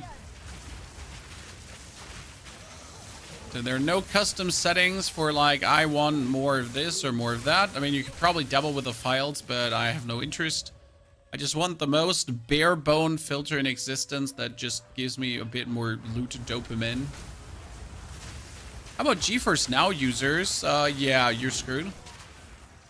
I don't believe that you can add a loot filter with GeForce Now unless you would have that on the GeForce Now system. Now you could obviously write an email to the GeForce Now guys and ask them to pre-install these loot filters on every PC. Mr. Gorillaman, let's see how we can deal with you right now.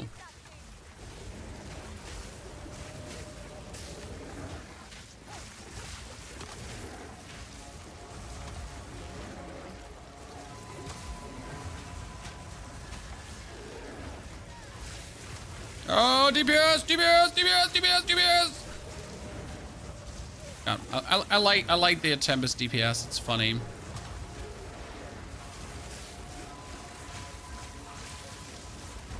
So as soon as you like cast Tempest, you're essentially gonna hold the button down and that's it.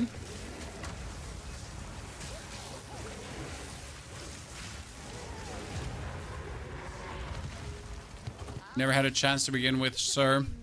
I'm sorry.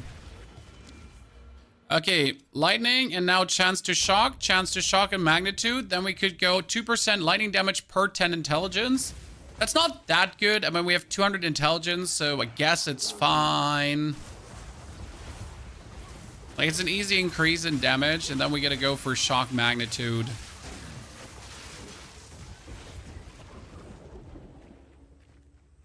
You'll be back with a Bazaar when open beta starts. Sir, I play all the games. I have not left a single game behind.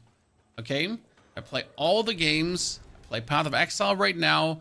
I'm planning to play the Bazaar again when there's good patch. I mean, they left right now for Christmas, and we're essentially waiting for good new Bazaar patches. As always, we'll play when there is good things to play. And when there are not good things to play, then we wait to play. And right now, Path of Exile is in the best state of any game that I enjoy playing. Right now on the horizon is Diablo with Season 7, because I will 100% play Diablo Season 7. I know people are going to be heavily confused on the YouTube channel, like how a Path of Exile player dares to suddenly play Diablo again if I'm being paid for it, you know, the usual. It's going to be an interesting time to hopefully foster a healthy community that enjoys all of these games, because all of these games are fun to play. But it's certainly going to be a challenge to get everyone under one hood.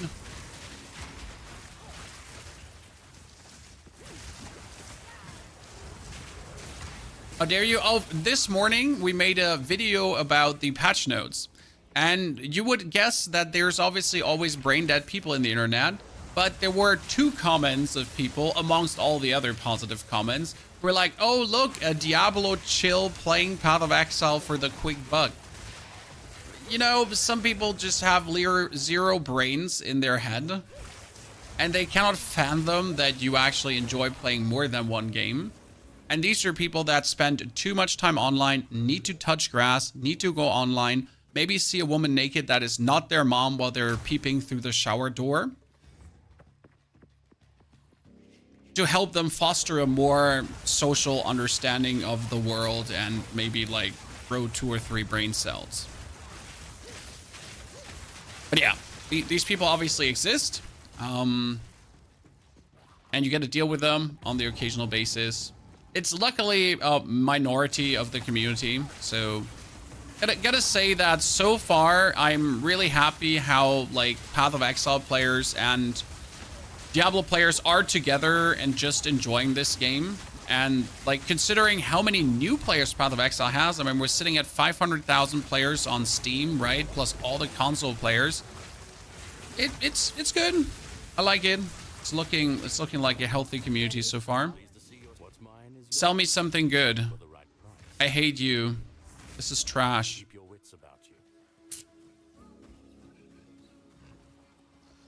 It's also PoE elitism. How dare people to enjoy their game? This is the weirdest behavior for me. The weirdest kind of gatekeeping that I've never understood. Like, if your game gets popular, why are you not more happy and about people coming? But yes, as you're saying, your game gets popular, your game you love playing, and suddenly you're mad at new people enjoying your game. Because let me check my notes. It's your game and they're not allowed to have fun. The oases at home. Okay, yeah. So.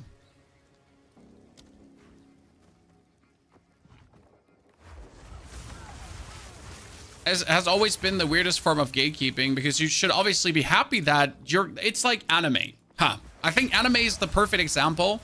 There are the people that have been watching anime since forever. And now anime is kind of getting like more popular or more socially accepted, and you're not being like called a super weeb. You're still being called a super weeb if you watch like certain animes, right? That being said, though, like, I know tons of people who are essentially like mad at normies watching anime now, because reasons, I guess. Kids these days, it's not even kids these days, sir. It's any age group. I wish it was easily blamed on age, but it's literally mental issues all around the world, right? Big time sadness.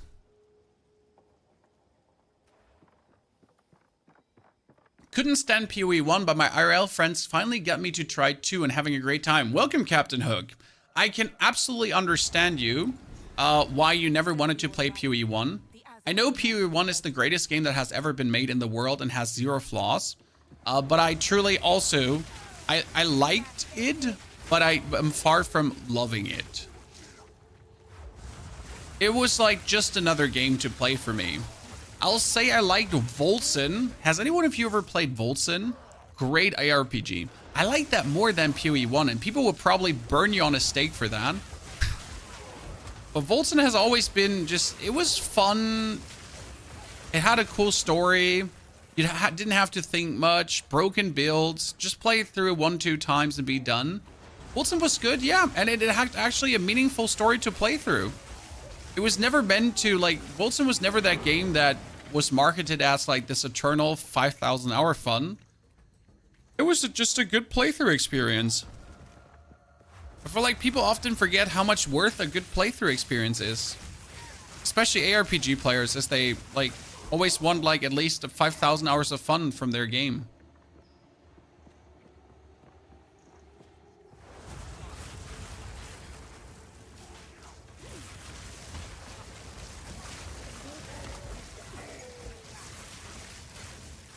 I like Warhammer Chaosbane more than PoE.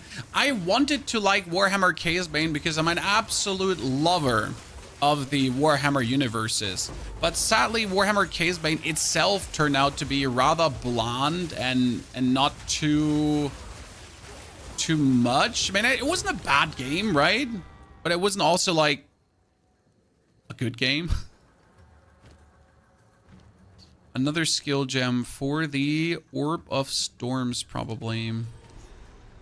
And then, yeah, still not the Archmage. We're trying to get to that point right now. Do I know what killed me there, chat? I have absolutely no clue what killed me there. I have no singular clue how they managed to machine gun poison bomb me down.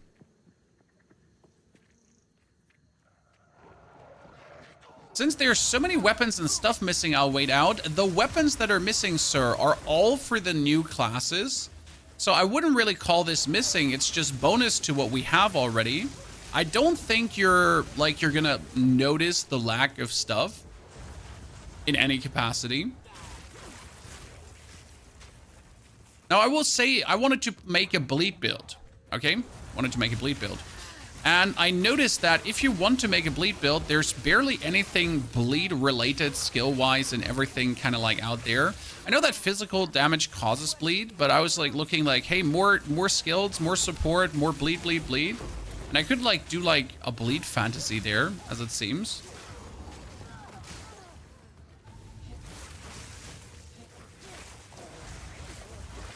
So that was definitely something I noticed. Colossal Life Flask. Nah, we don't need... We're already transcendent. Ever played around with weapon swaps? No, simply because there's no weapon swap that would profit my build.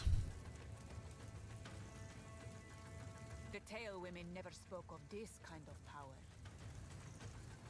Yeah.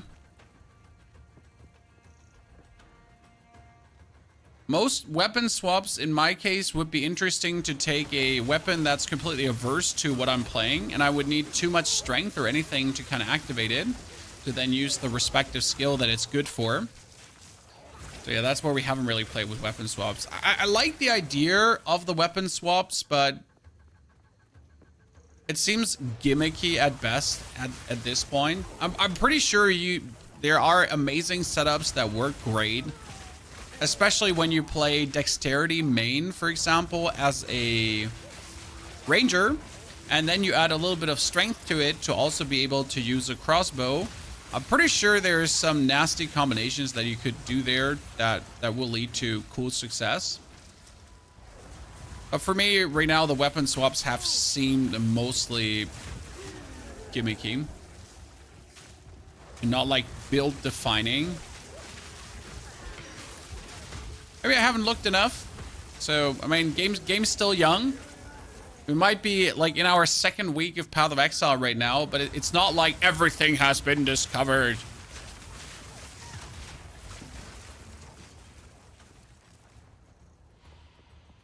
Where are you, little witch boss?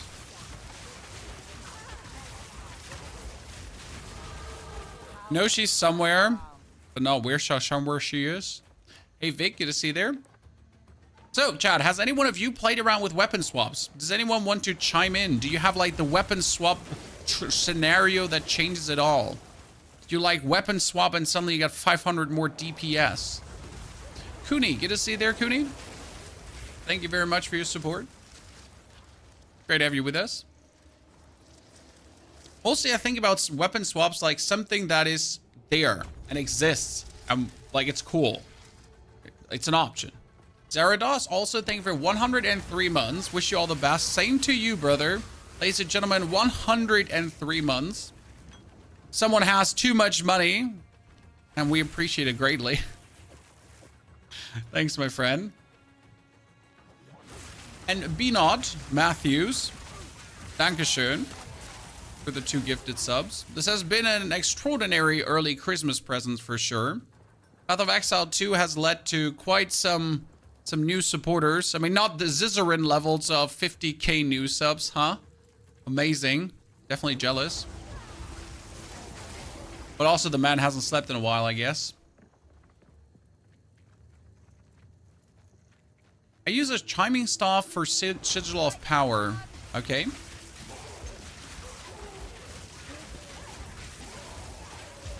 The chiming staff, has sigil of power inbound, correct? And then you put sigil of powers down and okay. You play ice mage with a staff and monk and with a few ice skills from the monk. Okay, that sounds cool. Sounds pretty, yeah, that sounds pretty cool. I guess I see what you're saying. Like I've been looking at lightning abilities, for example, from the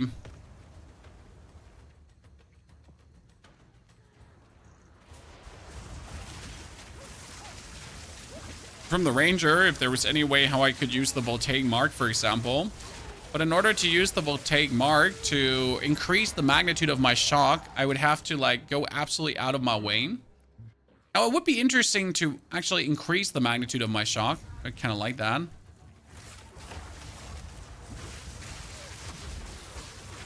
Okay, so in that direction the boss wasn't. Let's go in the other direction then and try to find the boss.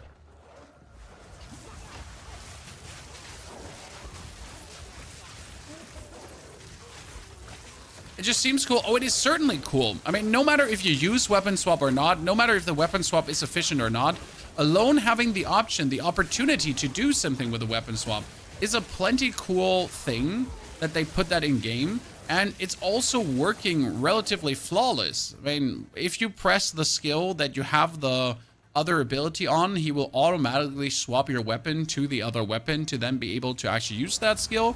And if you then press the other skill that you wanted to use, then he'll automatically swap that weapon to go back to that weapon as well once again. And that is a very nice way to implement the things without making it like clunky to use. Because the last thing you want to have is like some kind of like, I gotta press a weapon swap button to then swap the weapon, to then be able to use my skill, to then remember to actually swap the weapon back again, to then use my other skill. That would create like a loop of like, where it's really not enjoyable to even engage in that weapon swap system.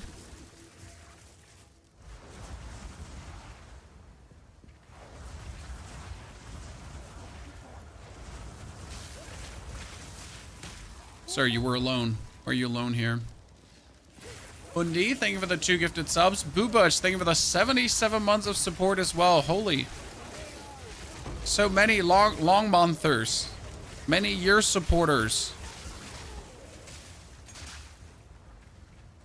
Where is the boss?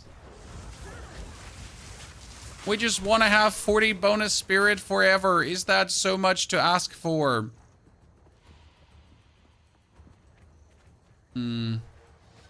You make a mage monk chronomancer. That sounds fantastic. But I don't know if it works, but what does work even mean?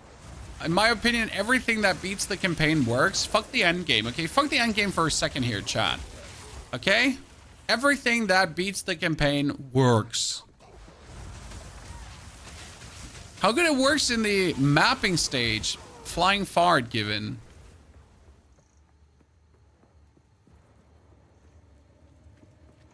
Okay, it seems like she's in the middle. Yep.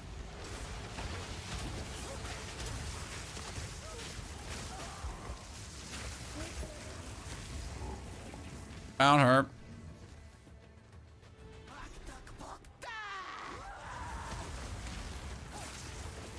He flies, of course.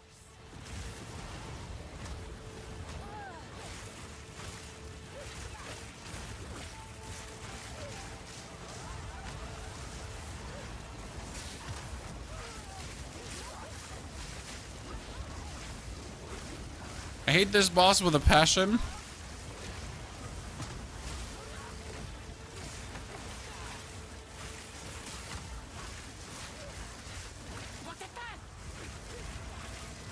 Let's just keep lining her.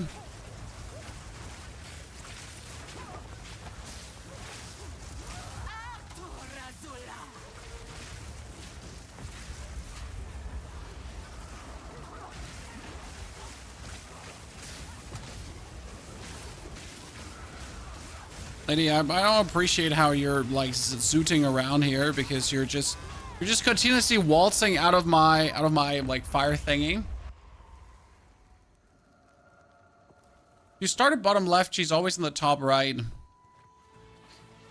Yeah, makes sense.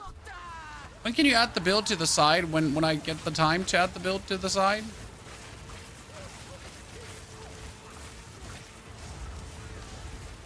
We just booped her.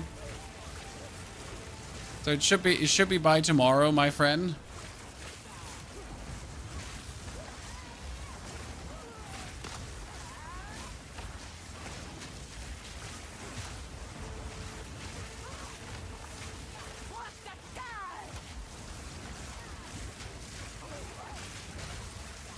Did she just start on her bike and instantly get booped down? She did, right? Oh, this is so bugged. We bugged her for a second there.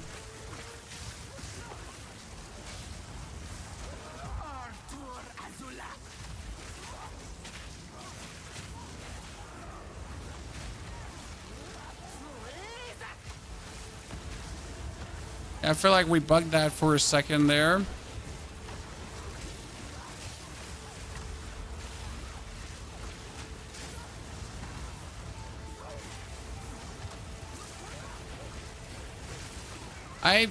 I don't even see her ground effects, if I'm honest with you.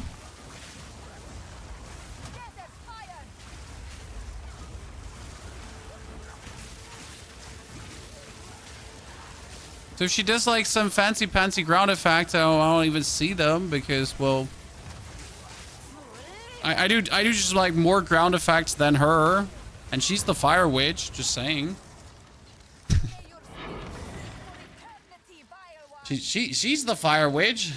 I'm just the dude on the side.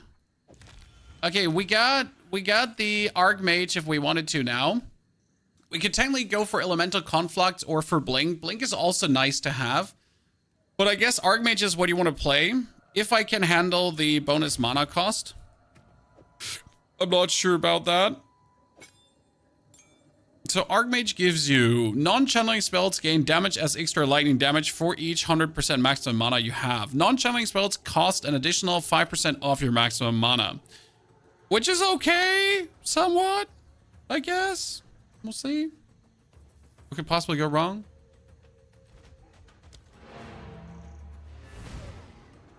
But are you using some kind of CC, kind of passive to slow enemies and like always thanks for the content? Yes, we're using Arctic Armor. Arctic Armor is slowing, freezing, getting enemies knocked down. The Arctic Armor has a chance to create chilled ground when they freeze an enemy, and we have increased mana regeneration with the Arctic Armor, which has worked out relatively well so far.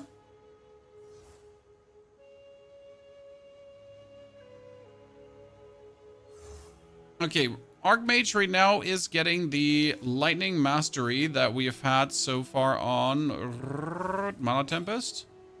Goes over to Archmage. Anything else that Archmage could get? Or Mana Tempest in this case?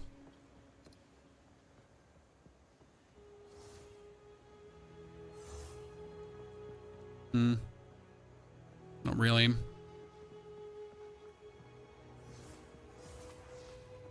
Nah.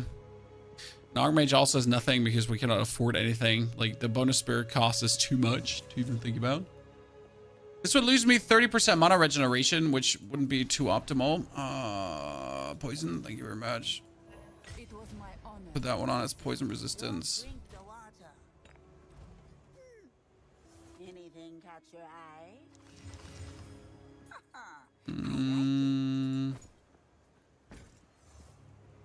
Can set up mana floss? No.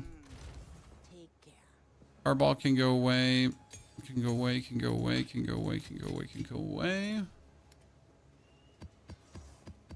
Maps. What did I wanted to do? I said Archmage. Yeah, so we can activate Arctic Armor. We can activate Archmage. And then I'm not sure if we are going to have the mana to pull this through.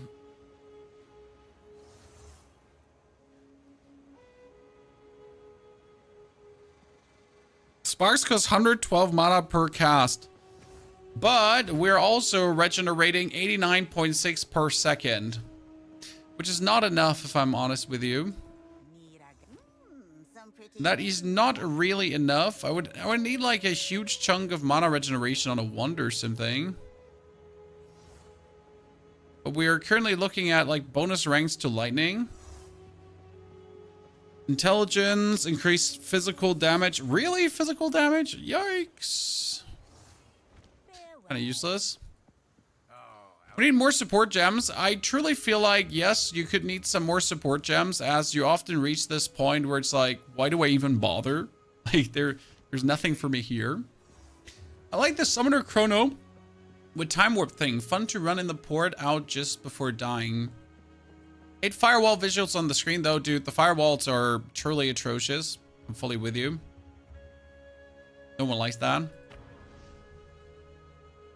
No one likes all the firewalls on their screen.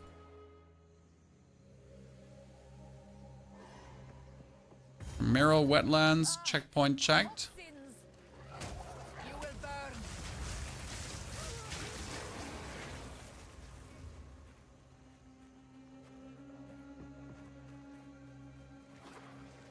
burn. I have never been in this mutation of this one before, so I don't actually know where to go if I go left or right now. It's probably to the right. Okay, our mana is going down, but it's somewhat working. What's our DPS saying right now? It's respectable. Yeah, there's some respectable levels of DPS.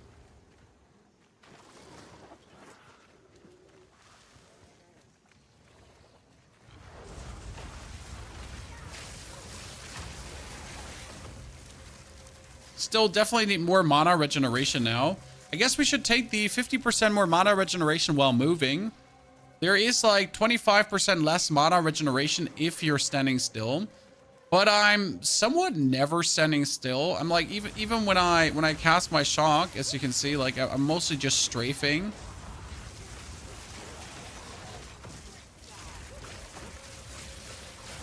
Standing still just doesn't happen.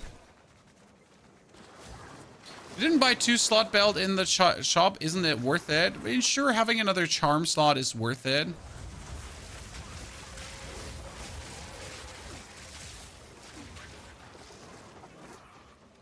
But I can't be fussed too much.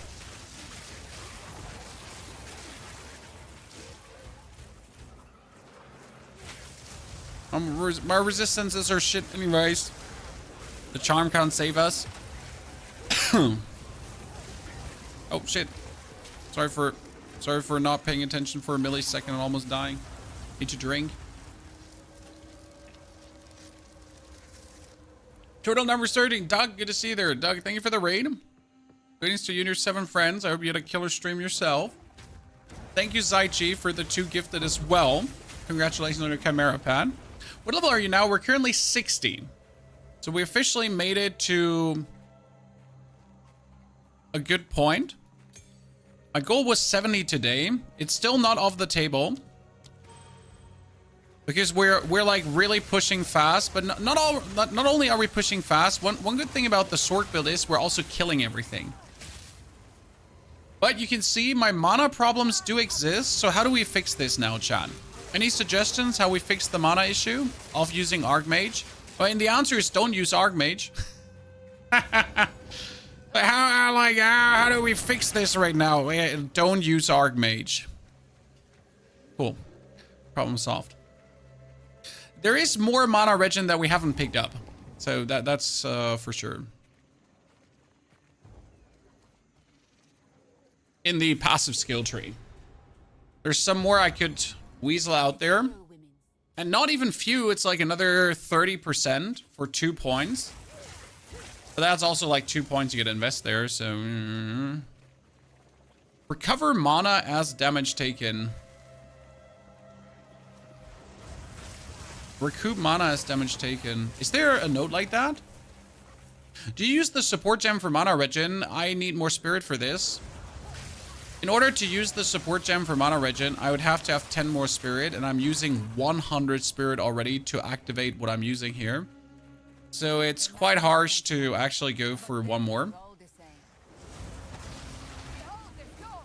Oh, shit. Sorry. Did totally not intend to have that happening.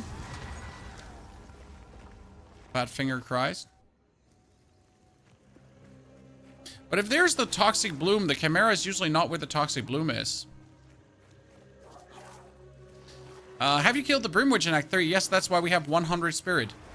100 spirit is the max you can have from quests alone without items. If I now take a scepter, I have 100 more, but I don't have a scepter.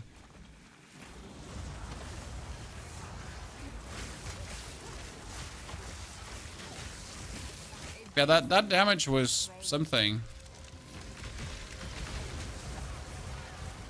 Oh wow, that damage was something from you too, sir. Okay, let me teleport back to... And honestly, probably to the start to go to the left side.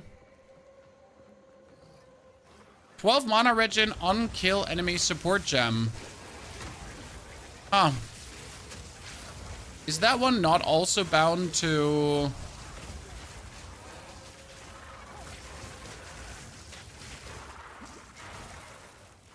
That one not also bound to spirit?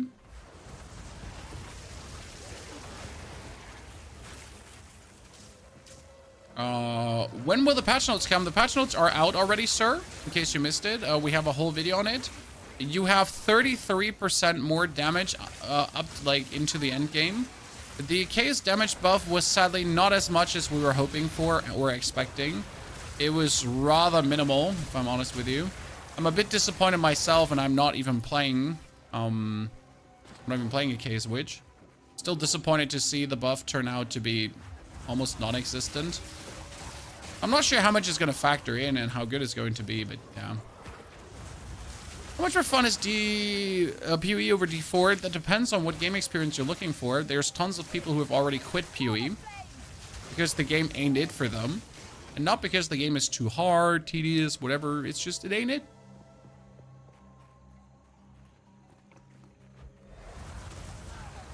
I'm gonna try a Chaos character for advice. I'm not sure which is my next character. Maybe we're gonna do a Chaos one, but I have really not decided on that.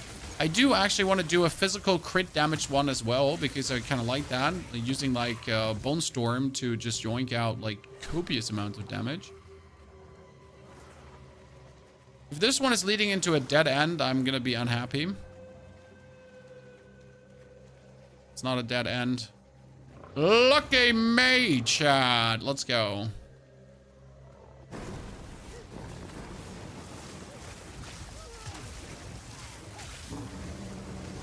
No, I'm frozen. I was stuck on him. That's mommy, Chad. The mommy of my tiny dude.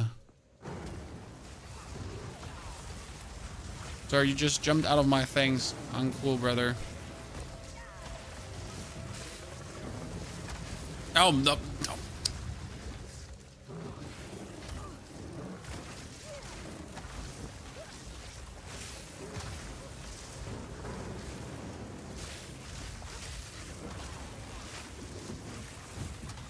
And I'm not really sure if the bonus Archmage damage I'm getting here is so much worth it.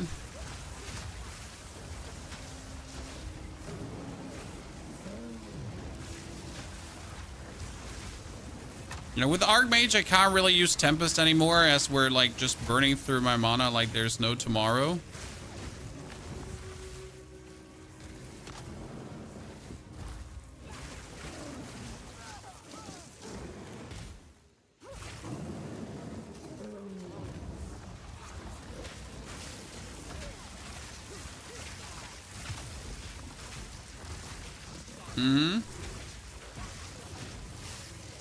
Right now, this is not enough.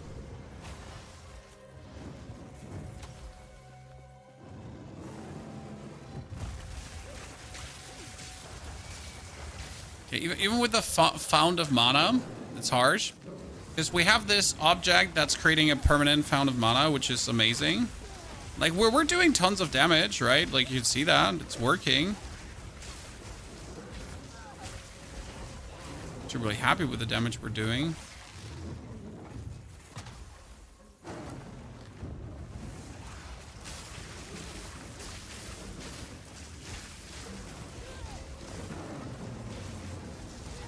But considering that we're here completely mana starved most of the time, like the levels of damage we're yet still outputting is nice. That's and like GG, but we can't have that stand.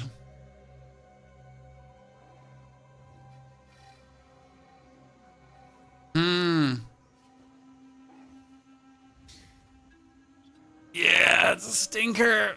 I need more mana regen, and I need it like yesterday.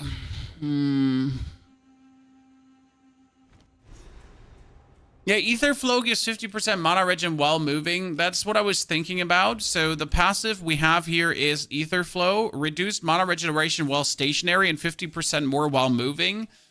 We might have to take that truly,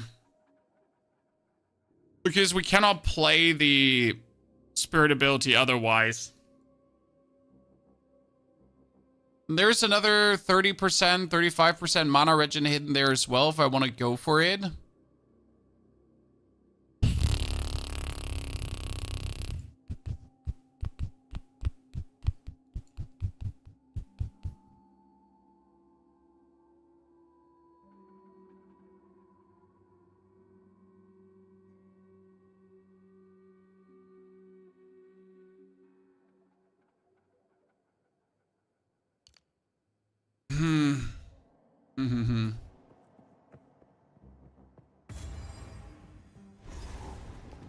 First uncut skill gem for which? Where's the best support? Like the first uncut skill gem, you get your flame wall. Flame wall and spark is how you want to start the thing. What level are you now? We're currently level 6 to 8.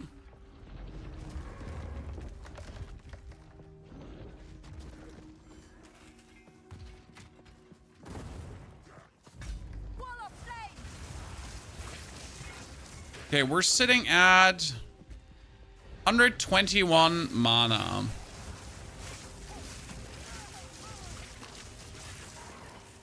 But 121 mana regeneration is not enough. And what would probably help is my second Ascendancy, because my second Ascendancy would make my mana regeneration right now instantly better. Currently, I would have another a 20% permanent increase on the Arcane Surge.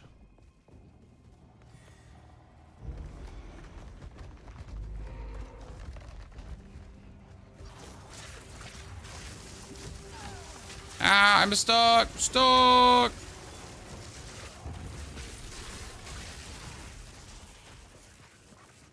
Okay, let's do this quickly, because we need to try to make this better. But it would help to have an amulet with mana regen. It would help to have rings with mana regen. So there's many things that I could get that would help here. Maybe we should try to just gamble for a ring that's better than what I have that also has mana regeneration on it.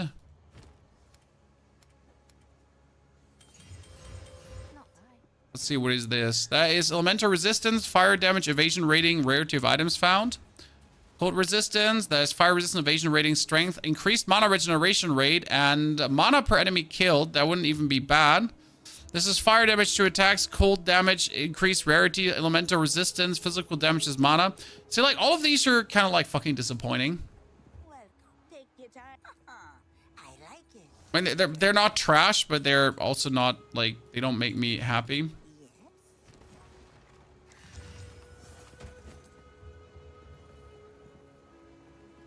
Don't eat anything. Conductivity. Solar orb, yeah, conductivity.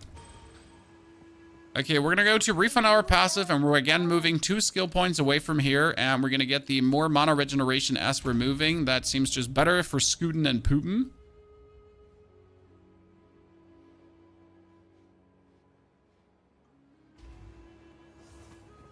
Does honor affect how many points you get for Ascendancy? Nope. Honor is just the currency. If you reach 0, your run is over. More honor just makes your run better. Main honor is also your max life. It's your energy shield. So right now I would have 3,500 honor plus whatever honor multiplier I have on my relics. I'm actually very excited to try out my third Ascendancy with this, because I have yet to beat the Ascendancy, the third Ascendancy, with any of my characters, since I haven't really bothered with my level 70s yet. They simply did not have the level of equipment needed to do this, but with my witch I might, or with my Sorc I might finally bother. Okay, that bonus energy regen now puts us at 141 plus whatever we're getting bonus whenever we start casting. And if I could get like 10 spirit on a robe, that would be amazing. Like an amulet with 10 spirit, a robe with 10 spirit, anything in that direction would straight up like just catapult us into awesomeness, as it would just simply allow me to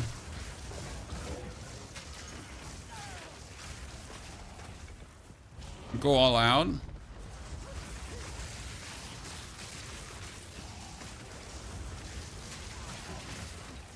Gold ring. I know there's increased rarity of items, found items, but I can't be bothered, chat. I'm sorry. Don't you try to bully me into taking these. I refuse to participate in any magic find scheme. Find it detestable and stupid.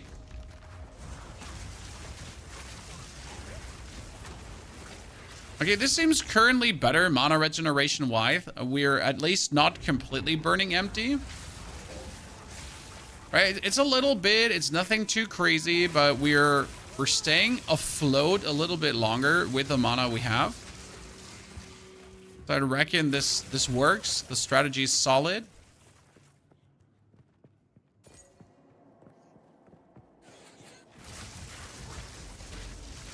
Just move faster, strike harder.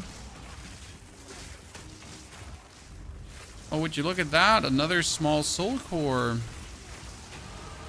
And the next level up, it's going so fast in Act 3. I love that.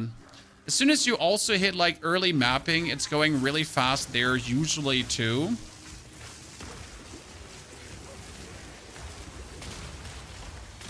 Yeah, see, like, now we're not just blasting through our... I mean, we're still losing our mana relatively fast, but we're not blasting through it like there's no tomorrow. That 50% increase was huge. As long as we keep moving. Blackjaw, where are you? Come on, be Blackjaw. Thank you.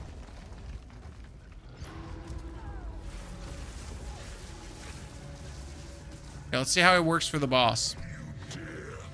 Are we ready, ladies and gentlemen?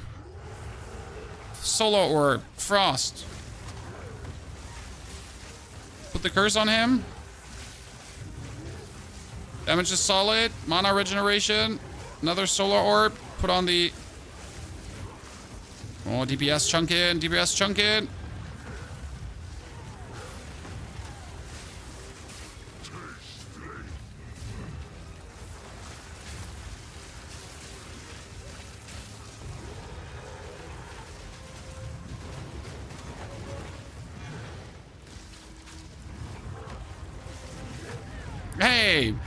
Hey, sir. I was totally not standing there and not ready to get hit by that. Uncool. What is your plan for this build for later maps? Well, this build in more efficient. We're not planning to change much about the build. It is absolutely going crazy. I mean, we are like, the thing is that we're missing right now a lot of the nodes that will truly transform this build to the next level, because we're now missing a lot of the shock magnitude nodes and that kind of stuff. So that will help us. Obviously more mana regen, as we want to be indiscriminately able to just keep blasting. So that's right now like a big problem that we're, like, as it seems, not able to completely go all out on our mana. That's a bit of an issue. I mean, damage is incredible. I won't have you pretend different that the damage is incredible. So it's this in just even more efficient. And we're unsure if we're going to keep the Solar Orb forever, but I love the Solar Orb, Orb of Storms combination, as the Solar Orb just, again, adds Ignite, and that Ignite gives me bonus damage, but it also just ignites, so it doesn't hurt to have another Elemental Ailment on. Because we can have our damage also scale with the amount of elemental ailments we do, and since we kind of like do a little bit of all, like, it doesn't hurt. I kind of like to be a tri-elemental sorcerer. Any legendary items you want for this build? Well, there is an amulet called the Everlasting Gaze that would allow me to turn my mana into energy shield and then my mana back to energy shield. That one could be used straight away.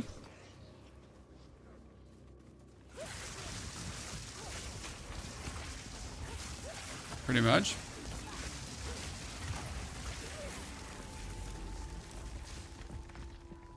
Yeah. Kafriza, thank you for the 7 years of being here with us. Sir, that's crazy.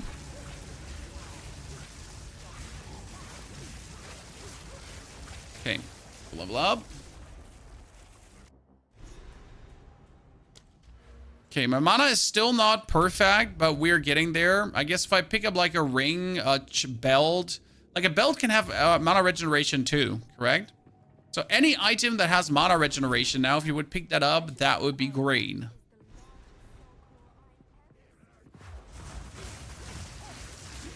I mean, even a 1 can have mana regeneration, correct? Mine has currently nothing. Mine has just spellcasting speed.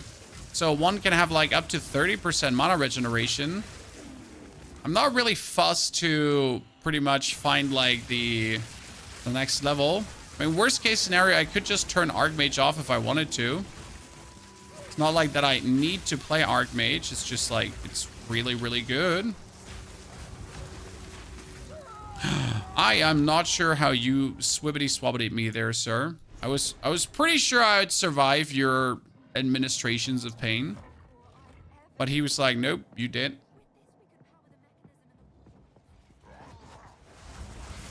There's also a unique chest that I have that I'm currently not using because you don't have it. The unique chest says that your energy shield recharge starts a whiffy bit later, but for starting a whiffy bit later, it also cannot be interrupted.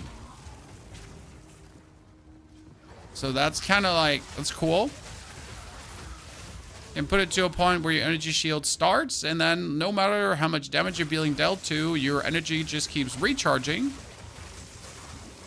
That would be actually nice, because if then the enemy just keeps hitting you, it doesn't matter, because their damage does not interrupt the recharging. Could you cascade plus echo support?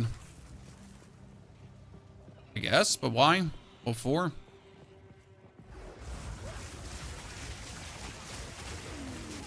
If you want to know if they're working on your skill, you always just click on the support gem and check if it's working. Which venom should you drink for your sword? Elemental alignment, threshold, or mana regen? Mana regen. Also, where did you get that mana regen again? From which venom, Scrappy?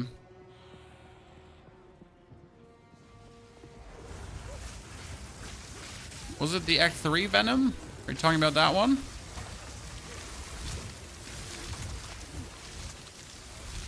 Goodness. Your freeze is uncool, bruv.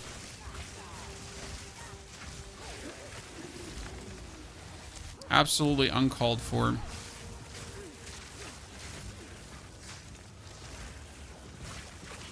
Okay, 3 venom. I drank bonus chaos resistance, but I haven't actually done the Act 3 venom in the normal game yet.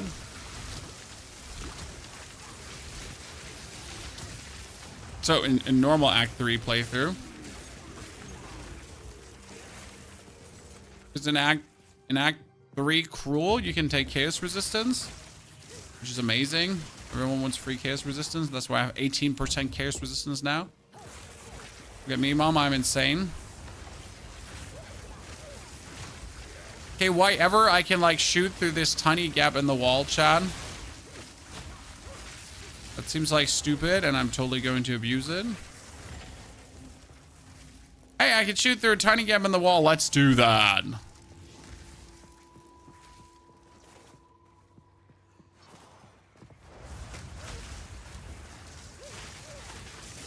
So, did you know something, ladies and gentlemen? When you're playing this area, and if you should die, for whatever reason, okay? The soul cores are being randomized again. So there's a bunch of soul cores here, and you might have checked every single nook and cranny of the map to find one. And then just right before you find the other one, you die. And then that soul core gets randomized in the whole goddamn map.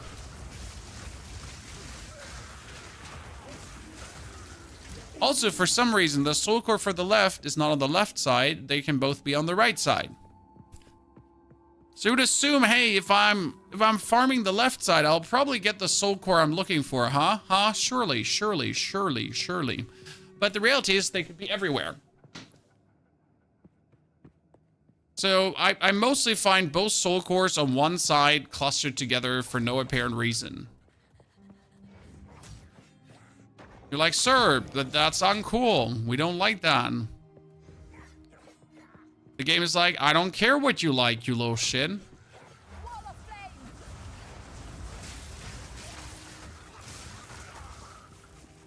I do know a way out. Listen to whatever he's talking about. Probably we should go back to Act 3 and do that Venom 2. Scrappy, is that what you're saying?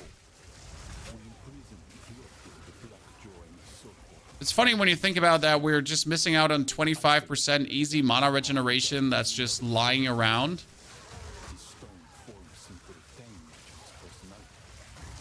Do I dare drain my own lifeblood into something we used as a punishment worse than death? We have toiled so long to defeat death. All I know now is if the sky turns Mr. Soulcore sent me a dream. Okay, what are we going to corrupt, ladies and gentlemen? Let's corrupt my chest. Maybe it gets a third socket. It's a form of harness corrupt. Didn't get a third socket. It's robbery. It did get chaos resistance. It did? Yeah, it got 19% chaos resistance. That's pretty nice.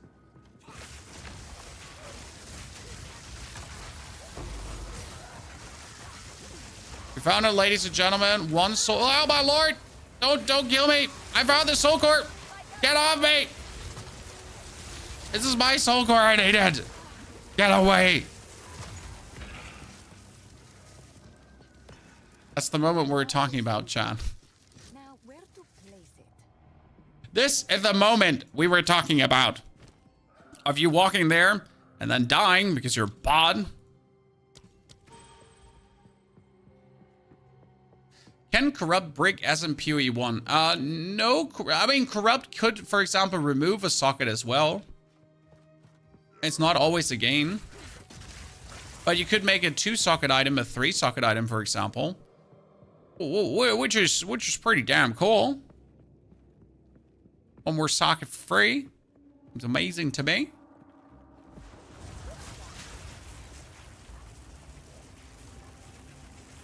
Yep. We love these moments. They're totally not stress-inducing.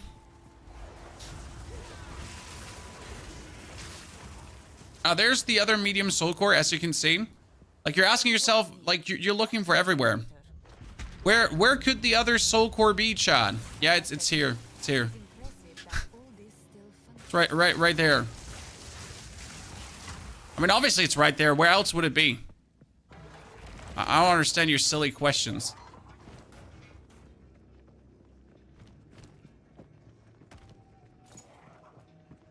Sweeney, good to see you there. How are you doing? Have you been enjoying some PoE2 yourself? Can it make your item reroll all modifiers? Hasn't happened to me, and I'm not entirely sure. Worm.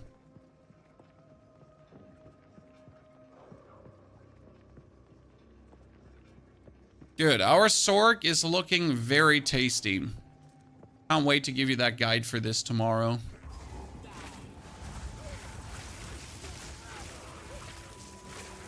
But enjoy watching PoE. I gotta say that PoE 2 is actually a watchable experience.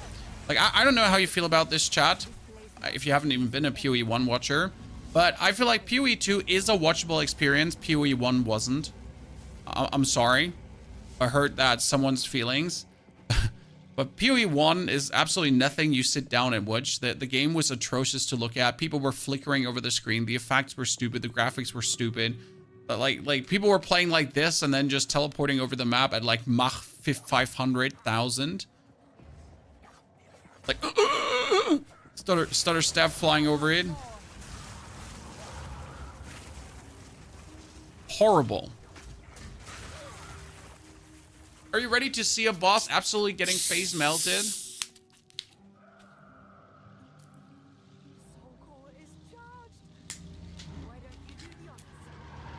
I feel like Path of Exile, due to the slower pace and the clearer graphics, is definitely a better viewer experience. Look at him, he's so cool, chat. He's stepping out of the wall. God. He's like, you know, take soul core. You're like, but sir, me do 1 soul core very bad. So please give. Don't be like that.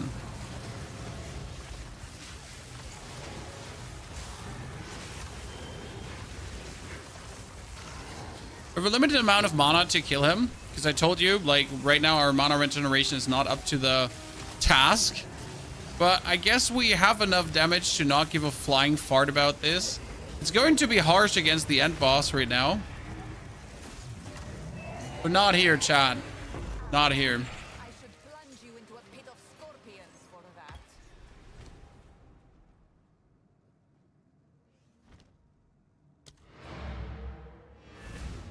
Hold on. Wait a minute. I made a mistake.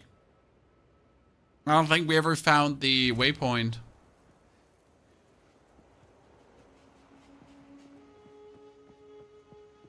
I don't believe we ever found the waypoint in the Infested Barrens, did we? Nope. Nope, we never did.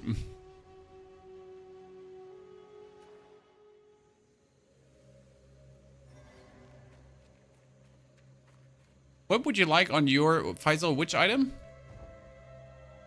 Mana regen. You always want mana regen.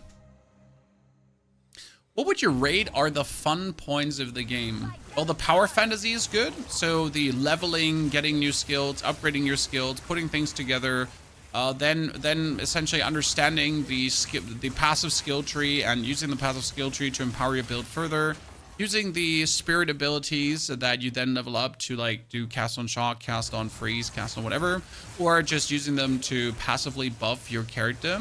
While you're then playing through the campaign and do actually have challenging boss fights with an end game that technically offers an endless grind if you're then interested in that kind of endless grind. On 6 different characters with 2 ascendancies, with a 3rd ascendancy to come and 6 more characters to come. Yeah. Those are just the broad strokes of what I think does make the game quite decent to play. And that all for $30 or for free in 6 months. I mean, right?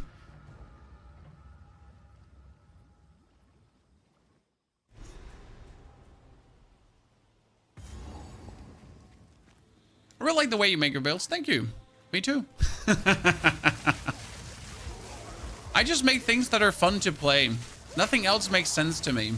That will certainly lead to sometimes to not the best YouTube clicks in existence, because we all know what people click on. They click on this is the next quintillion one-hit build, and this is the second quintillion one-hit build. There's a place and time for these builds. It's not the place and time yet. If the Val was so intelligent, why would they build? I think like in like 2 weeks or so, when the first wave of nerfs is in and the game has kind of like a little bit settled and GGG has decided on their direction they want to go with their nerfs and the balance changes, I think then it's about time to look for those quintillion damage builds and truly see what goes bonkers without breaking the game.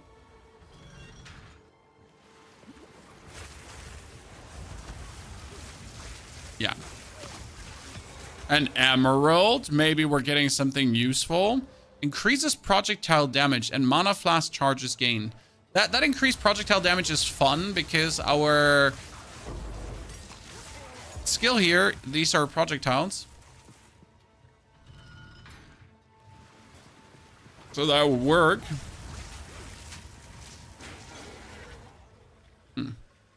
Tomorrow, ladies and gentlemen, though, we gotta start with another character if we don't want to play some Sorceress endgame. So what do you think? Do we start with a new character? Do we play some Sorceress endgame? It's our choice.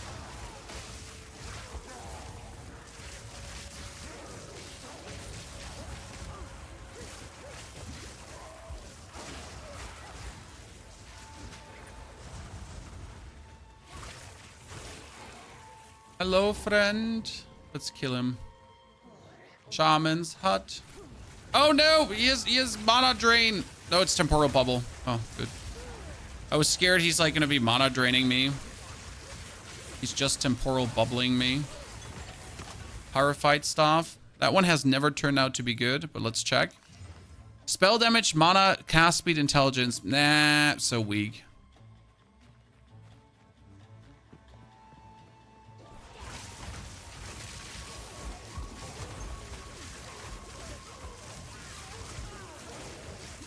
The game is kind of boring. Well, I'm missing a little bit the track to the bosses. So I know that I have to play through the end game to reach the pinnacle bosses, and they kind of hit the pinnacle bosses away, so you gotta find them. I would prefer if the end game gave you more quests leading to the pinnacle bosses. Like a blueprint, because like people love to be taken by the hand, Greg. Like, it might be endgame, but people want to be, like, really like, okay, first you do this, then you do that, then you walk here, and, like, maybe you want to go into that cluster of the, like, you know what I mean?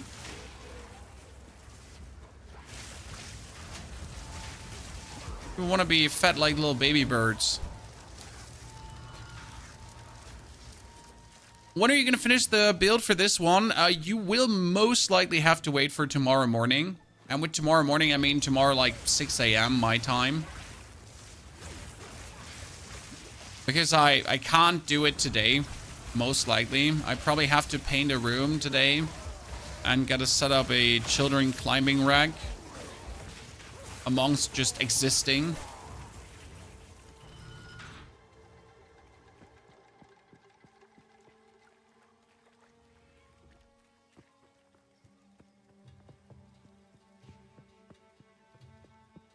started mapping out a field beyond Lost. You essentially have to go through the maps more, and like it's this discovery where you're not being taken by the hand and you can do this exciting discovery thing. But I feel like GGG forgets that people don't want exciting discovery. Just tell them where to go. Highlight 4 parts on the goddamn map, hide them deep in the smog, and then have people just make their way in that direction. And you know what? Make it optional if you want to for the people that want to discover.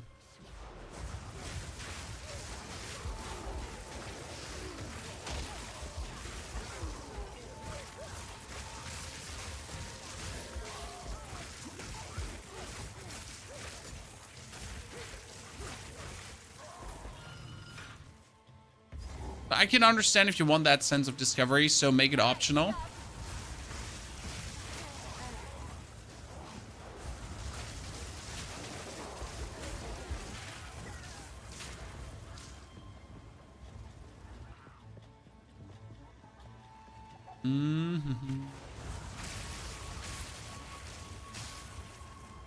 Where do I have to go to pull the lever right now? Oh, upwards.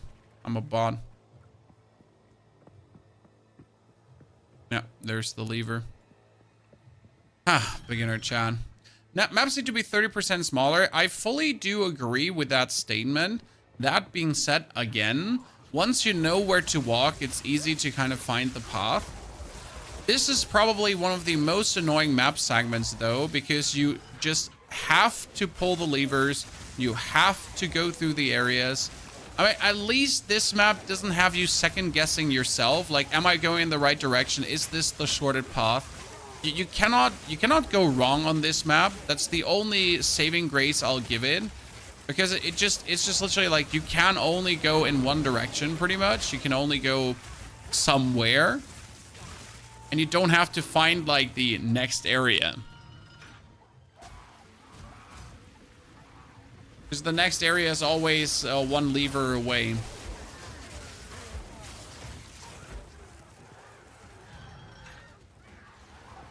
Mikiki, good to see you there. I have now 100 plus hours on my witch and don't want to end the end game. But you don't want to end the end game.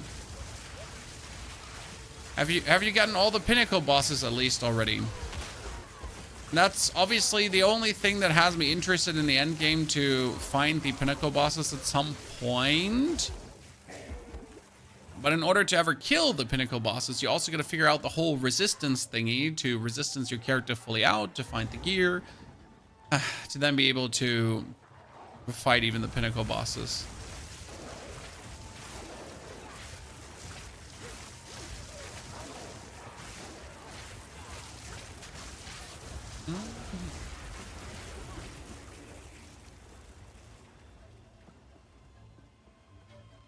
Not all of them?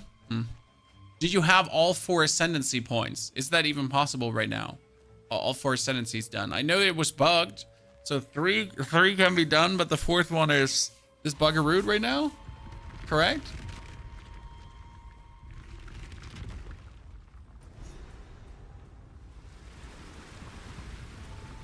That should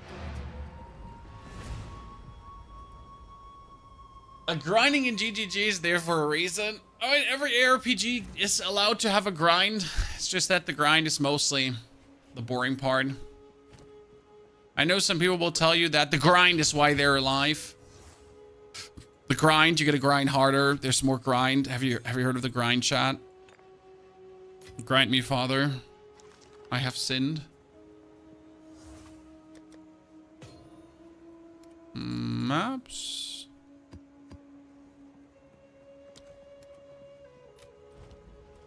Be warned, fair queen. Didn't we level up? That means there is a reset again, huh? Okay, 86% increase, +3 to all spell skill levels. And mana regeneration. Shit, I gotta play that, right? I mean, the fire damage is useless, but +3 to all spell skills is a bit too good. This is +1 to all levels, and it's another 50%. This is like 90%. Yeah, like +3 to all spell skills is The most of that. something for certain.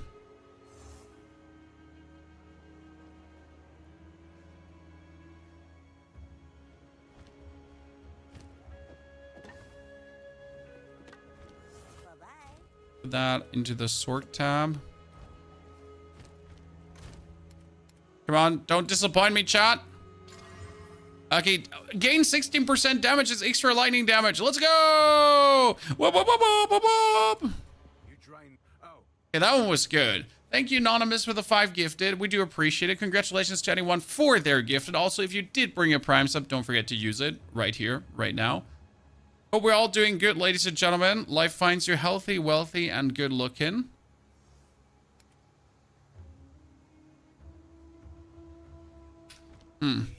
Nothing of matter. Water race. No, we're going down. The next part is pretty easy to push through, so that's nice. Disgraced by time. Found my ways to get through that next part really good. There is still a beauty about it. Saw some streamer get it. I just noticed that people got to the end of the 4th and an elevator was broken. Maybe only the 4th trial of Sekimo's are broken right now and the trials of Chaos are working. That could be a thing. Right?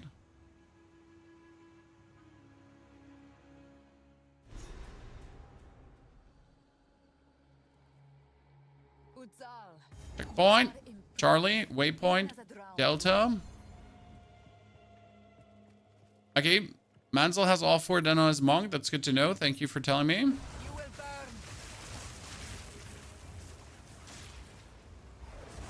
I'm not going to get the Ascendancies done on any character anytime soon. Does not seem to be a worthwhile endeavor in terms of time invested. When we all know they're going to tweak the, like, we all literally know, and I think we can all agree on that, the Ascendancies are going to get tweaked. They're not staying this way. And they're already working on it, but I do assume they're going to either nerf the level of it, or I'm not entirely sure what they're going to do. But at their current state, they cannot stay, because the fact is that with the current way how the Ascendancies are, like a large part of the player base, and I would argue probably 80%, will never ascend 3 times, and probably 90% will never ascend 4 times. And that seems crazy to me, having a mechanic in the game that over half of your player base will probably never get to witness, play with, flesh out their characters to the fullest.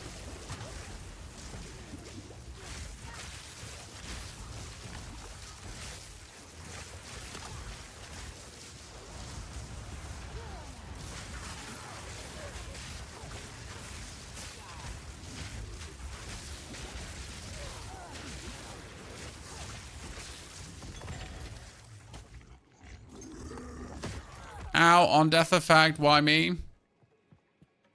Anthony, thank you for the 3rd month of support. Anthony, hope you're doing well. Honor system is still crap and Chaos has the worst mods. Honestly, the Chaos mods are just like, who the hell thought these would be a good thing to put into the game? That's like the only thing I have left to say about the Chaos mods. It's like, who in their right mind played through this, play tested it at GGG, and was like, this is good? Because you gotta assume that the people at Grinding Gear Games, they play tested their stuff, hopefully. And they're like, yeah, this is it. Our players are gonna get this done. Desert fire.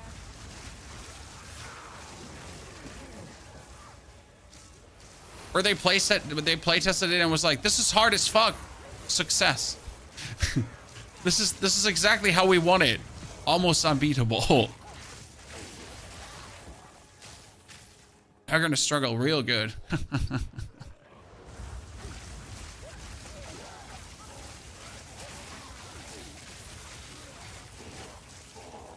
The fun part is that the melee buff they did is actually a range buff too.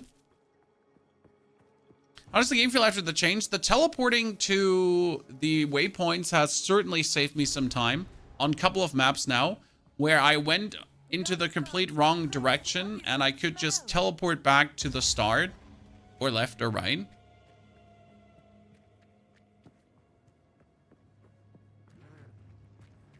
Certainly the best feature they have added, especially in how seamlessly they added it and how well it's working out.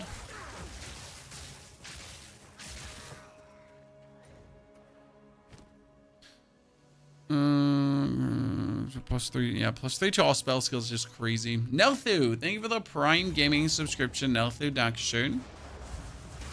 Welcome to the first timer. I enjoy sitting on the other side of the room and lobbing grenades. That sounds fun. Apart from the grenades seeming like bad. I tried them out. I didn't like them. I hated them.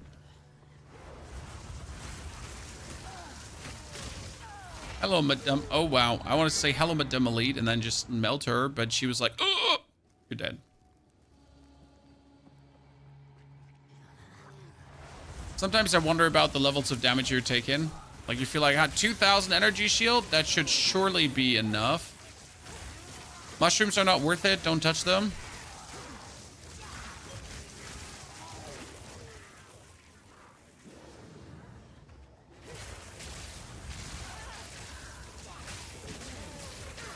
Do not touch the superior ultimate mana flask. I'm not sure if we're looking like for ultimate, giga, super giga, duper giga, ultra, right? What kind of mana flask is it we're looking for, chat? Is the premium elite?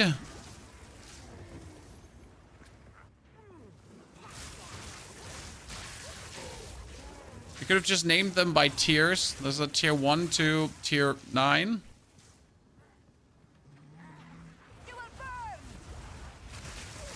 Calling it beta test instead of early access would be better.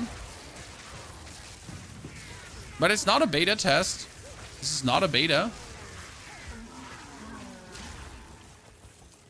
I mean, we can argue about semantics and whatever you feel like, but this is certainly not a beta.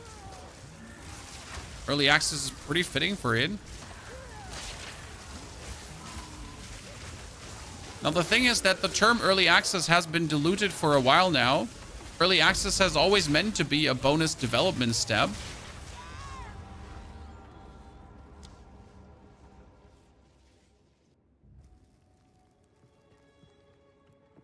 That helps to develop a game further. Same goes for beta too. But there won't be any more beta tests. Like, usually you go from a beta into an early access, but this game has no need of a beta. It is a working game from a conceptual stage that works extremely good. I mean, that some aspects of the game are less amazing and certainly needs a bunch of looking into. That's a fact and a half. But you can always make mistakes. I mean, look at Diablo. They, in a span of 1 year, completely remade their game. Happens.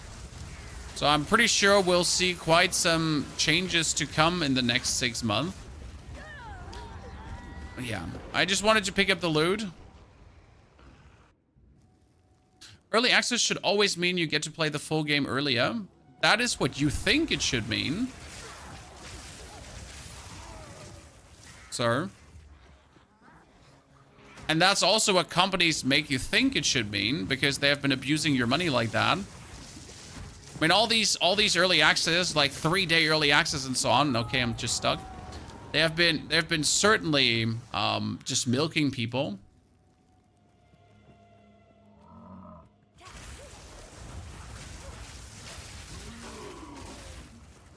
That's why I'm saying the term early access has been heavily diluted by game companies just milking you for a 3-day early access.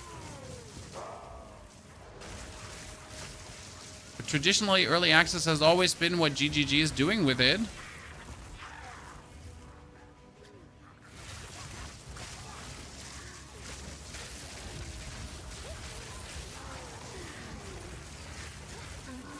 But end of the day, whatever you call it, it's not like, you know, it's not like this is a surprise when you see the coming soon on the skills. I mean, Grinding Gear Games has been absolutely open to what you actually get with the package. It's not like they were hiding something from you. Game is good, where's the label matter? Exactly. It's like a non-discussion.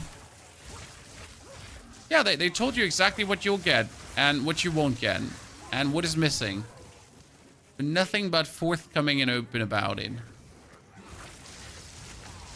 getting like a lot of these big ladies as elites, and that's a problem because they just need to spit one single time at you and you're dead.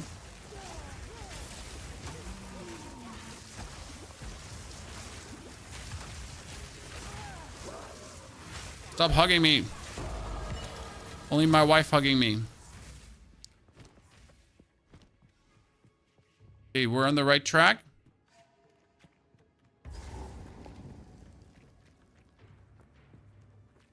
Labels matter. Well, again, Nasser Games, labels don't matter in this case because you are absolutely told what you're getting. If anyone complains that there are classes missing that is only Act 1 to 3 or something, then they clearly did not actually pay attention to what they're getting.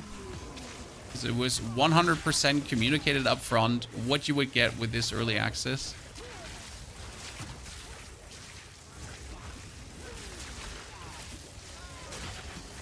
A game in development.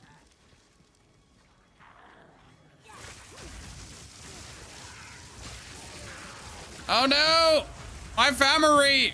Give me a second. Pause button.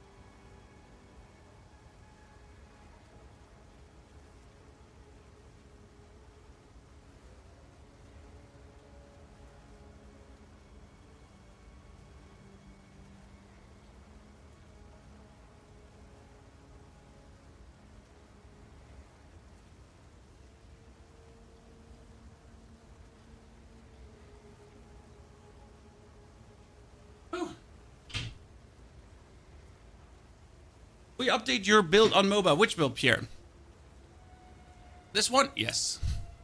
Boss coming in clutch? Yes, the best feature an ARPG could ever have.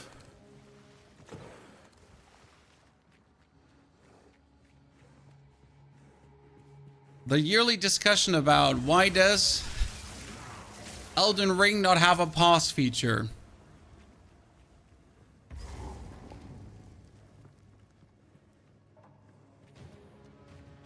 Especially since with a mod tool, you can give yourself a pause feature.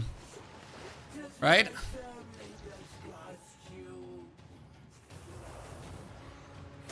Latency graph F1.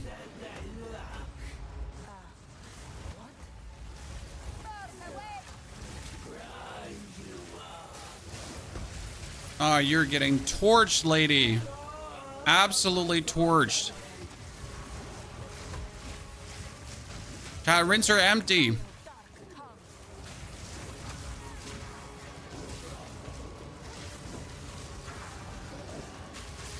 I'm out of mana because of blast. It's too hard.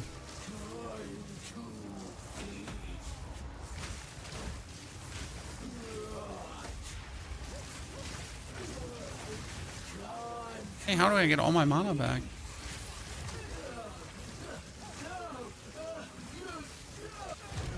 Whee! I will never be able to remove this. Well, at least it was worth it, I suppose. And these +3 ranks to all spell skills are just nasty. When you get the Chimera Pad, you gift away 2 subs on Twitch, and you get a Chimera Pad.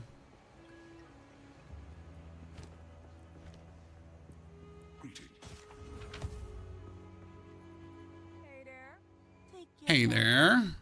My tribe could use Maximum mana. It looks so good, but I don't need them. take care. Currency. Maps. Gem. Currency. Currency. Dimmy, dummy, doomy. I don't. What do you Lightning resistance and max life.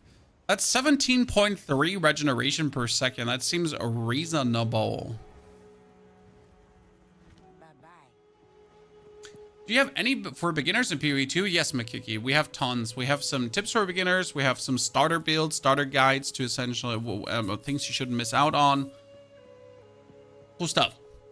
Malachi, good to see you there. Thank you for your subscription and support. Dankeschön. That was a quick run through here of the area. And the good thing is that the next area is only 5 minutes. That's it. You would think the next area is like quite long. And if you do actually play the next area, like, and discover everything, it is quite lengthy. But just blasting through. Ian Crane Atkins, Like the desert sun. thank you very much for your 2 gifted. Congratulations on your camera pad.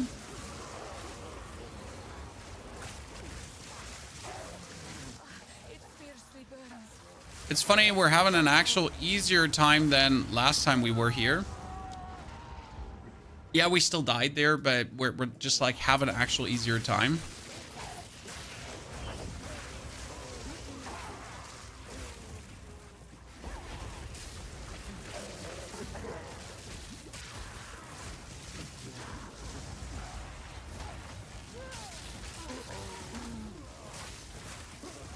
Good. Yo. Yo. So if the entrance to the next area is around here already. Oh my lord.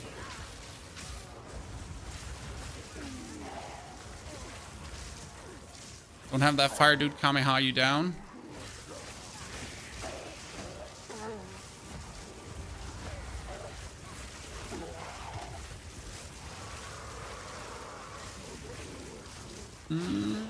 Please be here. Make my life easy. Yes, let's go. Whee! Okay, don't take the one that is the... That's the one with the 2 graves, so you go to the right side. Okay?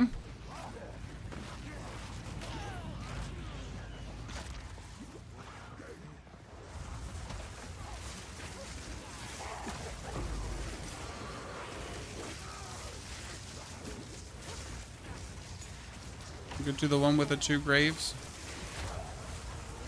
Could be here, but it's probably more to the left. I'm so going to nuke you.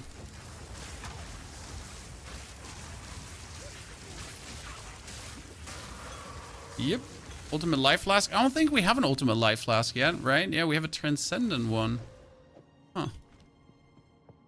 Would you look at that, ladies and gentlemen? I'm gonna look out that we don't take too much damage because we obviously don't have any heals going on. Oh, that's bad. It's like let's not take too much damage. Random elite opponent appears. We have no business fighting against. Okay, there we go. Boss fight, and we got our skills. So now the magnitude of our shock is more. So we're shocking harder. That leads to more damage. Have you gotten the 3-in-1 spell cast? It's called Spell Cascade. That's a support gem for the skill.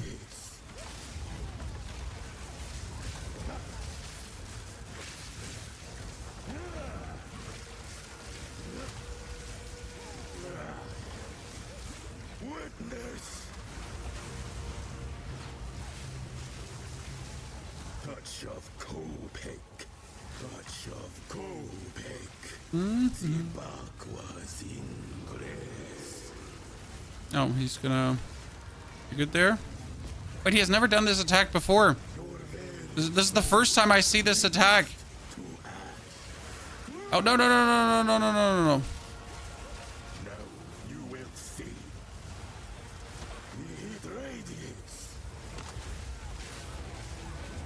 Like, literally first time I've ever seen him cast that ability. In all the times we've fought him.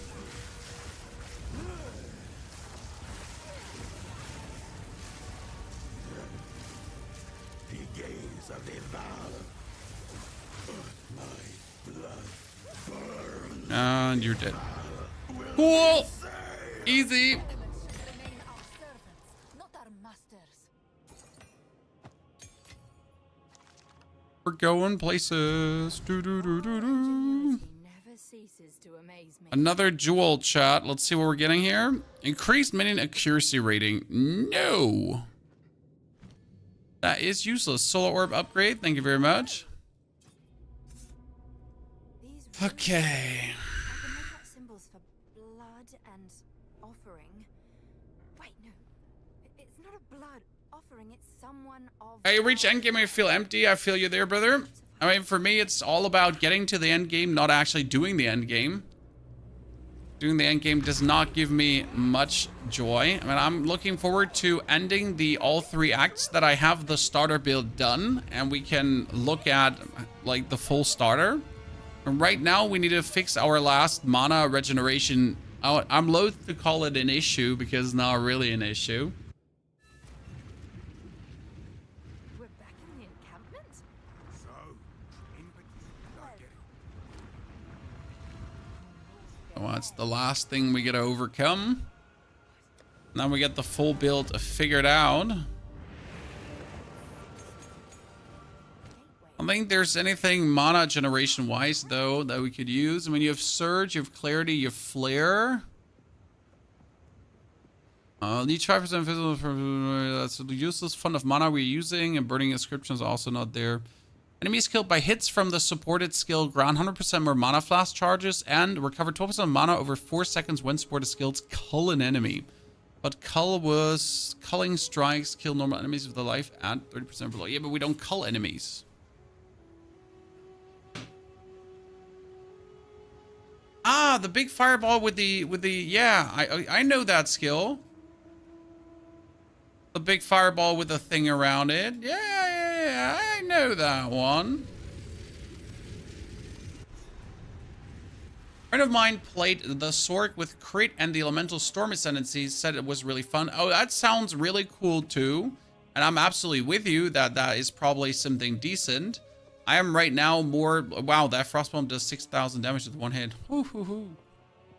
I'm right now more looking, though, to max out on the tri-elemental sorcery that we're doing here, as that just feels really fun and good. There they are. What are you doing?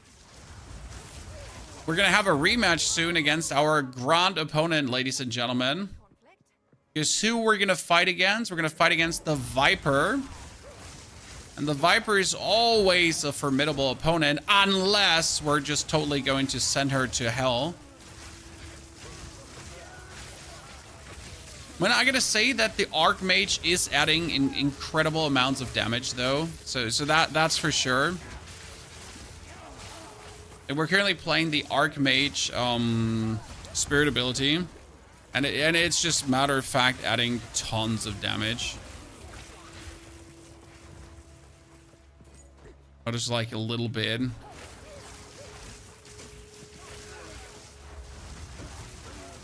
It's like nasty how much damage you're getting out of it.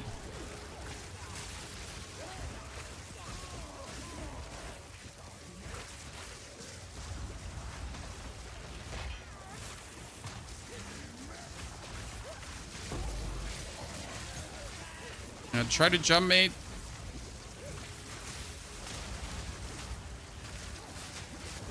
You notice how we're always out of mana? Yep. Things are expensive. Fine belt. Sacrificial heart. Yes, let's go. The last times we've always struggled with getting the sacrificial heart early. That one is so important because the sacrificial heart is 2 more skill points. So excuse me when I'm excited for getting it this soon.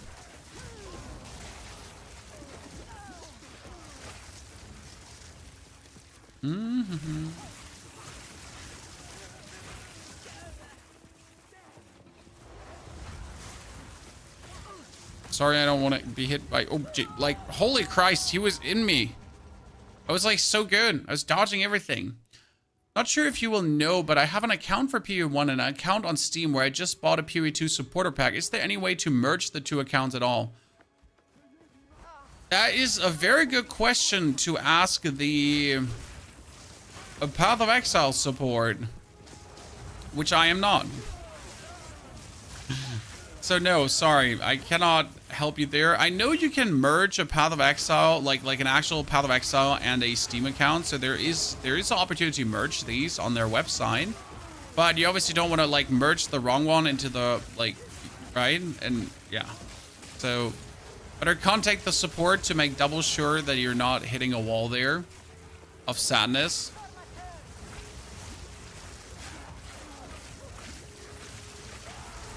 I'm pretty sure there is some merging features.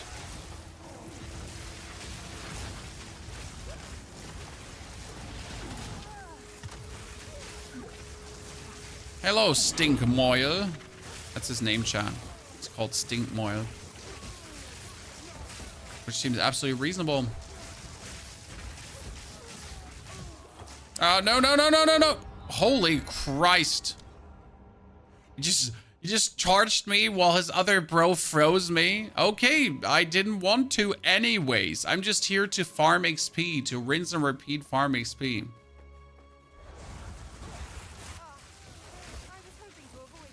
This is, by the way, the point where, like, maybe Arctic Armor would be better than Archmage, because we do already do a tremendous damage.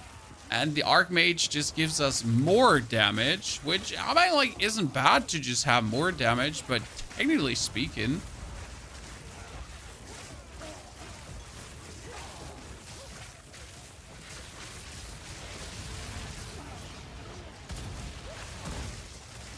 Oh my lord, they killed me so fast. Okay. This area has very annoying opponents, I will say that. That doesn't excuse the amount of deathies we've been having there right now. We could fix this by, again, putting away our skill points from the shock magnitude over to more elemental, to more energy shield, as there is an energy shield cluster we could take for our focus to give us more energy shield. We then wanted to engage into the focus energy shield shebang. Probably not. Will they reduce the cost of refunds? The refunds are already reduced, in case you missed that. Not by a crazy amount, but enough to make the refunding, like to make it meaningful.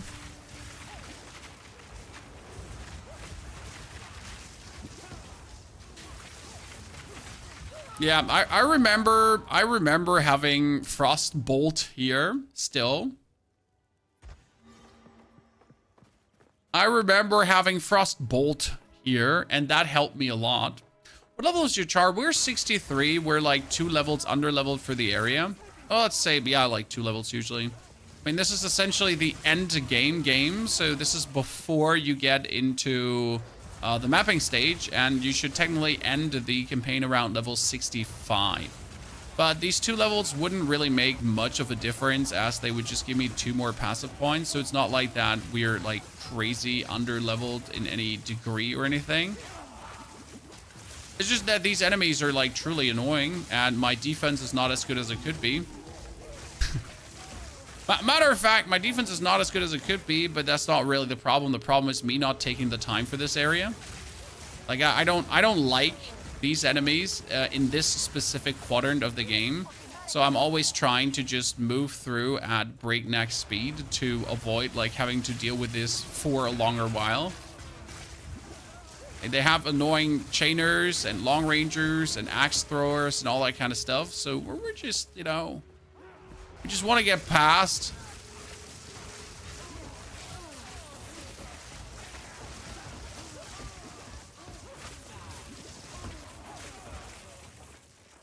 And technically, we're all already done with this area pretty soon. Like, we just need to get like past this first cluster of mobs. Oh my lord, how much freeze are you doing?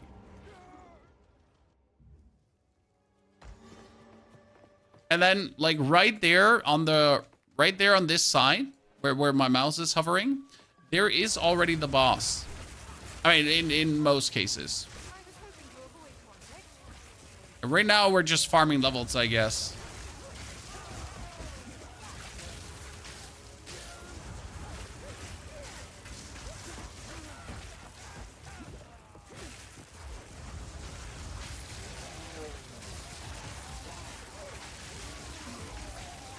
Yeah, there you go. You made me use my Orb of Storms. I hope you're happy now.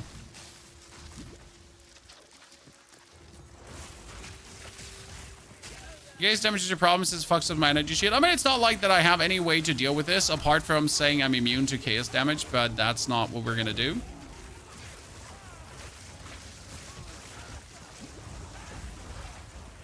So what do you mean with immune to case damage? Well, you can reset your HP to 0, to 1, and then you're immune to case damage with case inoculation. Kind of funny. Okay, sir, you like barely touched me with your ability, and I'm like frozen straight away.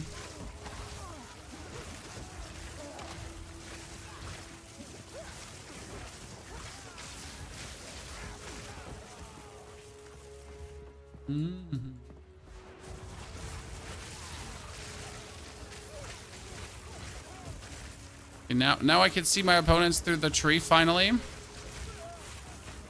We got this.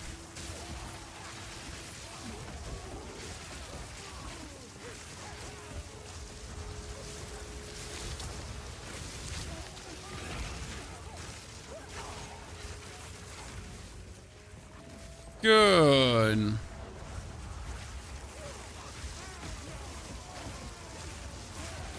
Gonna move a bit slower through the whole area and just have them walk into my field of death. And maybe wait for my energy shield. See, like, there we are. That's it already. Just walk past and we're done. I told you. It's right here. It's always here. Is the death on minion comet build still viable? Nope. Nope. Don't worry. The build was nerfed. Comet was nerfed. Death on, cast on, everything on was nerfed. As it should be. Which one of you is a Val blood? Because it was all a bit too good. I am Okay. Elva the Lie, treasure hunter extraordinary. Take her! Bring her to Doriani. As for you, I will pay back every drop of Val blood you No, have bring her spilled. back. We like Alva. Okay. So, ma'am, listen.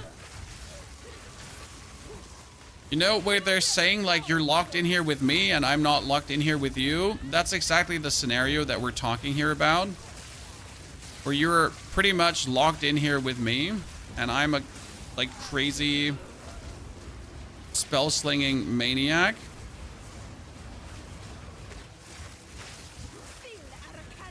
Right?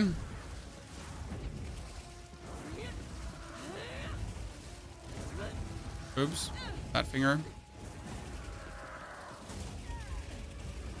Oh, wrong roll. Wrong side roll. So...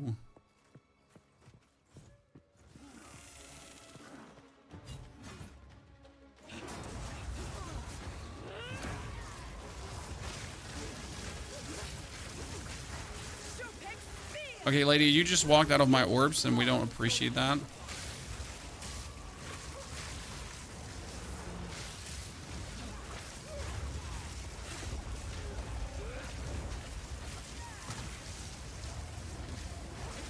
When you're to literally like just keep hovering into this orb of doom, right?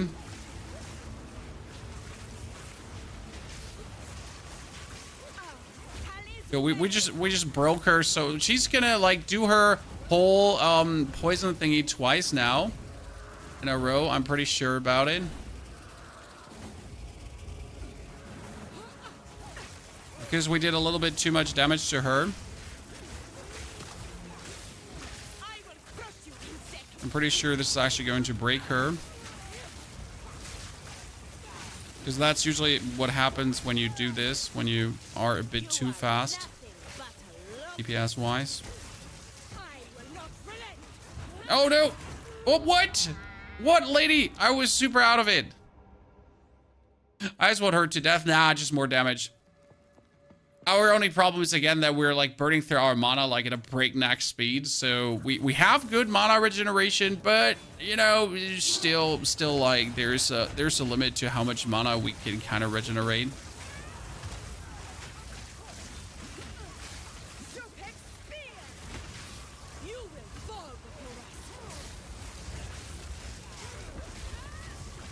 And there's just truly like a crazy level of damage where it could deal.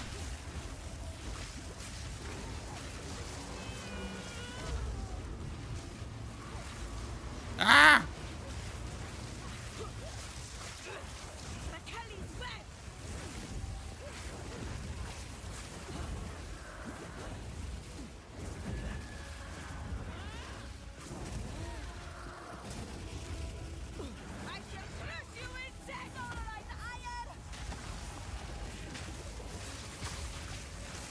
Wait, is she going like... Oh, she did it straight away again. No, robbery. Oh, wait, she didn't. Wait, I'm confused what she did. I'm confused which stage we're in right now for... You're nothing but a locust.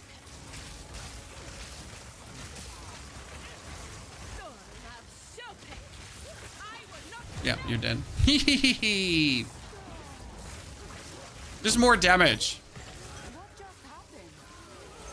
Just more damage, Chad.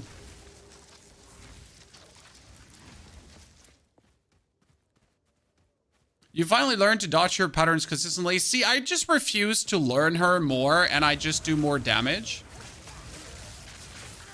Like certain bosses I just refuse to engage with and I just do more damage. Because that solves all problems. Every problem is solved by more damage. Apart from these guys who are just like doing more damage. See, like they solved the problem as well. Really good. They just did more damage. Tell me what you want, but they were listening in, brothers.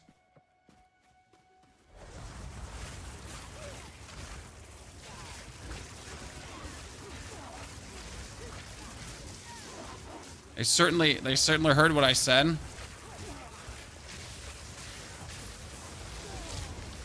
The easiest way to counter this kind of behavior is just stutter step forward. So my best interest is always like move like a step forward, then move a tiny another step forward, then move a tiny another step forward. And while we're doing that, we're just carpet bombing the area. Because obviously my things have like incredible range. So instead of like walking into a scenario, they're just walking into my scenario. Best way to handle this. Like you don't want to have like ever a scenario where you're essentially the first one to have enemy contact, like, right? They're just the first one to have contact with you. I was hoping to find the temple entrance here straight away because last time we did find the temple to aggro it here like ASAP. This was really cool. It was just go to the right side down, found. Oh, another level up, ladies and gentlemen. That's 64 now. You would think again that 3,000 energy shield almost is enough, but it's not. Oh, we actually found it. This should be it. This is the end game now, chat. Come on, stop freezing. Stop freezing me. Oh my lord. Stop freezing me. Did they not say they reduced the magnitude of freeze? It doesn't help that we have minus 30% frost. I mean, this explains it at least, chat. This explains at least why we're having such a problem with these casters. I mean, that 30% minus cold resistance does not help my case.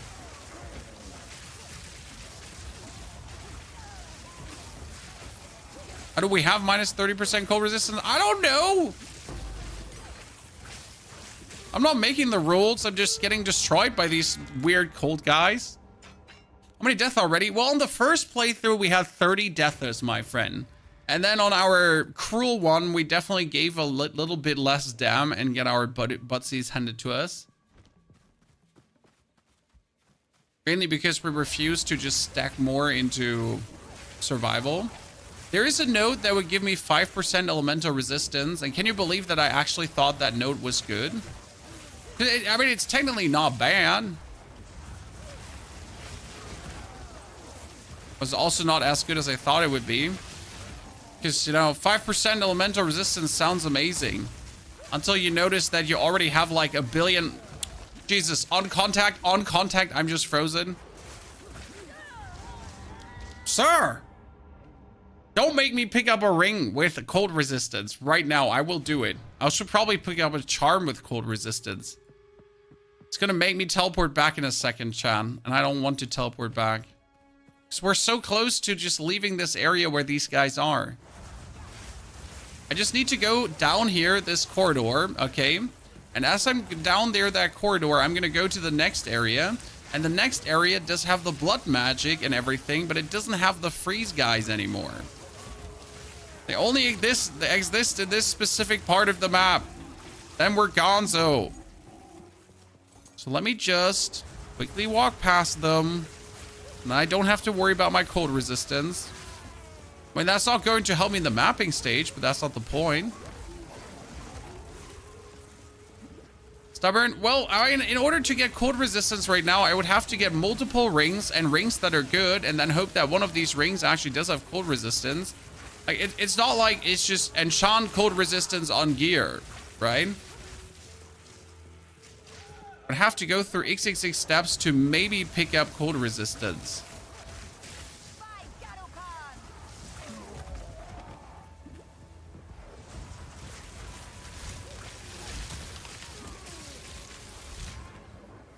Your Ice Mage is stupidly OP. Well, I love to hear that, sir.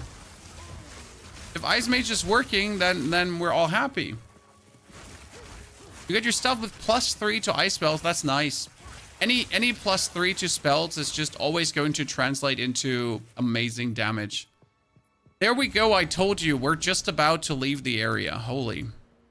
Okay, I need this. Increases lightning damage per point of intelligence because 165 intelligence and 2% per 10 points. Some.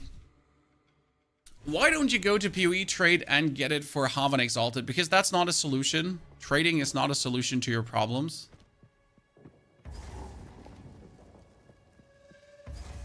It never was. It never will be.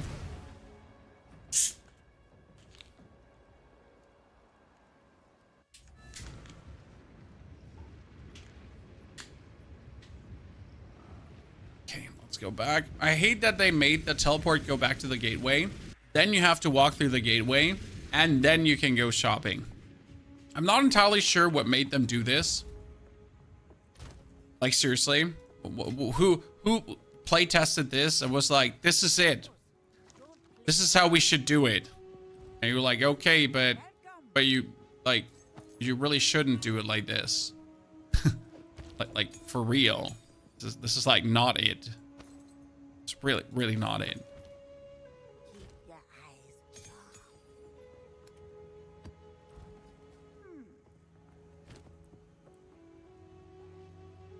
What do we have? +4 to all spell skills. Oh, Lord. And 32% increased cast speed. I mean, that has way less bonus damage, but +4 to all skills might just be better. Right? Be wary.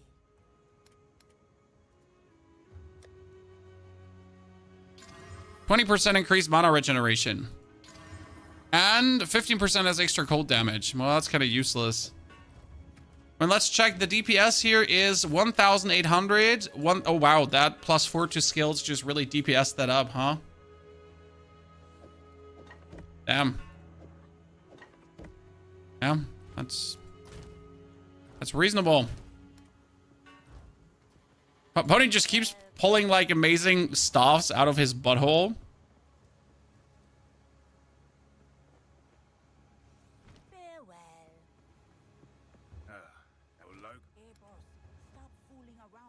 More energy shield would be amazing to just get that. What do we have here, ladies and gentlemen? Okay, that is accuracy, max life in cold resistance. And mine has nothing. I'm just going to pick up these gloves because they're just better than what I have. And that's it. I don't have to think about it. Makes it just easy for me. Now we have some cold resistance, ladies and gentlemen. Whoop, whoop, whoop, whoop, whoop, whoop, whoop. Cold resistance. Yay. DNT, happy you enjoyed the Once Human guides. More to come in the future, hopefully.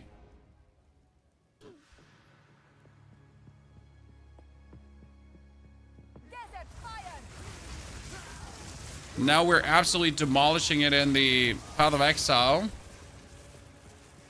And damn are we. I mean, I hope you enjoyed the boss fights so far, guys, because the boss fights get turned from like any kind of struggle to no struggle at all. And I can't wait to actually release the guide for this build and see people try it out and tell me how they like the leveling. Because I played a weaker version of this and I already had no problems, right? I played a weaker version and we blasted through the content. And now I will have the enhanced, upgraded version for you for your leveling. For the people that are interested in trying Sword. I mean, Christmas is around the corner. It's time to treat you with a new character.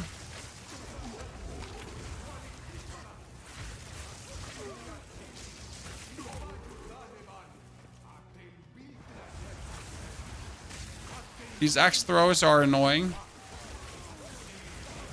Sorry, lads, but you're all just getting torched. I wish we had more mana regeneration. I truly do. Well, we got tons if you look at my stats, right? We got 200 mana regeneration. And yet that has a hard time keeping up with the reality of what we're doing. The problem is the more mana we're getting, the more damage we're getting, but the more expensive our spells are also getting. So that's a little bit the two-sided blade there. Two-sided, two-edged sword thingy. You know what I'm talking about? Words are hard. Language. Ah, run, pony! You walked right into my trap card. Oh, shit.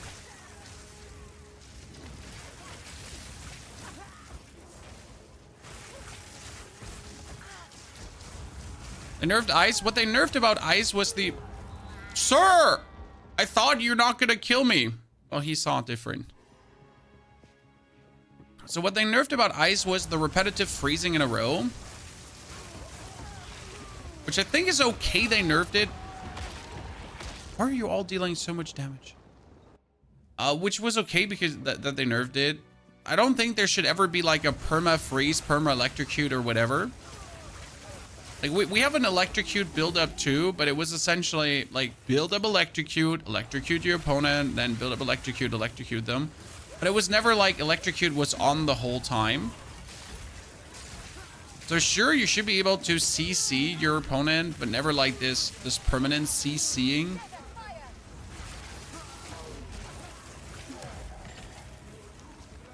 Or defeats the purpose of the game.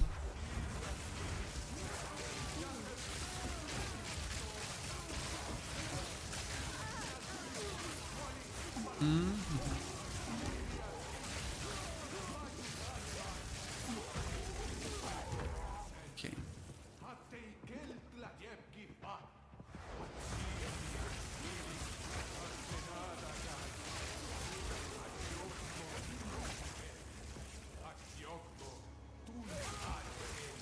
My spark costs currently 150 mana per spark.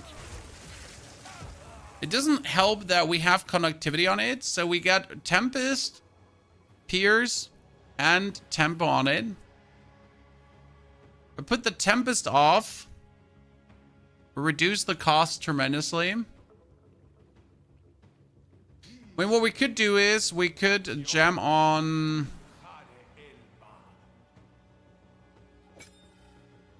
Inspiration instead of the Tempo. To reduce the cost to 90 mana.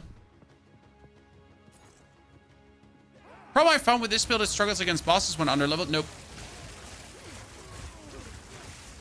Man, we just level with this build, and we have always been underleveled, and there has been no struggles.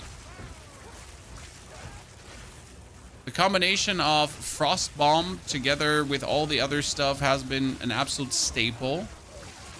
Now, I will say that maybe your passive points have been picked wrong. So, I mean, the passive points are really a big difference in how well certain builds work. Right? But I cannot say that we have faced any hardship during bossing. Like, as long as your mana is up, you'll be able to infinity cast. And infinity casting is just the way to go. I cannot say I do share the experience there. What's your cascade? This is cascade for the 3.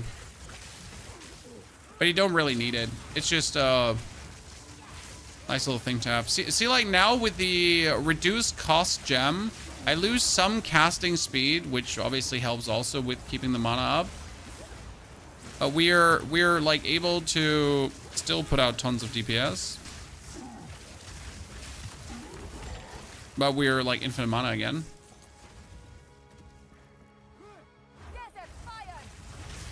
You trouble getting shield points on gear. If you're not getting your energy shield up early, you're gonna struggle.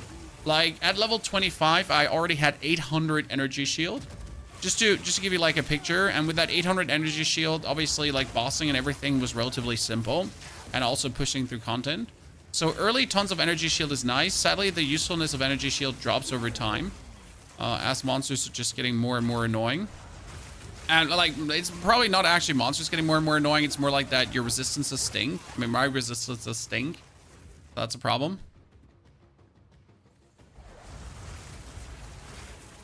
That's why we are like dropping the streamlined guide for this build to have you have like a streamlined experience.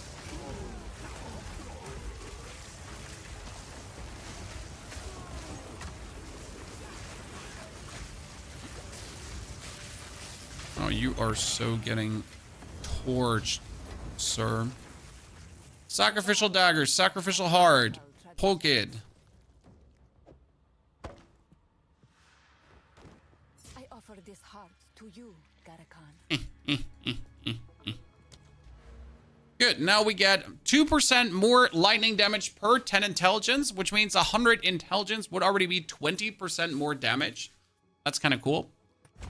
Then we could go for increased lightning exposure effect, and lightning damages like goes through lightning resistance. That's actually nice if we had lightning resistance.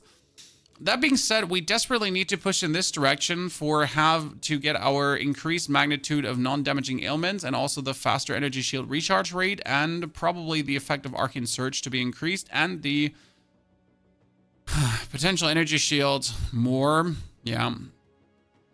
So that would be 1, 2, 3, or if I go up here, it's 1, 2. Yeah, we need to go up here.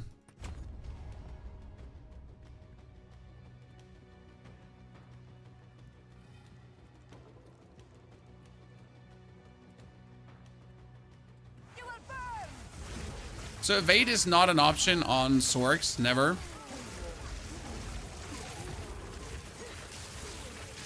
You don't have any evade nodes to work with.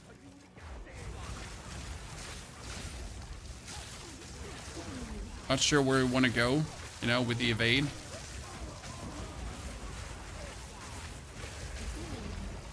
These guys are way more comfortable to deal with than the other dudes because they're just doing physical damage. They're at least not doing any elemental shebangs. Like physical damage, we can just tank. All the elemental shebangs we cannot tank. Okay, last thingy chat, and we're through. We just gotta kill Doriani, and we got this. If you have a good helmet with energy shield, Amu, we tried out the energy shield node. It just gave us 100 more energy shield. It wasn't really it. Like, it was not as amazing as I was expecting it to maybe be.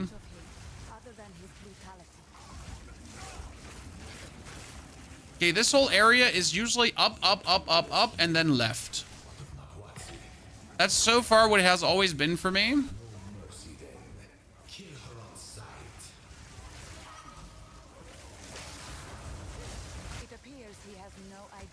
Oh, sorry. I didn't look at my HP. Yeah, Moo, we picked up the node to just see how much it would be giving us, and it was really just 100 difference, and that was absolutely not worth it, like, to invest. I wish I could give you better news, but the node was like an absolute letdown. And I want to take the more energy shield from focus thingy, but also like only good if you get a killer focus, essentially.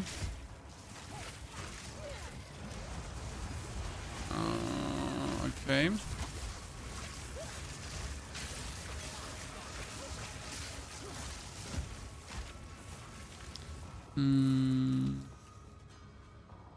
We might actually get to play this one endgame tomorrow, chat.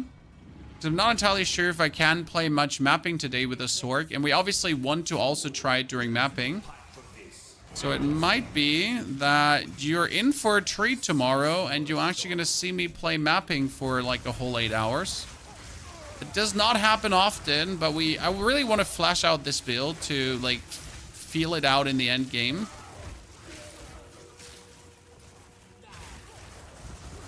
Oh, come here. What I like the most about the build is that you can pre-prepare.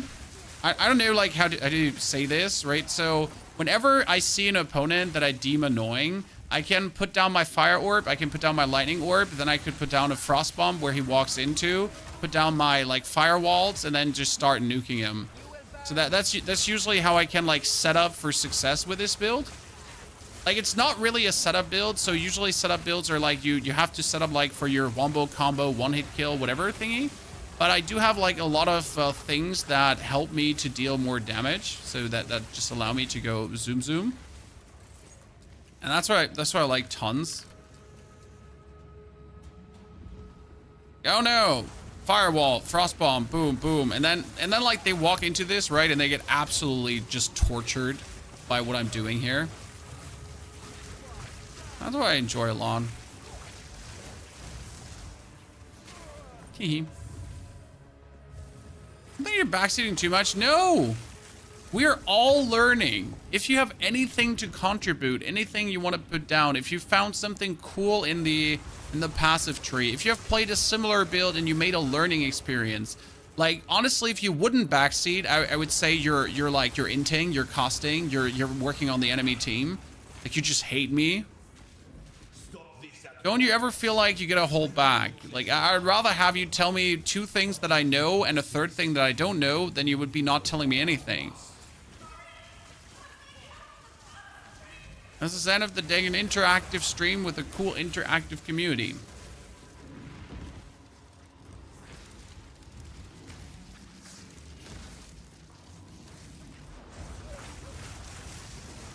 What I need to decide on if my elemental nodes are still worth it, because right now we're doing so much more damage with mana that I'm sadly feeling like my elemental nodes that we have been taking in the very beginning, which are amazing nodes to take, FY, ladies and gentlemen, but I feel like they might have fallen out of usefulness at this given point, and we have to move away from them.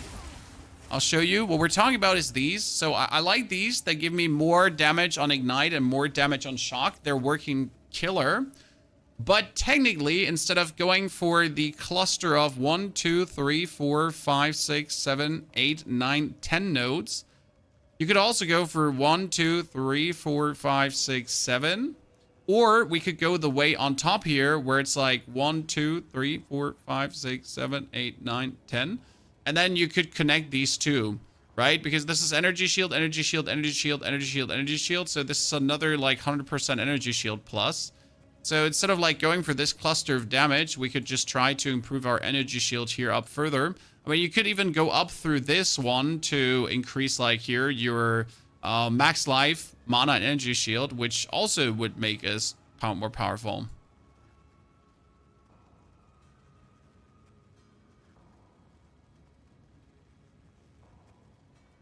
The thought is that I technically really want to have like this up here. This is also 3% damage taken recouped as life, mana, and energy shield. So this one is actually really powerful too, the glazed flesh. So the whole cluster up here is really useful. And I might have to like, there's a point where I might have to just give away my elemental damage nodes. Like they were amazing for leveling because it doesn't make sense to take the nodes up there early. The nodes up there early just don't do anything for you. They're just not enough.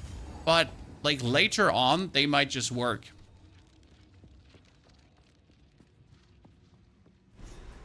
So, at the eve of Eddie, you can't wait for the guide. I can't wait to make it tomorrow because I plan to do it in a certain way, and I hope that that's going to be appreciated. Like I have like a plan in my mind. That could lead to a really cool video. can stand against us. Give in. Sacrifice is the only path to survival. Yeah, with the less mana cost node, this is going vastly better because I can like out mana cost him, so that's great. And Doriani, you're being absolutely tortured right now by me.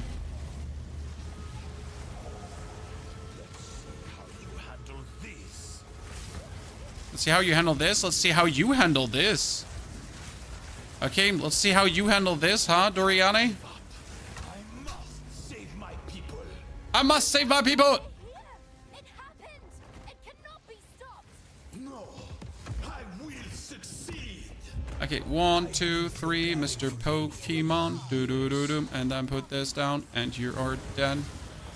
That is not true. You almost killed me there.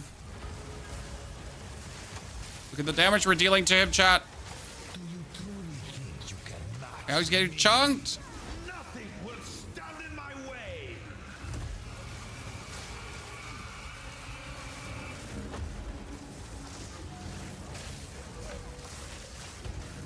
We didn't even use our curse a single time to lower his resistances. You think you can stop? Not now. How could this happen? All I've done.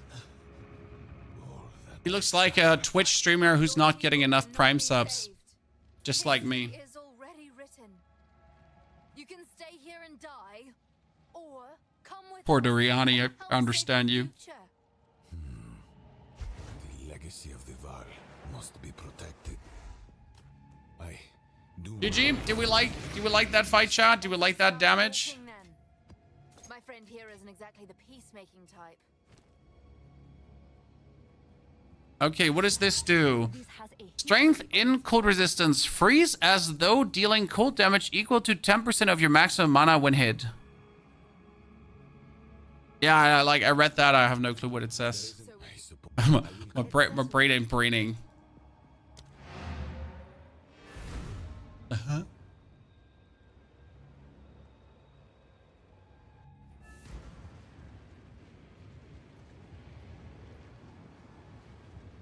I can just recommend a second style with Sigil of Power. Yeah, we could do a second style with Sigil of Power, but that's more like, that's a bonus that we don't actually, like, you don't need that, if it makes sense.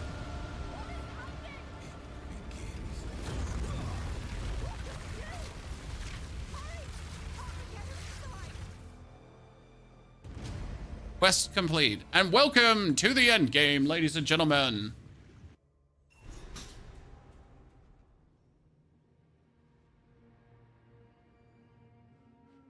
Good. Now that we have arrived. There's a lot. First things first, walk to the vendor. Hope they have some cool stuff. See, like, what is my ping doing here, Chad? For what reason ever? I just got here. There's no reason you're doing this to me.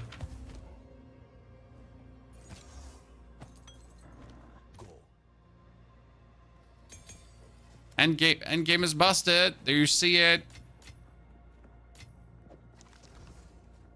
Okay, priestess. Here's what we have available. Let's check if she has some expert gear lying around. Some random cool expert stuff, huh?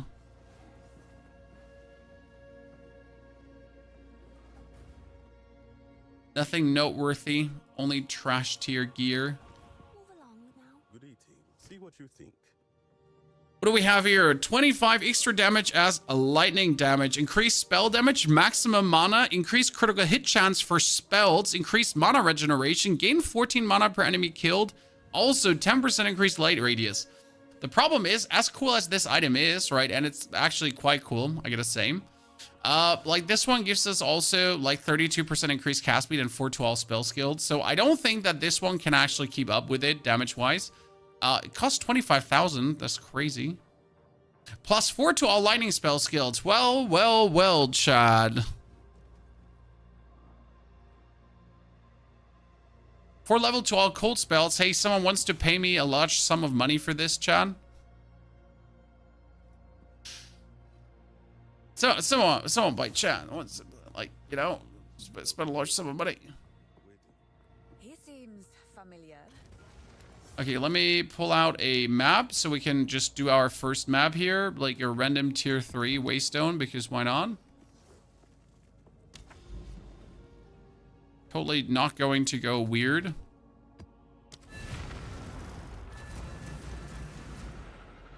Warm, thank you for the Prime support. Warm, good to see you there. Why can't you see the endgame tab on the map? Well, have you beaten the Act 3 Cruel?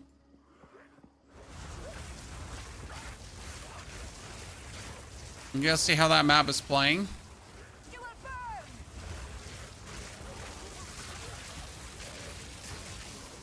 Yeah, this is how like the mapping stage is going to be going for you, because you're just like, this is probably the one advantage about the build, because maps are relatively filled with opponents, right? So on maps, I'm not walking forward normally. I just walk forward by casting my spells, and that's it. I'm not going to stop doing this. That's it. That's me versus mapping. Right, on a normal map, you have to like traverse through areas to get somewhere, and there's going to be areas without monsters, but not here. There's just simply not going to be areas without monsters.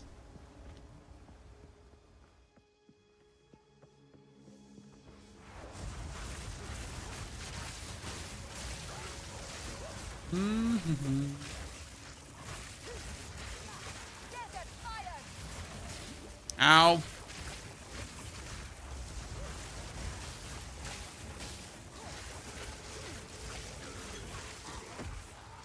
No mercy. When it's slow going, but it's so much XP you're getting. We though have to check now if we want to redo our skills in the end game. If we want to redo the passive skill tree completely. Because I feel like we wouldn't lose much DPS if I would go away from these nodes. We gotta actually check how much DPS we'd lose for that.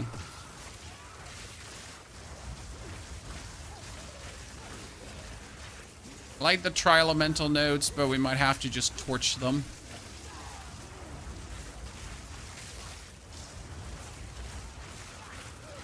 If they would add a TP inside of maps to reduce backtracking, it would be nice if there were just random TPs on the maps. I could see that, yeah. Like spread throughout it.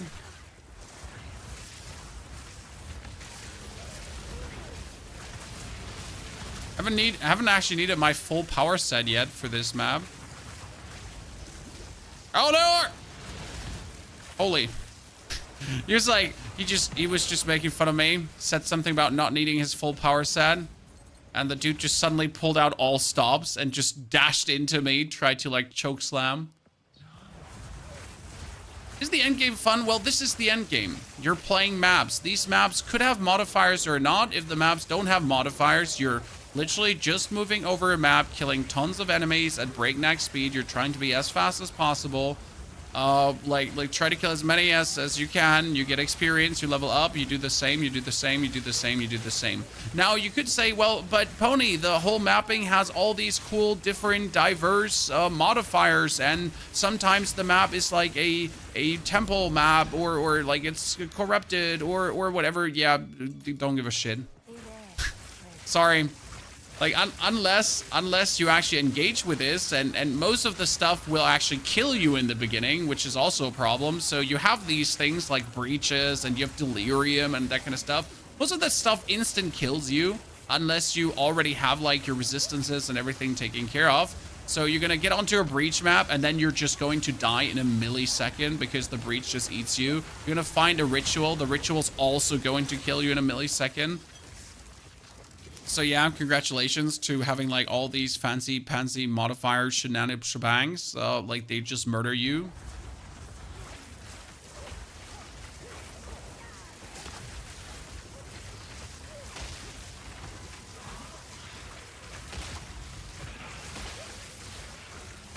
It's gonna be most of your experience.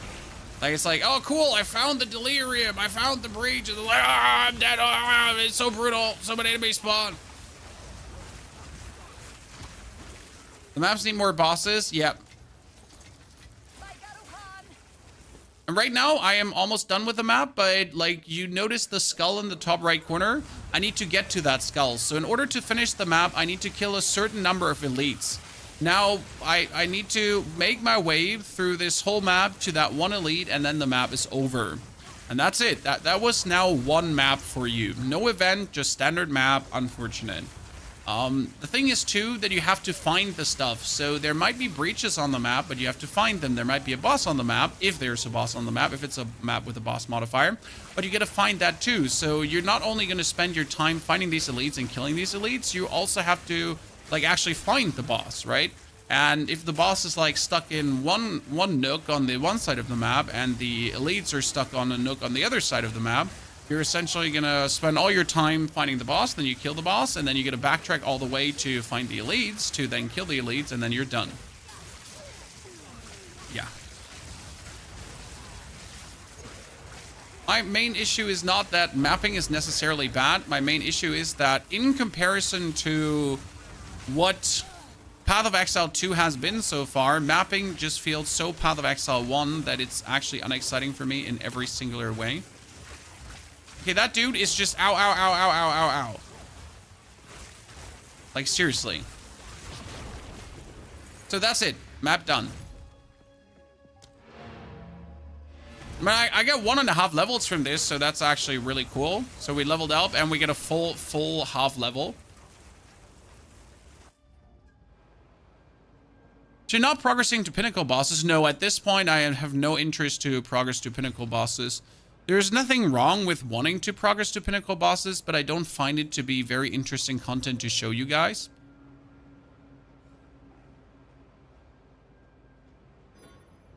Let's see. Increase amount of life leached. Increase lightning damage. Increase critical damage bonus for attack. Well, almost good.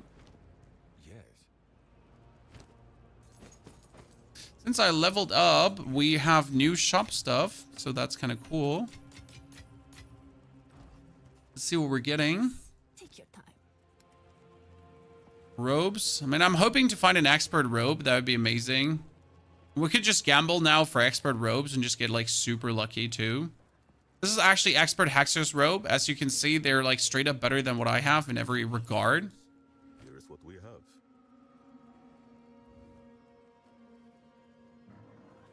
Killer 1 is always here. Mana regeneration, evasion rating, and +1 to all projectile skills. But this was has +1 level to all spell skills, so I can't just put it away. Now what am I doing? I said I'm pushing up here, correct? That was our first map, 3. Now let's do another map, and we're gonna do a map. Well, I just have a bunch of map 1s, sadly. Increased magic monsters. Number of rare monsters contains an additional shrine. Monsters fire 2 additional projectiles. What could possibly go wrong? So, and now that was map number 1, okay? And I can go for map number 2. This is a map that now has a, what has it on it? An expedition. I don't even know what an expedition is, so let's open it and go there. 50 spirit on a chest. Well, I have gotten a lot of spirit chests, but I'm not interested in these. I mean, I do need, and that's it. That was the map. So, GG. That was the map now. Now I can redo it, right, if I want to.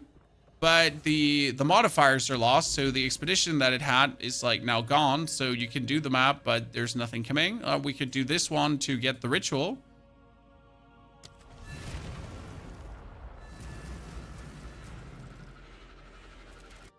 And that's like where maps, like, that's what I said, right? So you might get to a map that has some cool things, and then you don't pay attention for a second and you accidentally die. But which is obviously your own fault. But now like any cool modifier, multiplier that map had doesn't matter anymore. And I still have to do it to get past it. So I'm just doing a normal mundane map again. And that's a little bit like how the endgame actually goes for you. So you have like 1 chance, but if you blow your 1 chance, that's it. Congratulations. No map for you.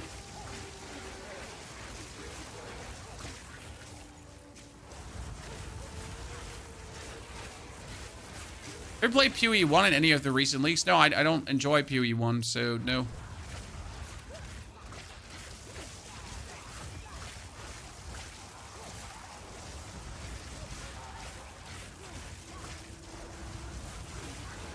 No recent leaks. I mean, there's a reason we're playing PoE 2, sir.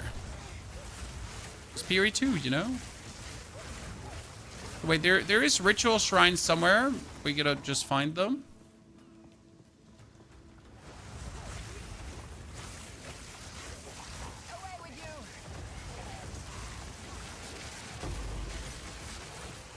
What level skill gem are we getting here? There, we found the first ritual, chat.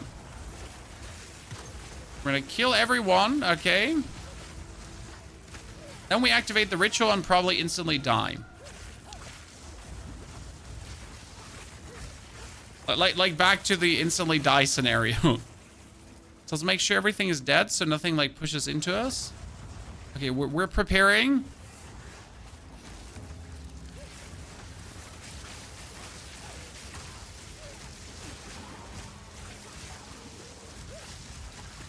Yep, and we're dead.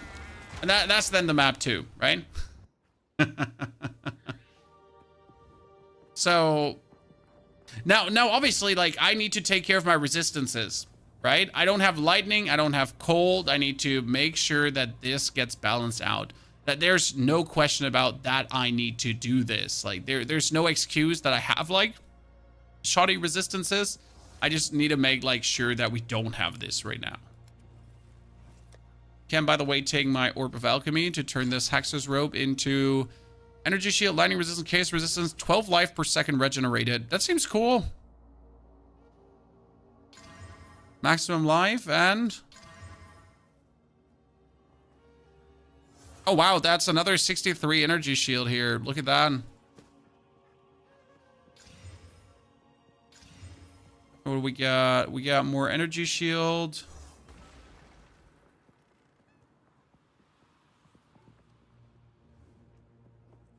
See, now that chest piece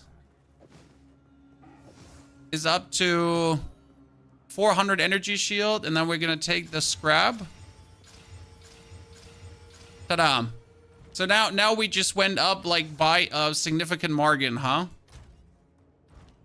So that was good.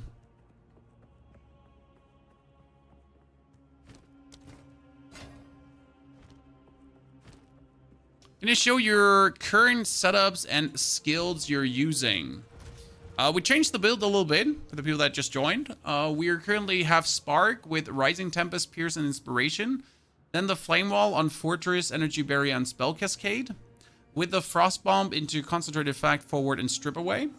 Then Mana Tempest into Pre-Mediation. Mana Tempest gives us insane lightning damage bonus if we want to. Orb of Storms with the Conduction, Exposure, and Expanse. That gets followed up by Solar Orb into the Hourglass Magnified Effect, Fund of Mana, because it actually gives us bonus mana, which is insane. Archmage with the Lightning Mastery to just push that even further up. Conductivity with Persistence, Tempo, and Heightened Curse. And the Arcane Tempo you actually don't want to have on it, but I don't have anything else to put it on. I mean, the tempo you do want to have on your Spark, but I would need a bigger Jeweler's Orb to also put that on, and I can also not afford to do this, actually.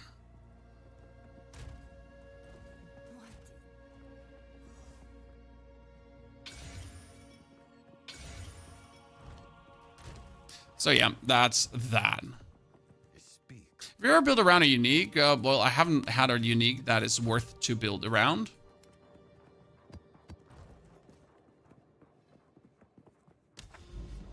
So now that we have done these two maps, and these two maps have turned to sadness, like, you would like try to look for another map that does something. That's sulfuric. Oh, sulfuric caverns were so cool. I want to go there. Last times I had so much fun in those caverns. How's Sorcering going? Sorcering is going really good. I am enjoying the changes we did a lot. Just like for the people that just joined, we're still sparking, okay? So we're still sparking, we're still using our firewall, so that one hasn't changed. But what we added is the Orb of Storms, because the Orb of Storms does give us tremendous damage boost and shock and everything. We also added the second shock, so now when we shock an enemy, we have the chance to shock him twice to do more damage. That is also pretty amazing, if I'm honest with you. On top of the second shock that we're doing, we still have our Frost Orb, we still have our Fire Orb, and our Fire Orb is also giving us mana back to really create like this super mana situation. Then we do have the Mana Tempest that allows us to go for some super boosts if we wanted to. So like this, and our DPS just goes crazy. The Mana Tempest pretty much doubles our DPS. So we have most of the time we have like 3,000 DPS, and if I activate the Mana Tempest, we're sitting like at 4,000, like kind of a lot. It's kind of cool.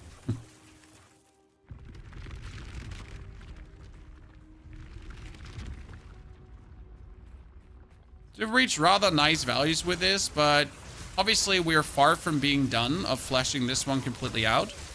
As we're like in need of picking up certain more skill nodes, and we should think about really changing our passives, because I do believe with the passives I have right now, I'm getting levels of DPS that I don't need. So I need to try out to like see how much my DPS is being influenced by the ignite node, for example. Like I have a node that gives me 30% more damage when I ignite. So now no one is ignited.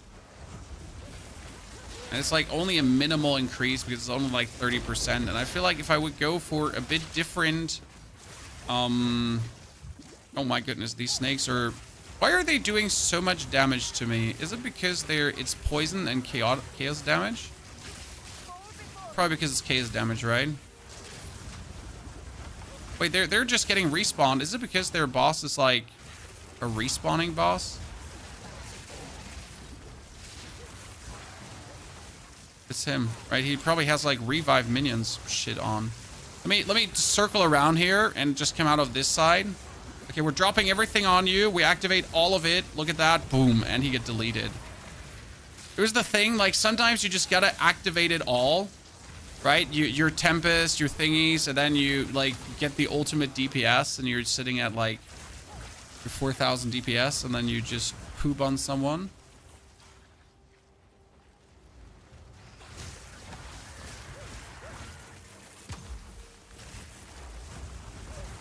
You need to get the sigil. Yeah, but isn't the sigil bound to like one that has sigil on it? So I haven't like seen anyone with that.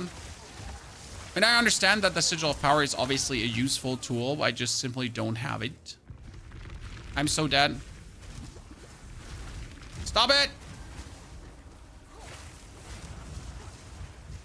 In case you wonder, but I keep doing this mistake continuously of activating that thingy while I shouldn't.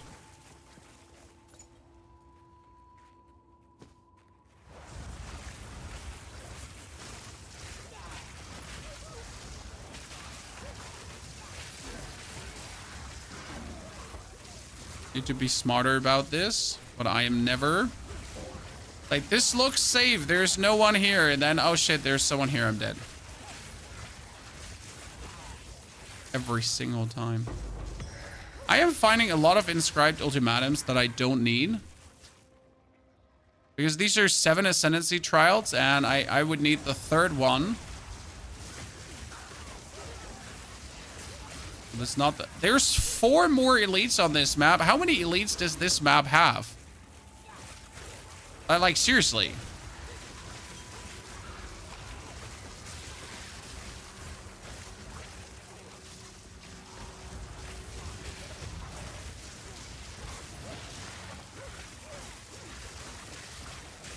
You're all done.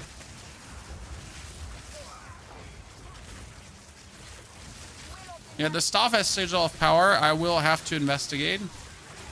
Okay, level up, ladies and gentlemen. That's level 66. It's nice how quick you're leveling up at the start. That's why I again say like level 70 is usually the max level I go for, because level 70 is so fast to reach. Like once you hit the end game, like we've already, since we've been in the end game, made a couple of levels. So now we can take this one as increased elemental damage, and then we could do 5 to all resistances if we wanted to, and increase the magnitude of our shock as well. Now, is 5% to resistances a lot? No, it's not, but it's more than nothing. Okay, let's kill this guy first, then go for the outer guy. No, then go for the middle guys, and then for the outer guy. Okay, let's pull out all stops for him. We're gonna hit him with a solar orb, bomb, fire, Tempest. No. DPS.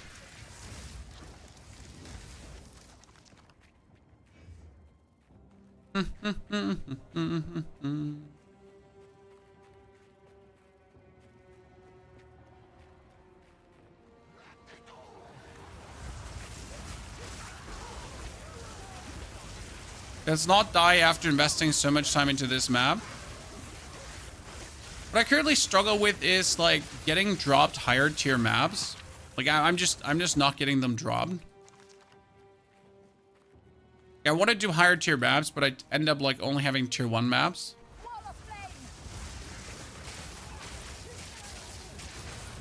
Oh, there you are. Didn't they save? Oh no, it's volatile plants. Yeah, at least the volatile plants are not doing the damage anymore they used to deal. Because the volatile plants used to deal like, oh no, obnoxious amounts of damage. They lowered that.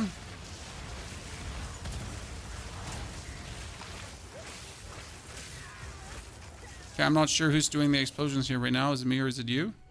We need to go through the middle to the 2 elites. Do you have a favorite class? Ranger, Witch, and currently the Sorc. I have to say that I had the Witch as my favorite, but recently I've been truly enjoying the Sorc more than my Witch, which surprises me. It's mainly down to the changes that we did this morning. So all the changes we've done this morning to elevate this build to the next level have truly made me like enjoy the Sorc a bit more than the Witch. And I'm surprised to say that.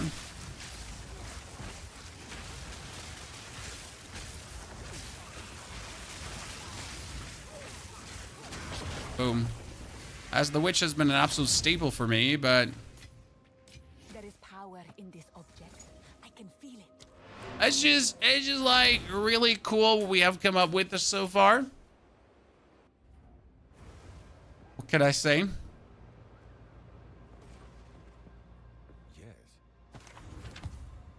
It's a nice one too, generally speaking, but mine has 480. 480 is quite something, huh, Chad? It really made us more survivable now. Are you German? Who would say that? Okay, so what will we change, guys? Just for the people that just joined. The thought is that these are not giving us much damage. Like, we just get some more damage when we ignite, and 30% more might just not be worth it. And if I find a way to get like either over this side, and maybe I pick up this because 3% damage taken recouped as life, mana, and energy shield would allow me to just keep clapping. Now the question is rather, what do I alineate? And I probably would have to alineate also the chance to shock or even this spell damage here. So probably this lightning damage, elemental damage, these 3 I would have to alineate. We could keep the chance to shock because chance to shock is always good. I have to keep this side here. We're probably going to keep the maximum intelligence boost. These are all have to stay. This one could completely get deleted, and it's like 10 nodes that kind of get go. Then we can either combine here, or we could combine over this side to like kind of go here. That would be a thing, but we would have to like invest all the points into this, right? And then at least 3 points into this, because we want to have the recouping happening. Yeah. You change much on the starter build. The Sorc, yes, the Sorc is different from the starter build. So this is still the starter build, but we put some more skills on. Like, I would now start with Orb of Storms over the Solar Orb, or I would actually play the Orb of Storms and the Solar Orb, so both would be played in the up-and-coming, like, version. But you'll have the updated version tomorrow. Now, I get called for food, Chad. We'll probably keep playing this in the end game tomorrow because I really want to see how this goes. So thank you very much for coming, lurking, chatting today. It was a pleasure. At the beginning of the stream, I talked like, I'm going to put the VOD of the stream live in a second. And at the beginning of the stream, we're talking about the changes that we did. Just like if you want to know what did we actually change, it's the start of this stream, okay? If you can't wait until tomorrow. That being said, if you can wait until tomorrow, I'll be there for you. Thank you very much for coming, lurking, chatting, watching, having a good time, hopefully. I'll be back. And I'll hope to see you all there. Toodaloo!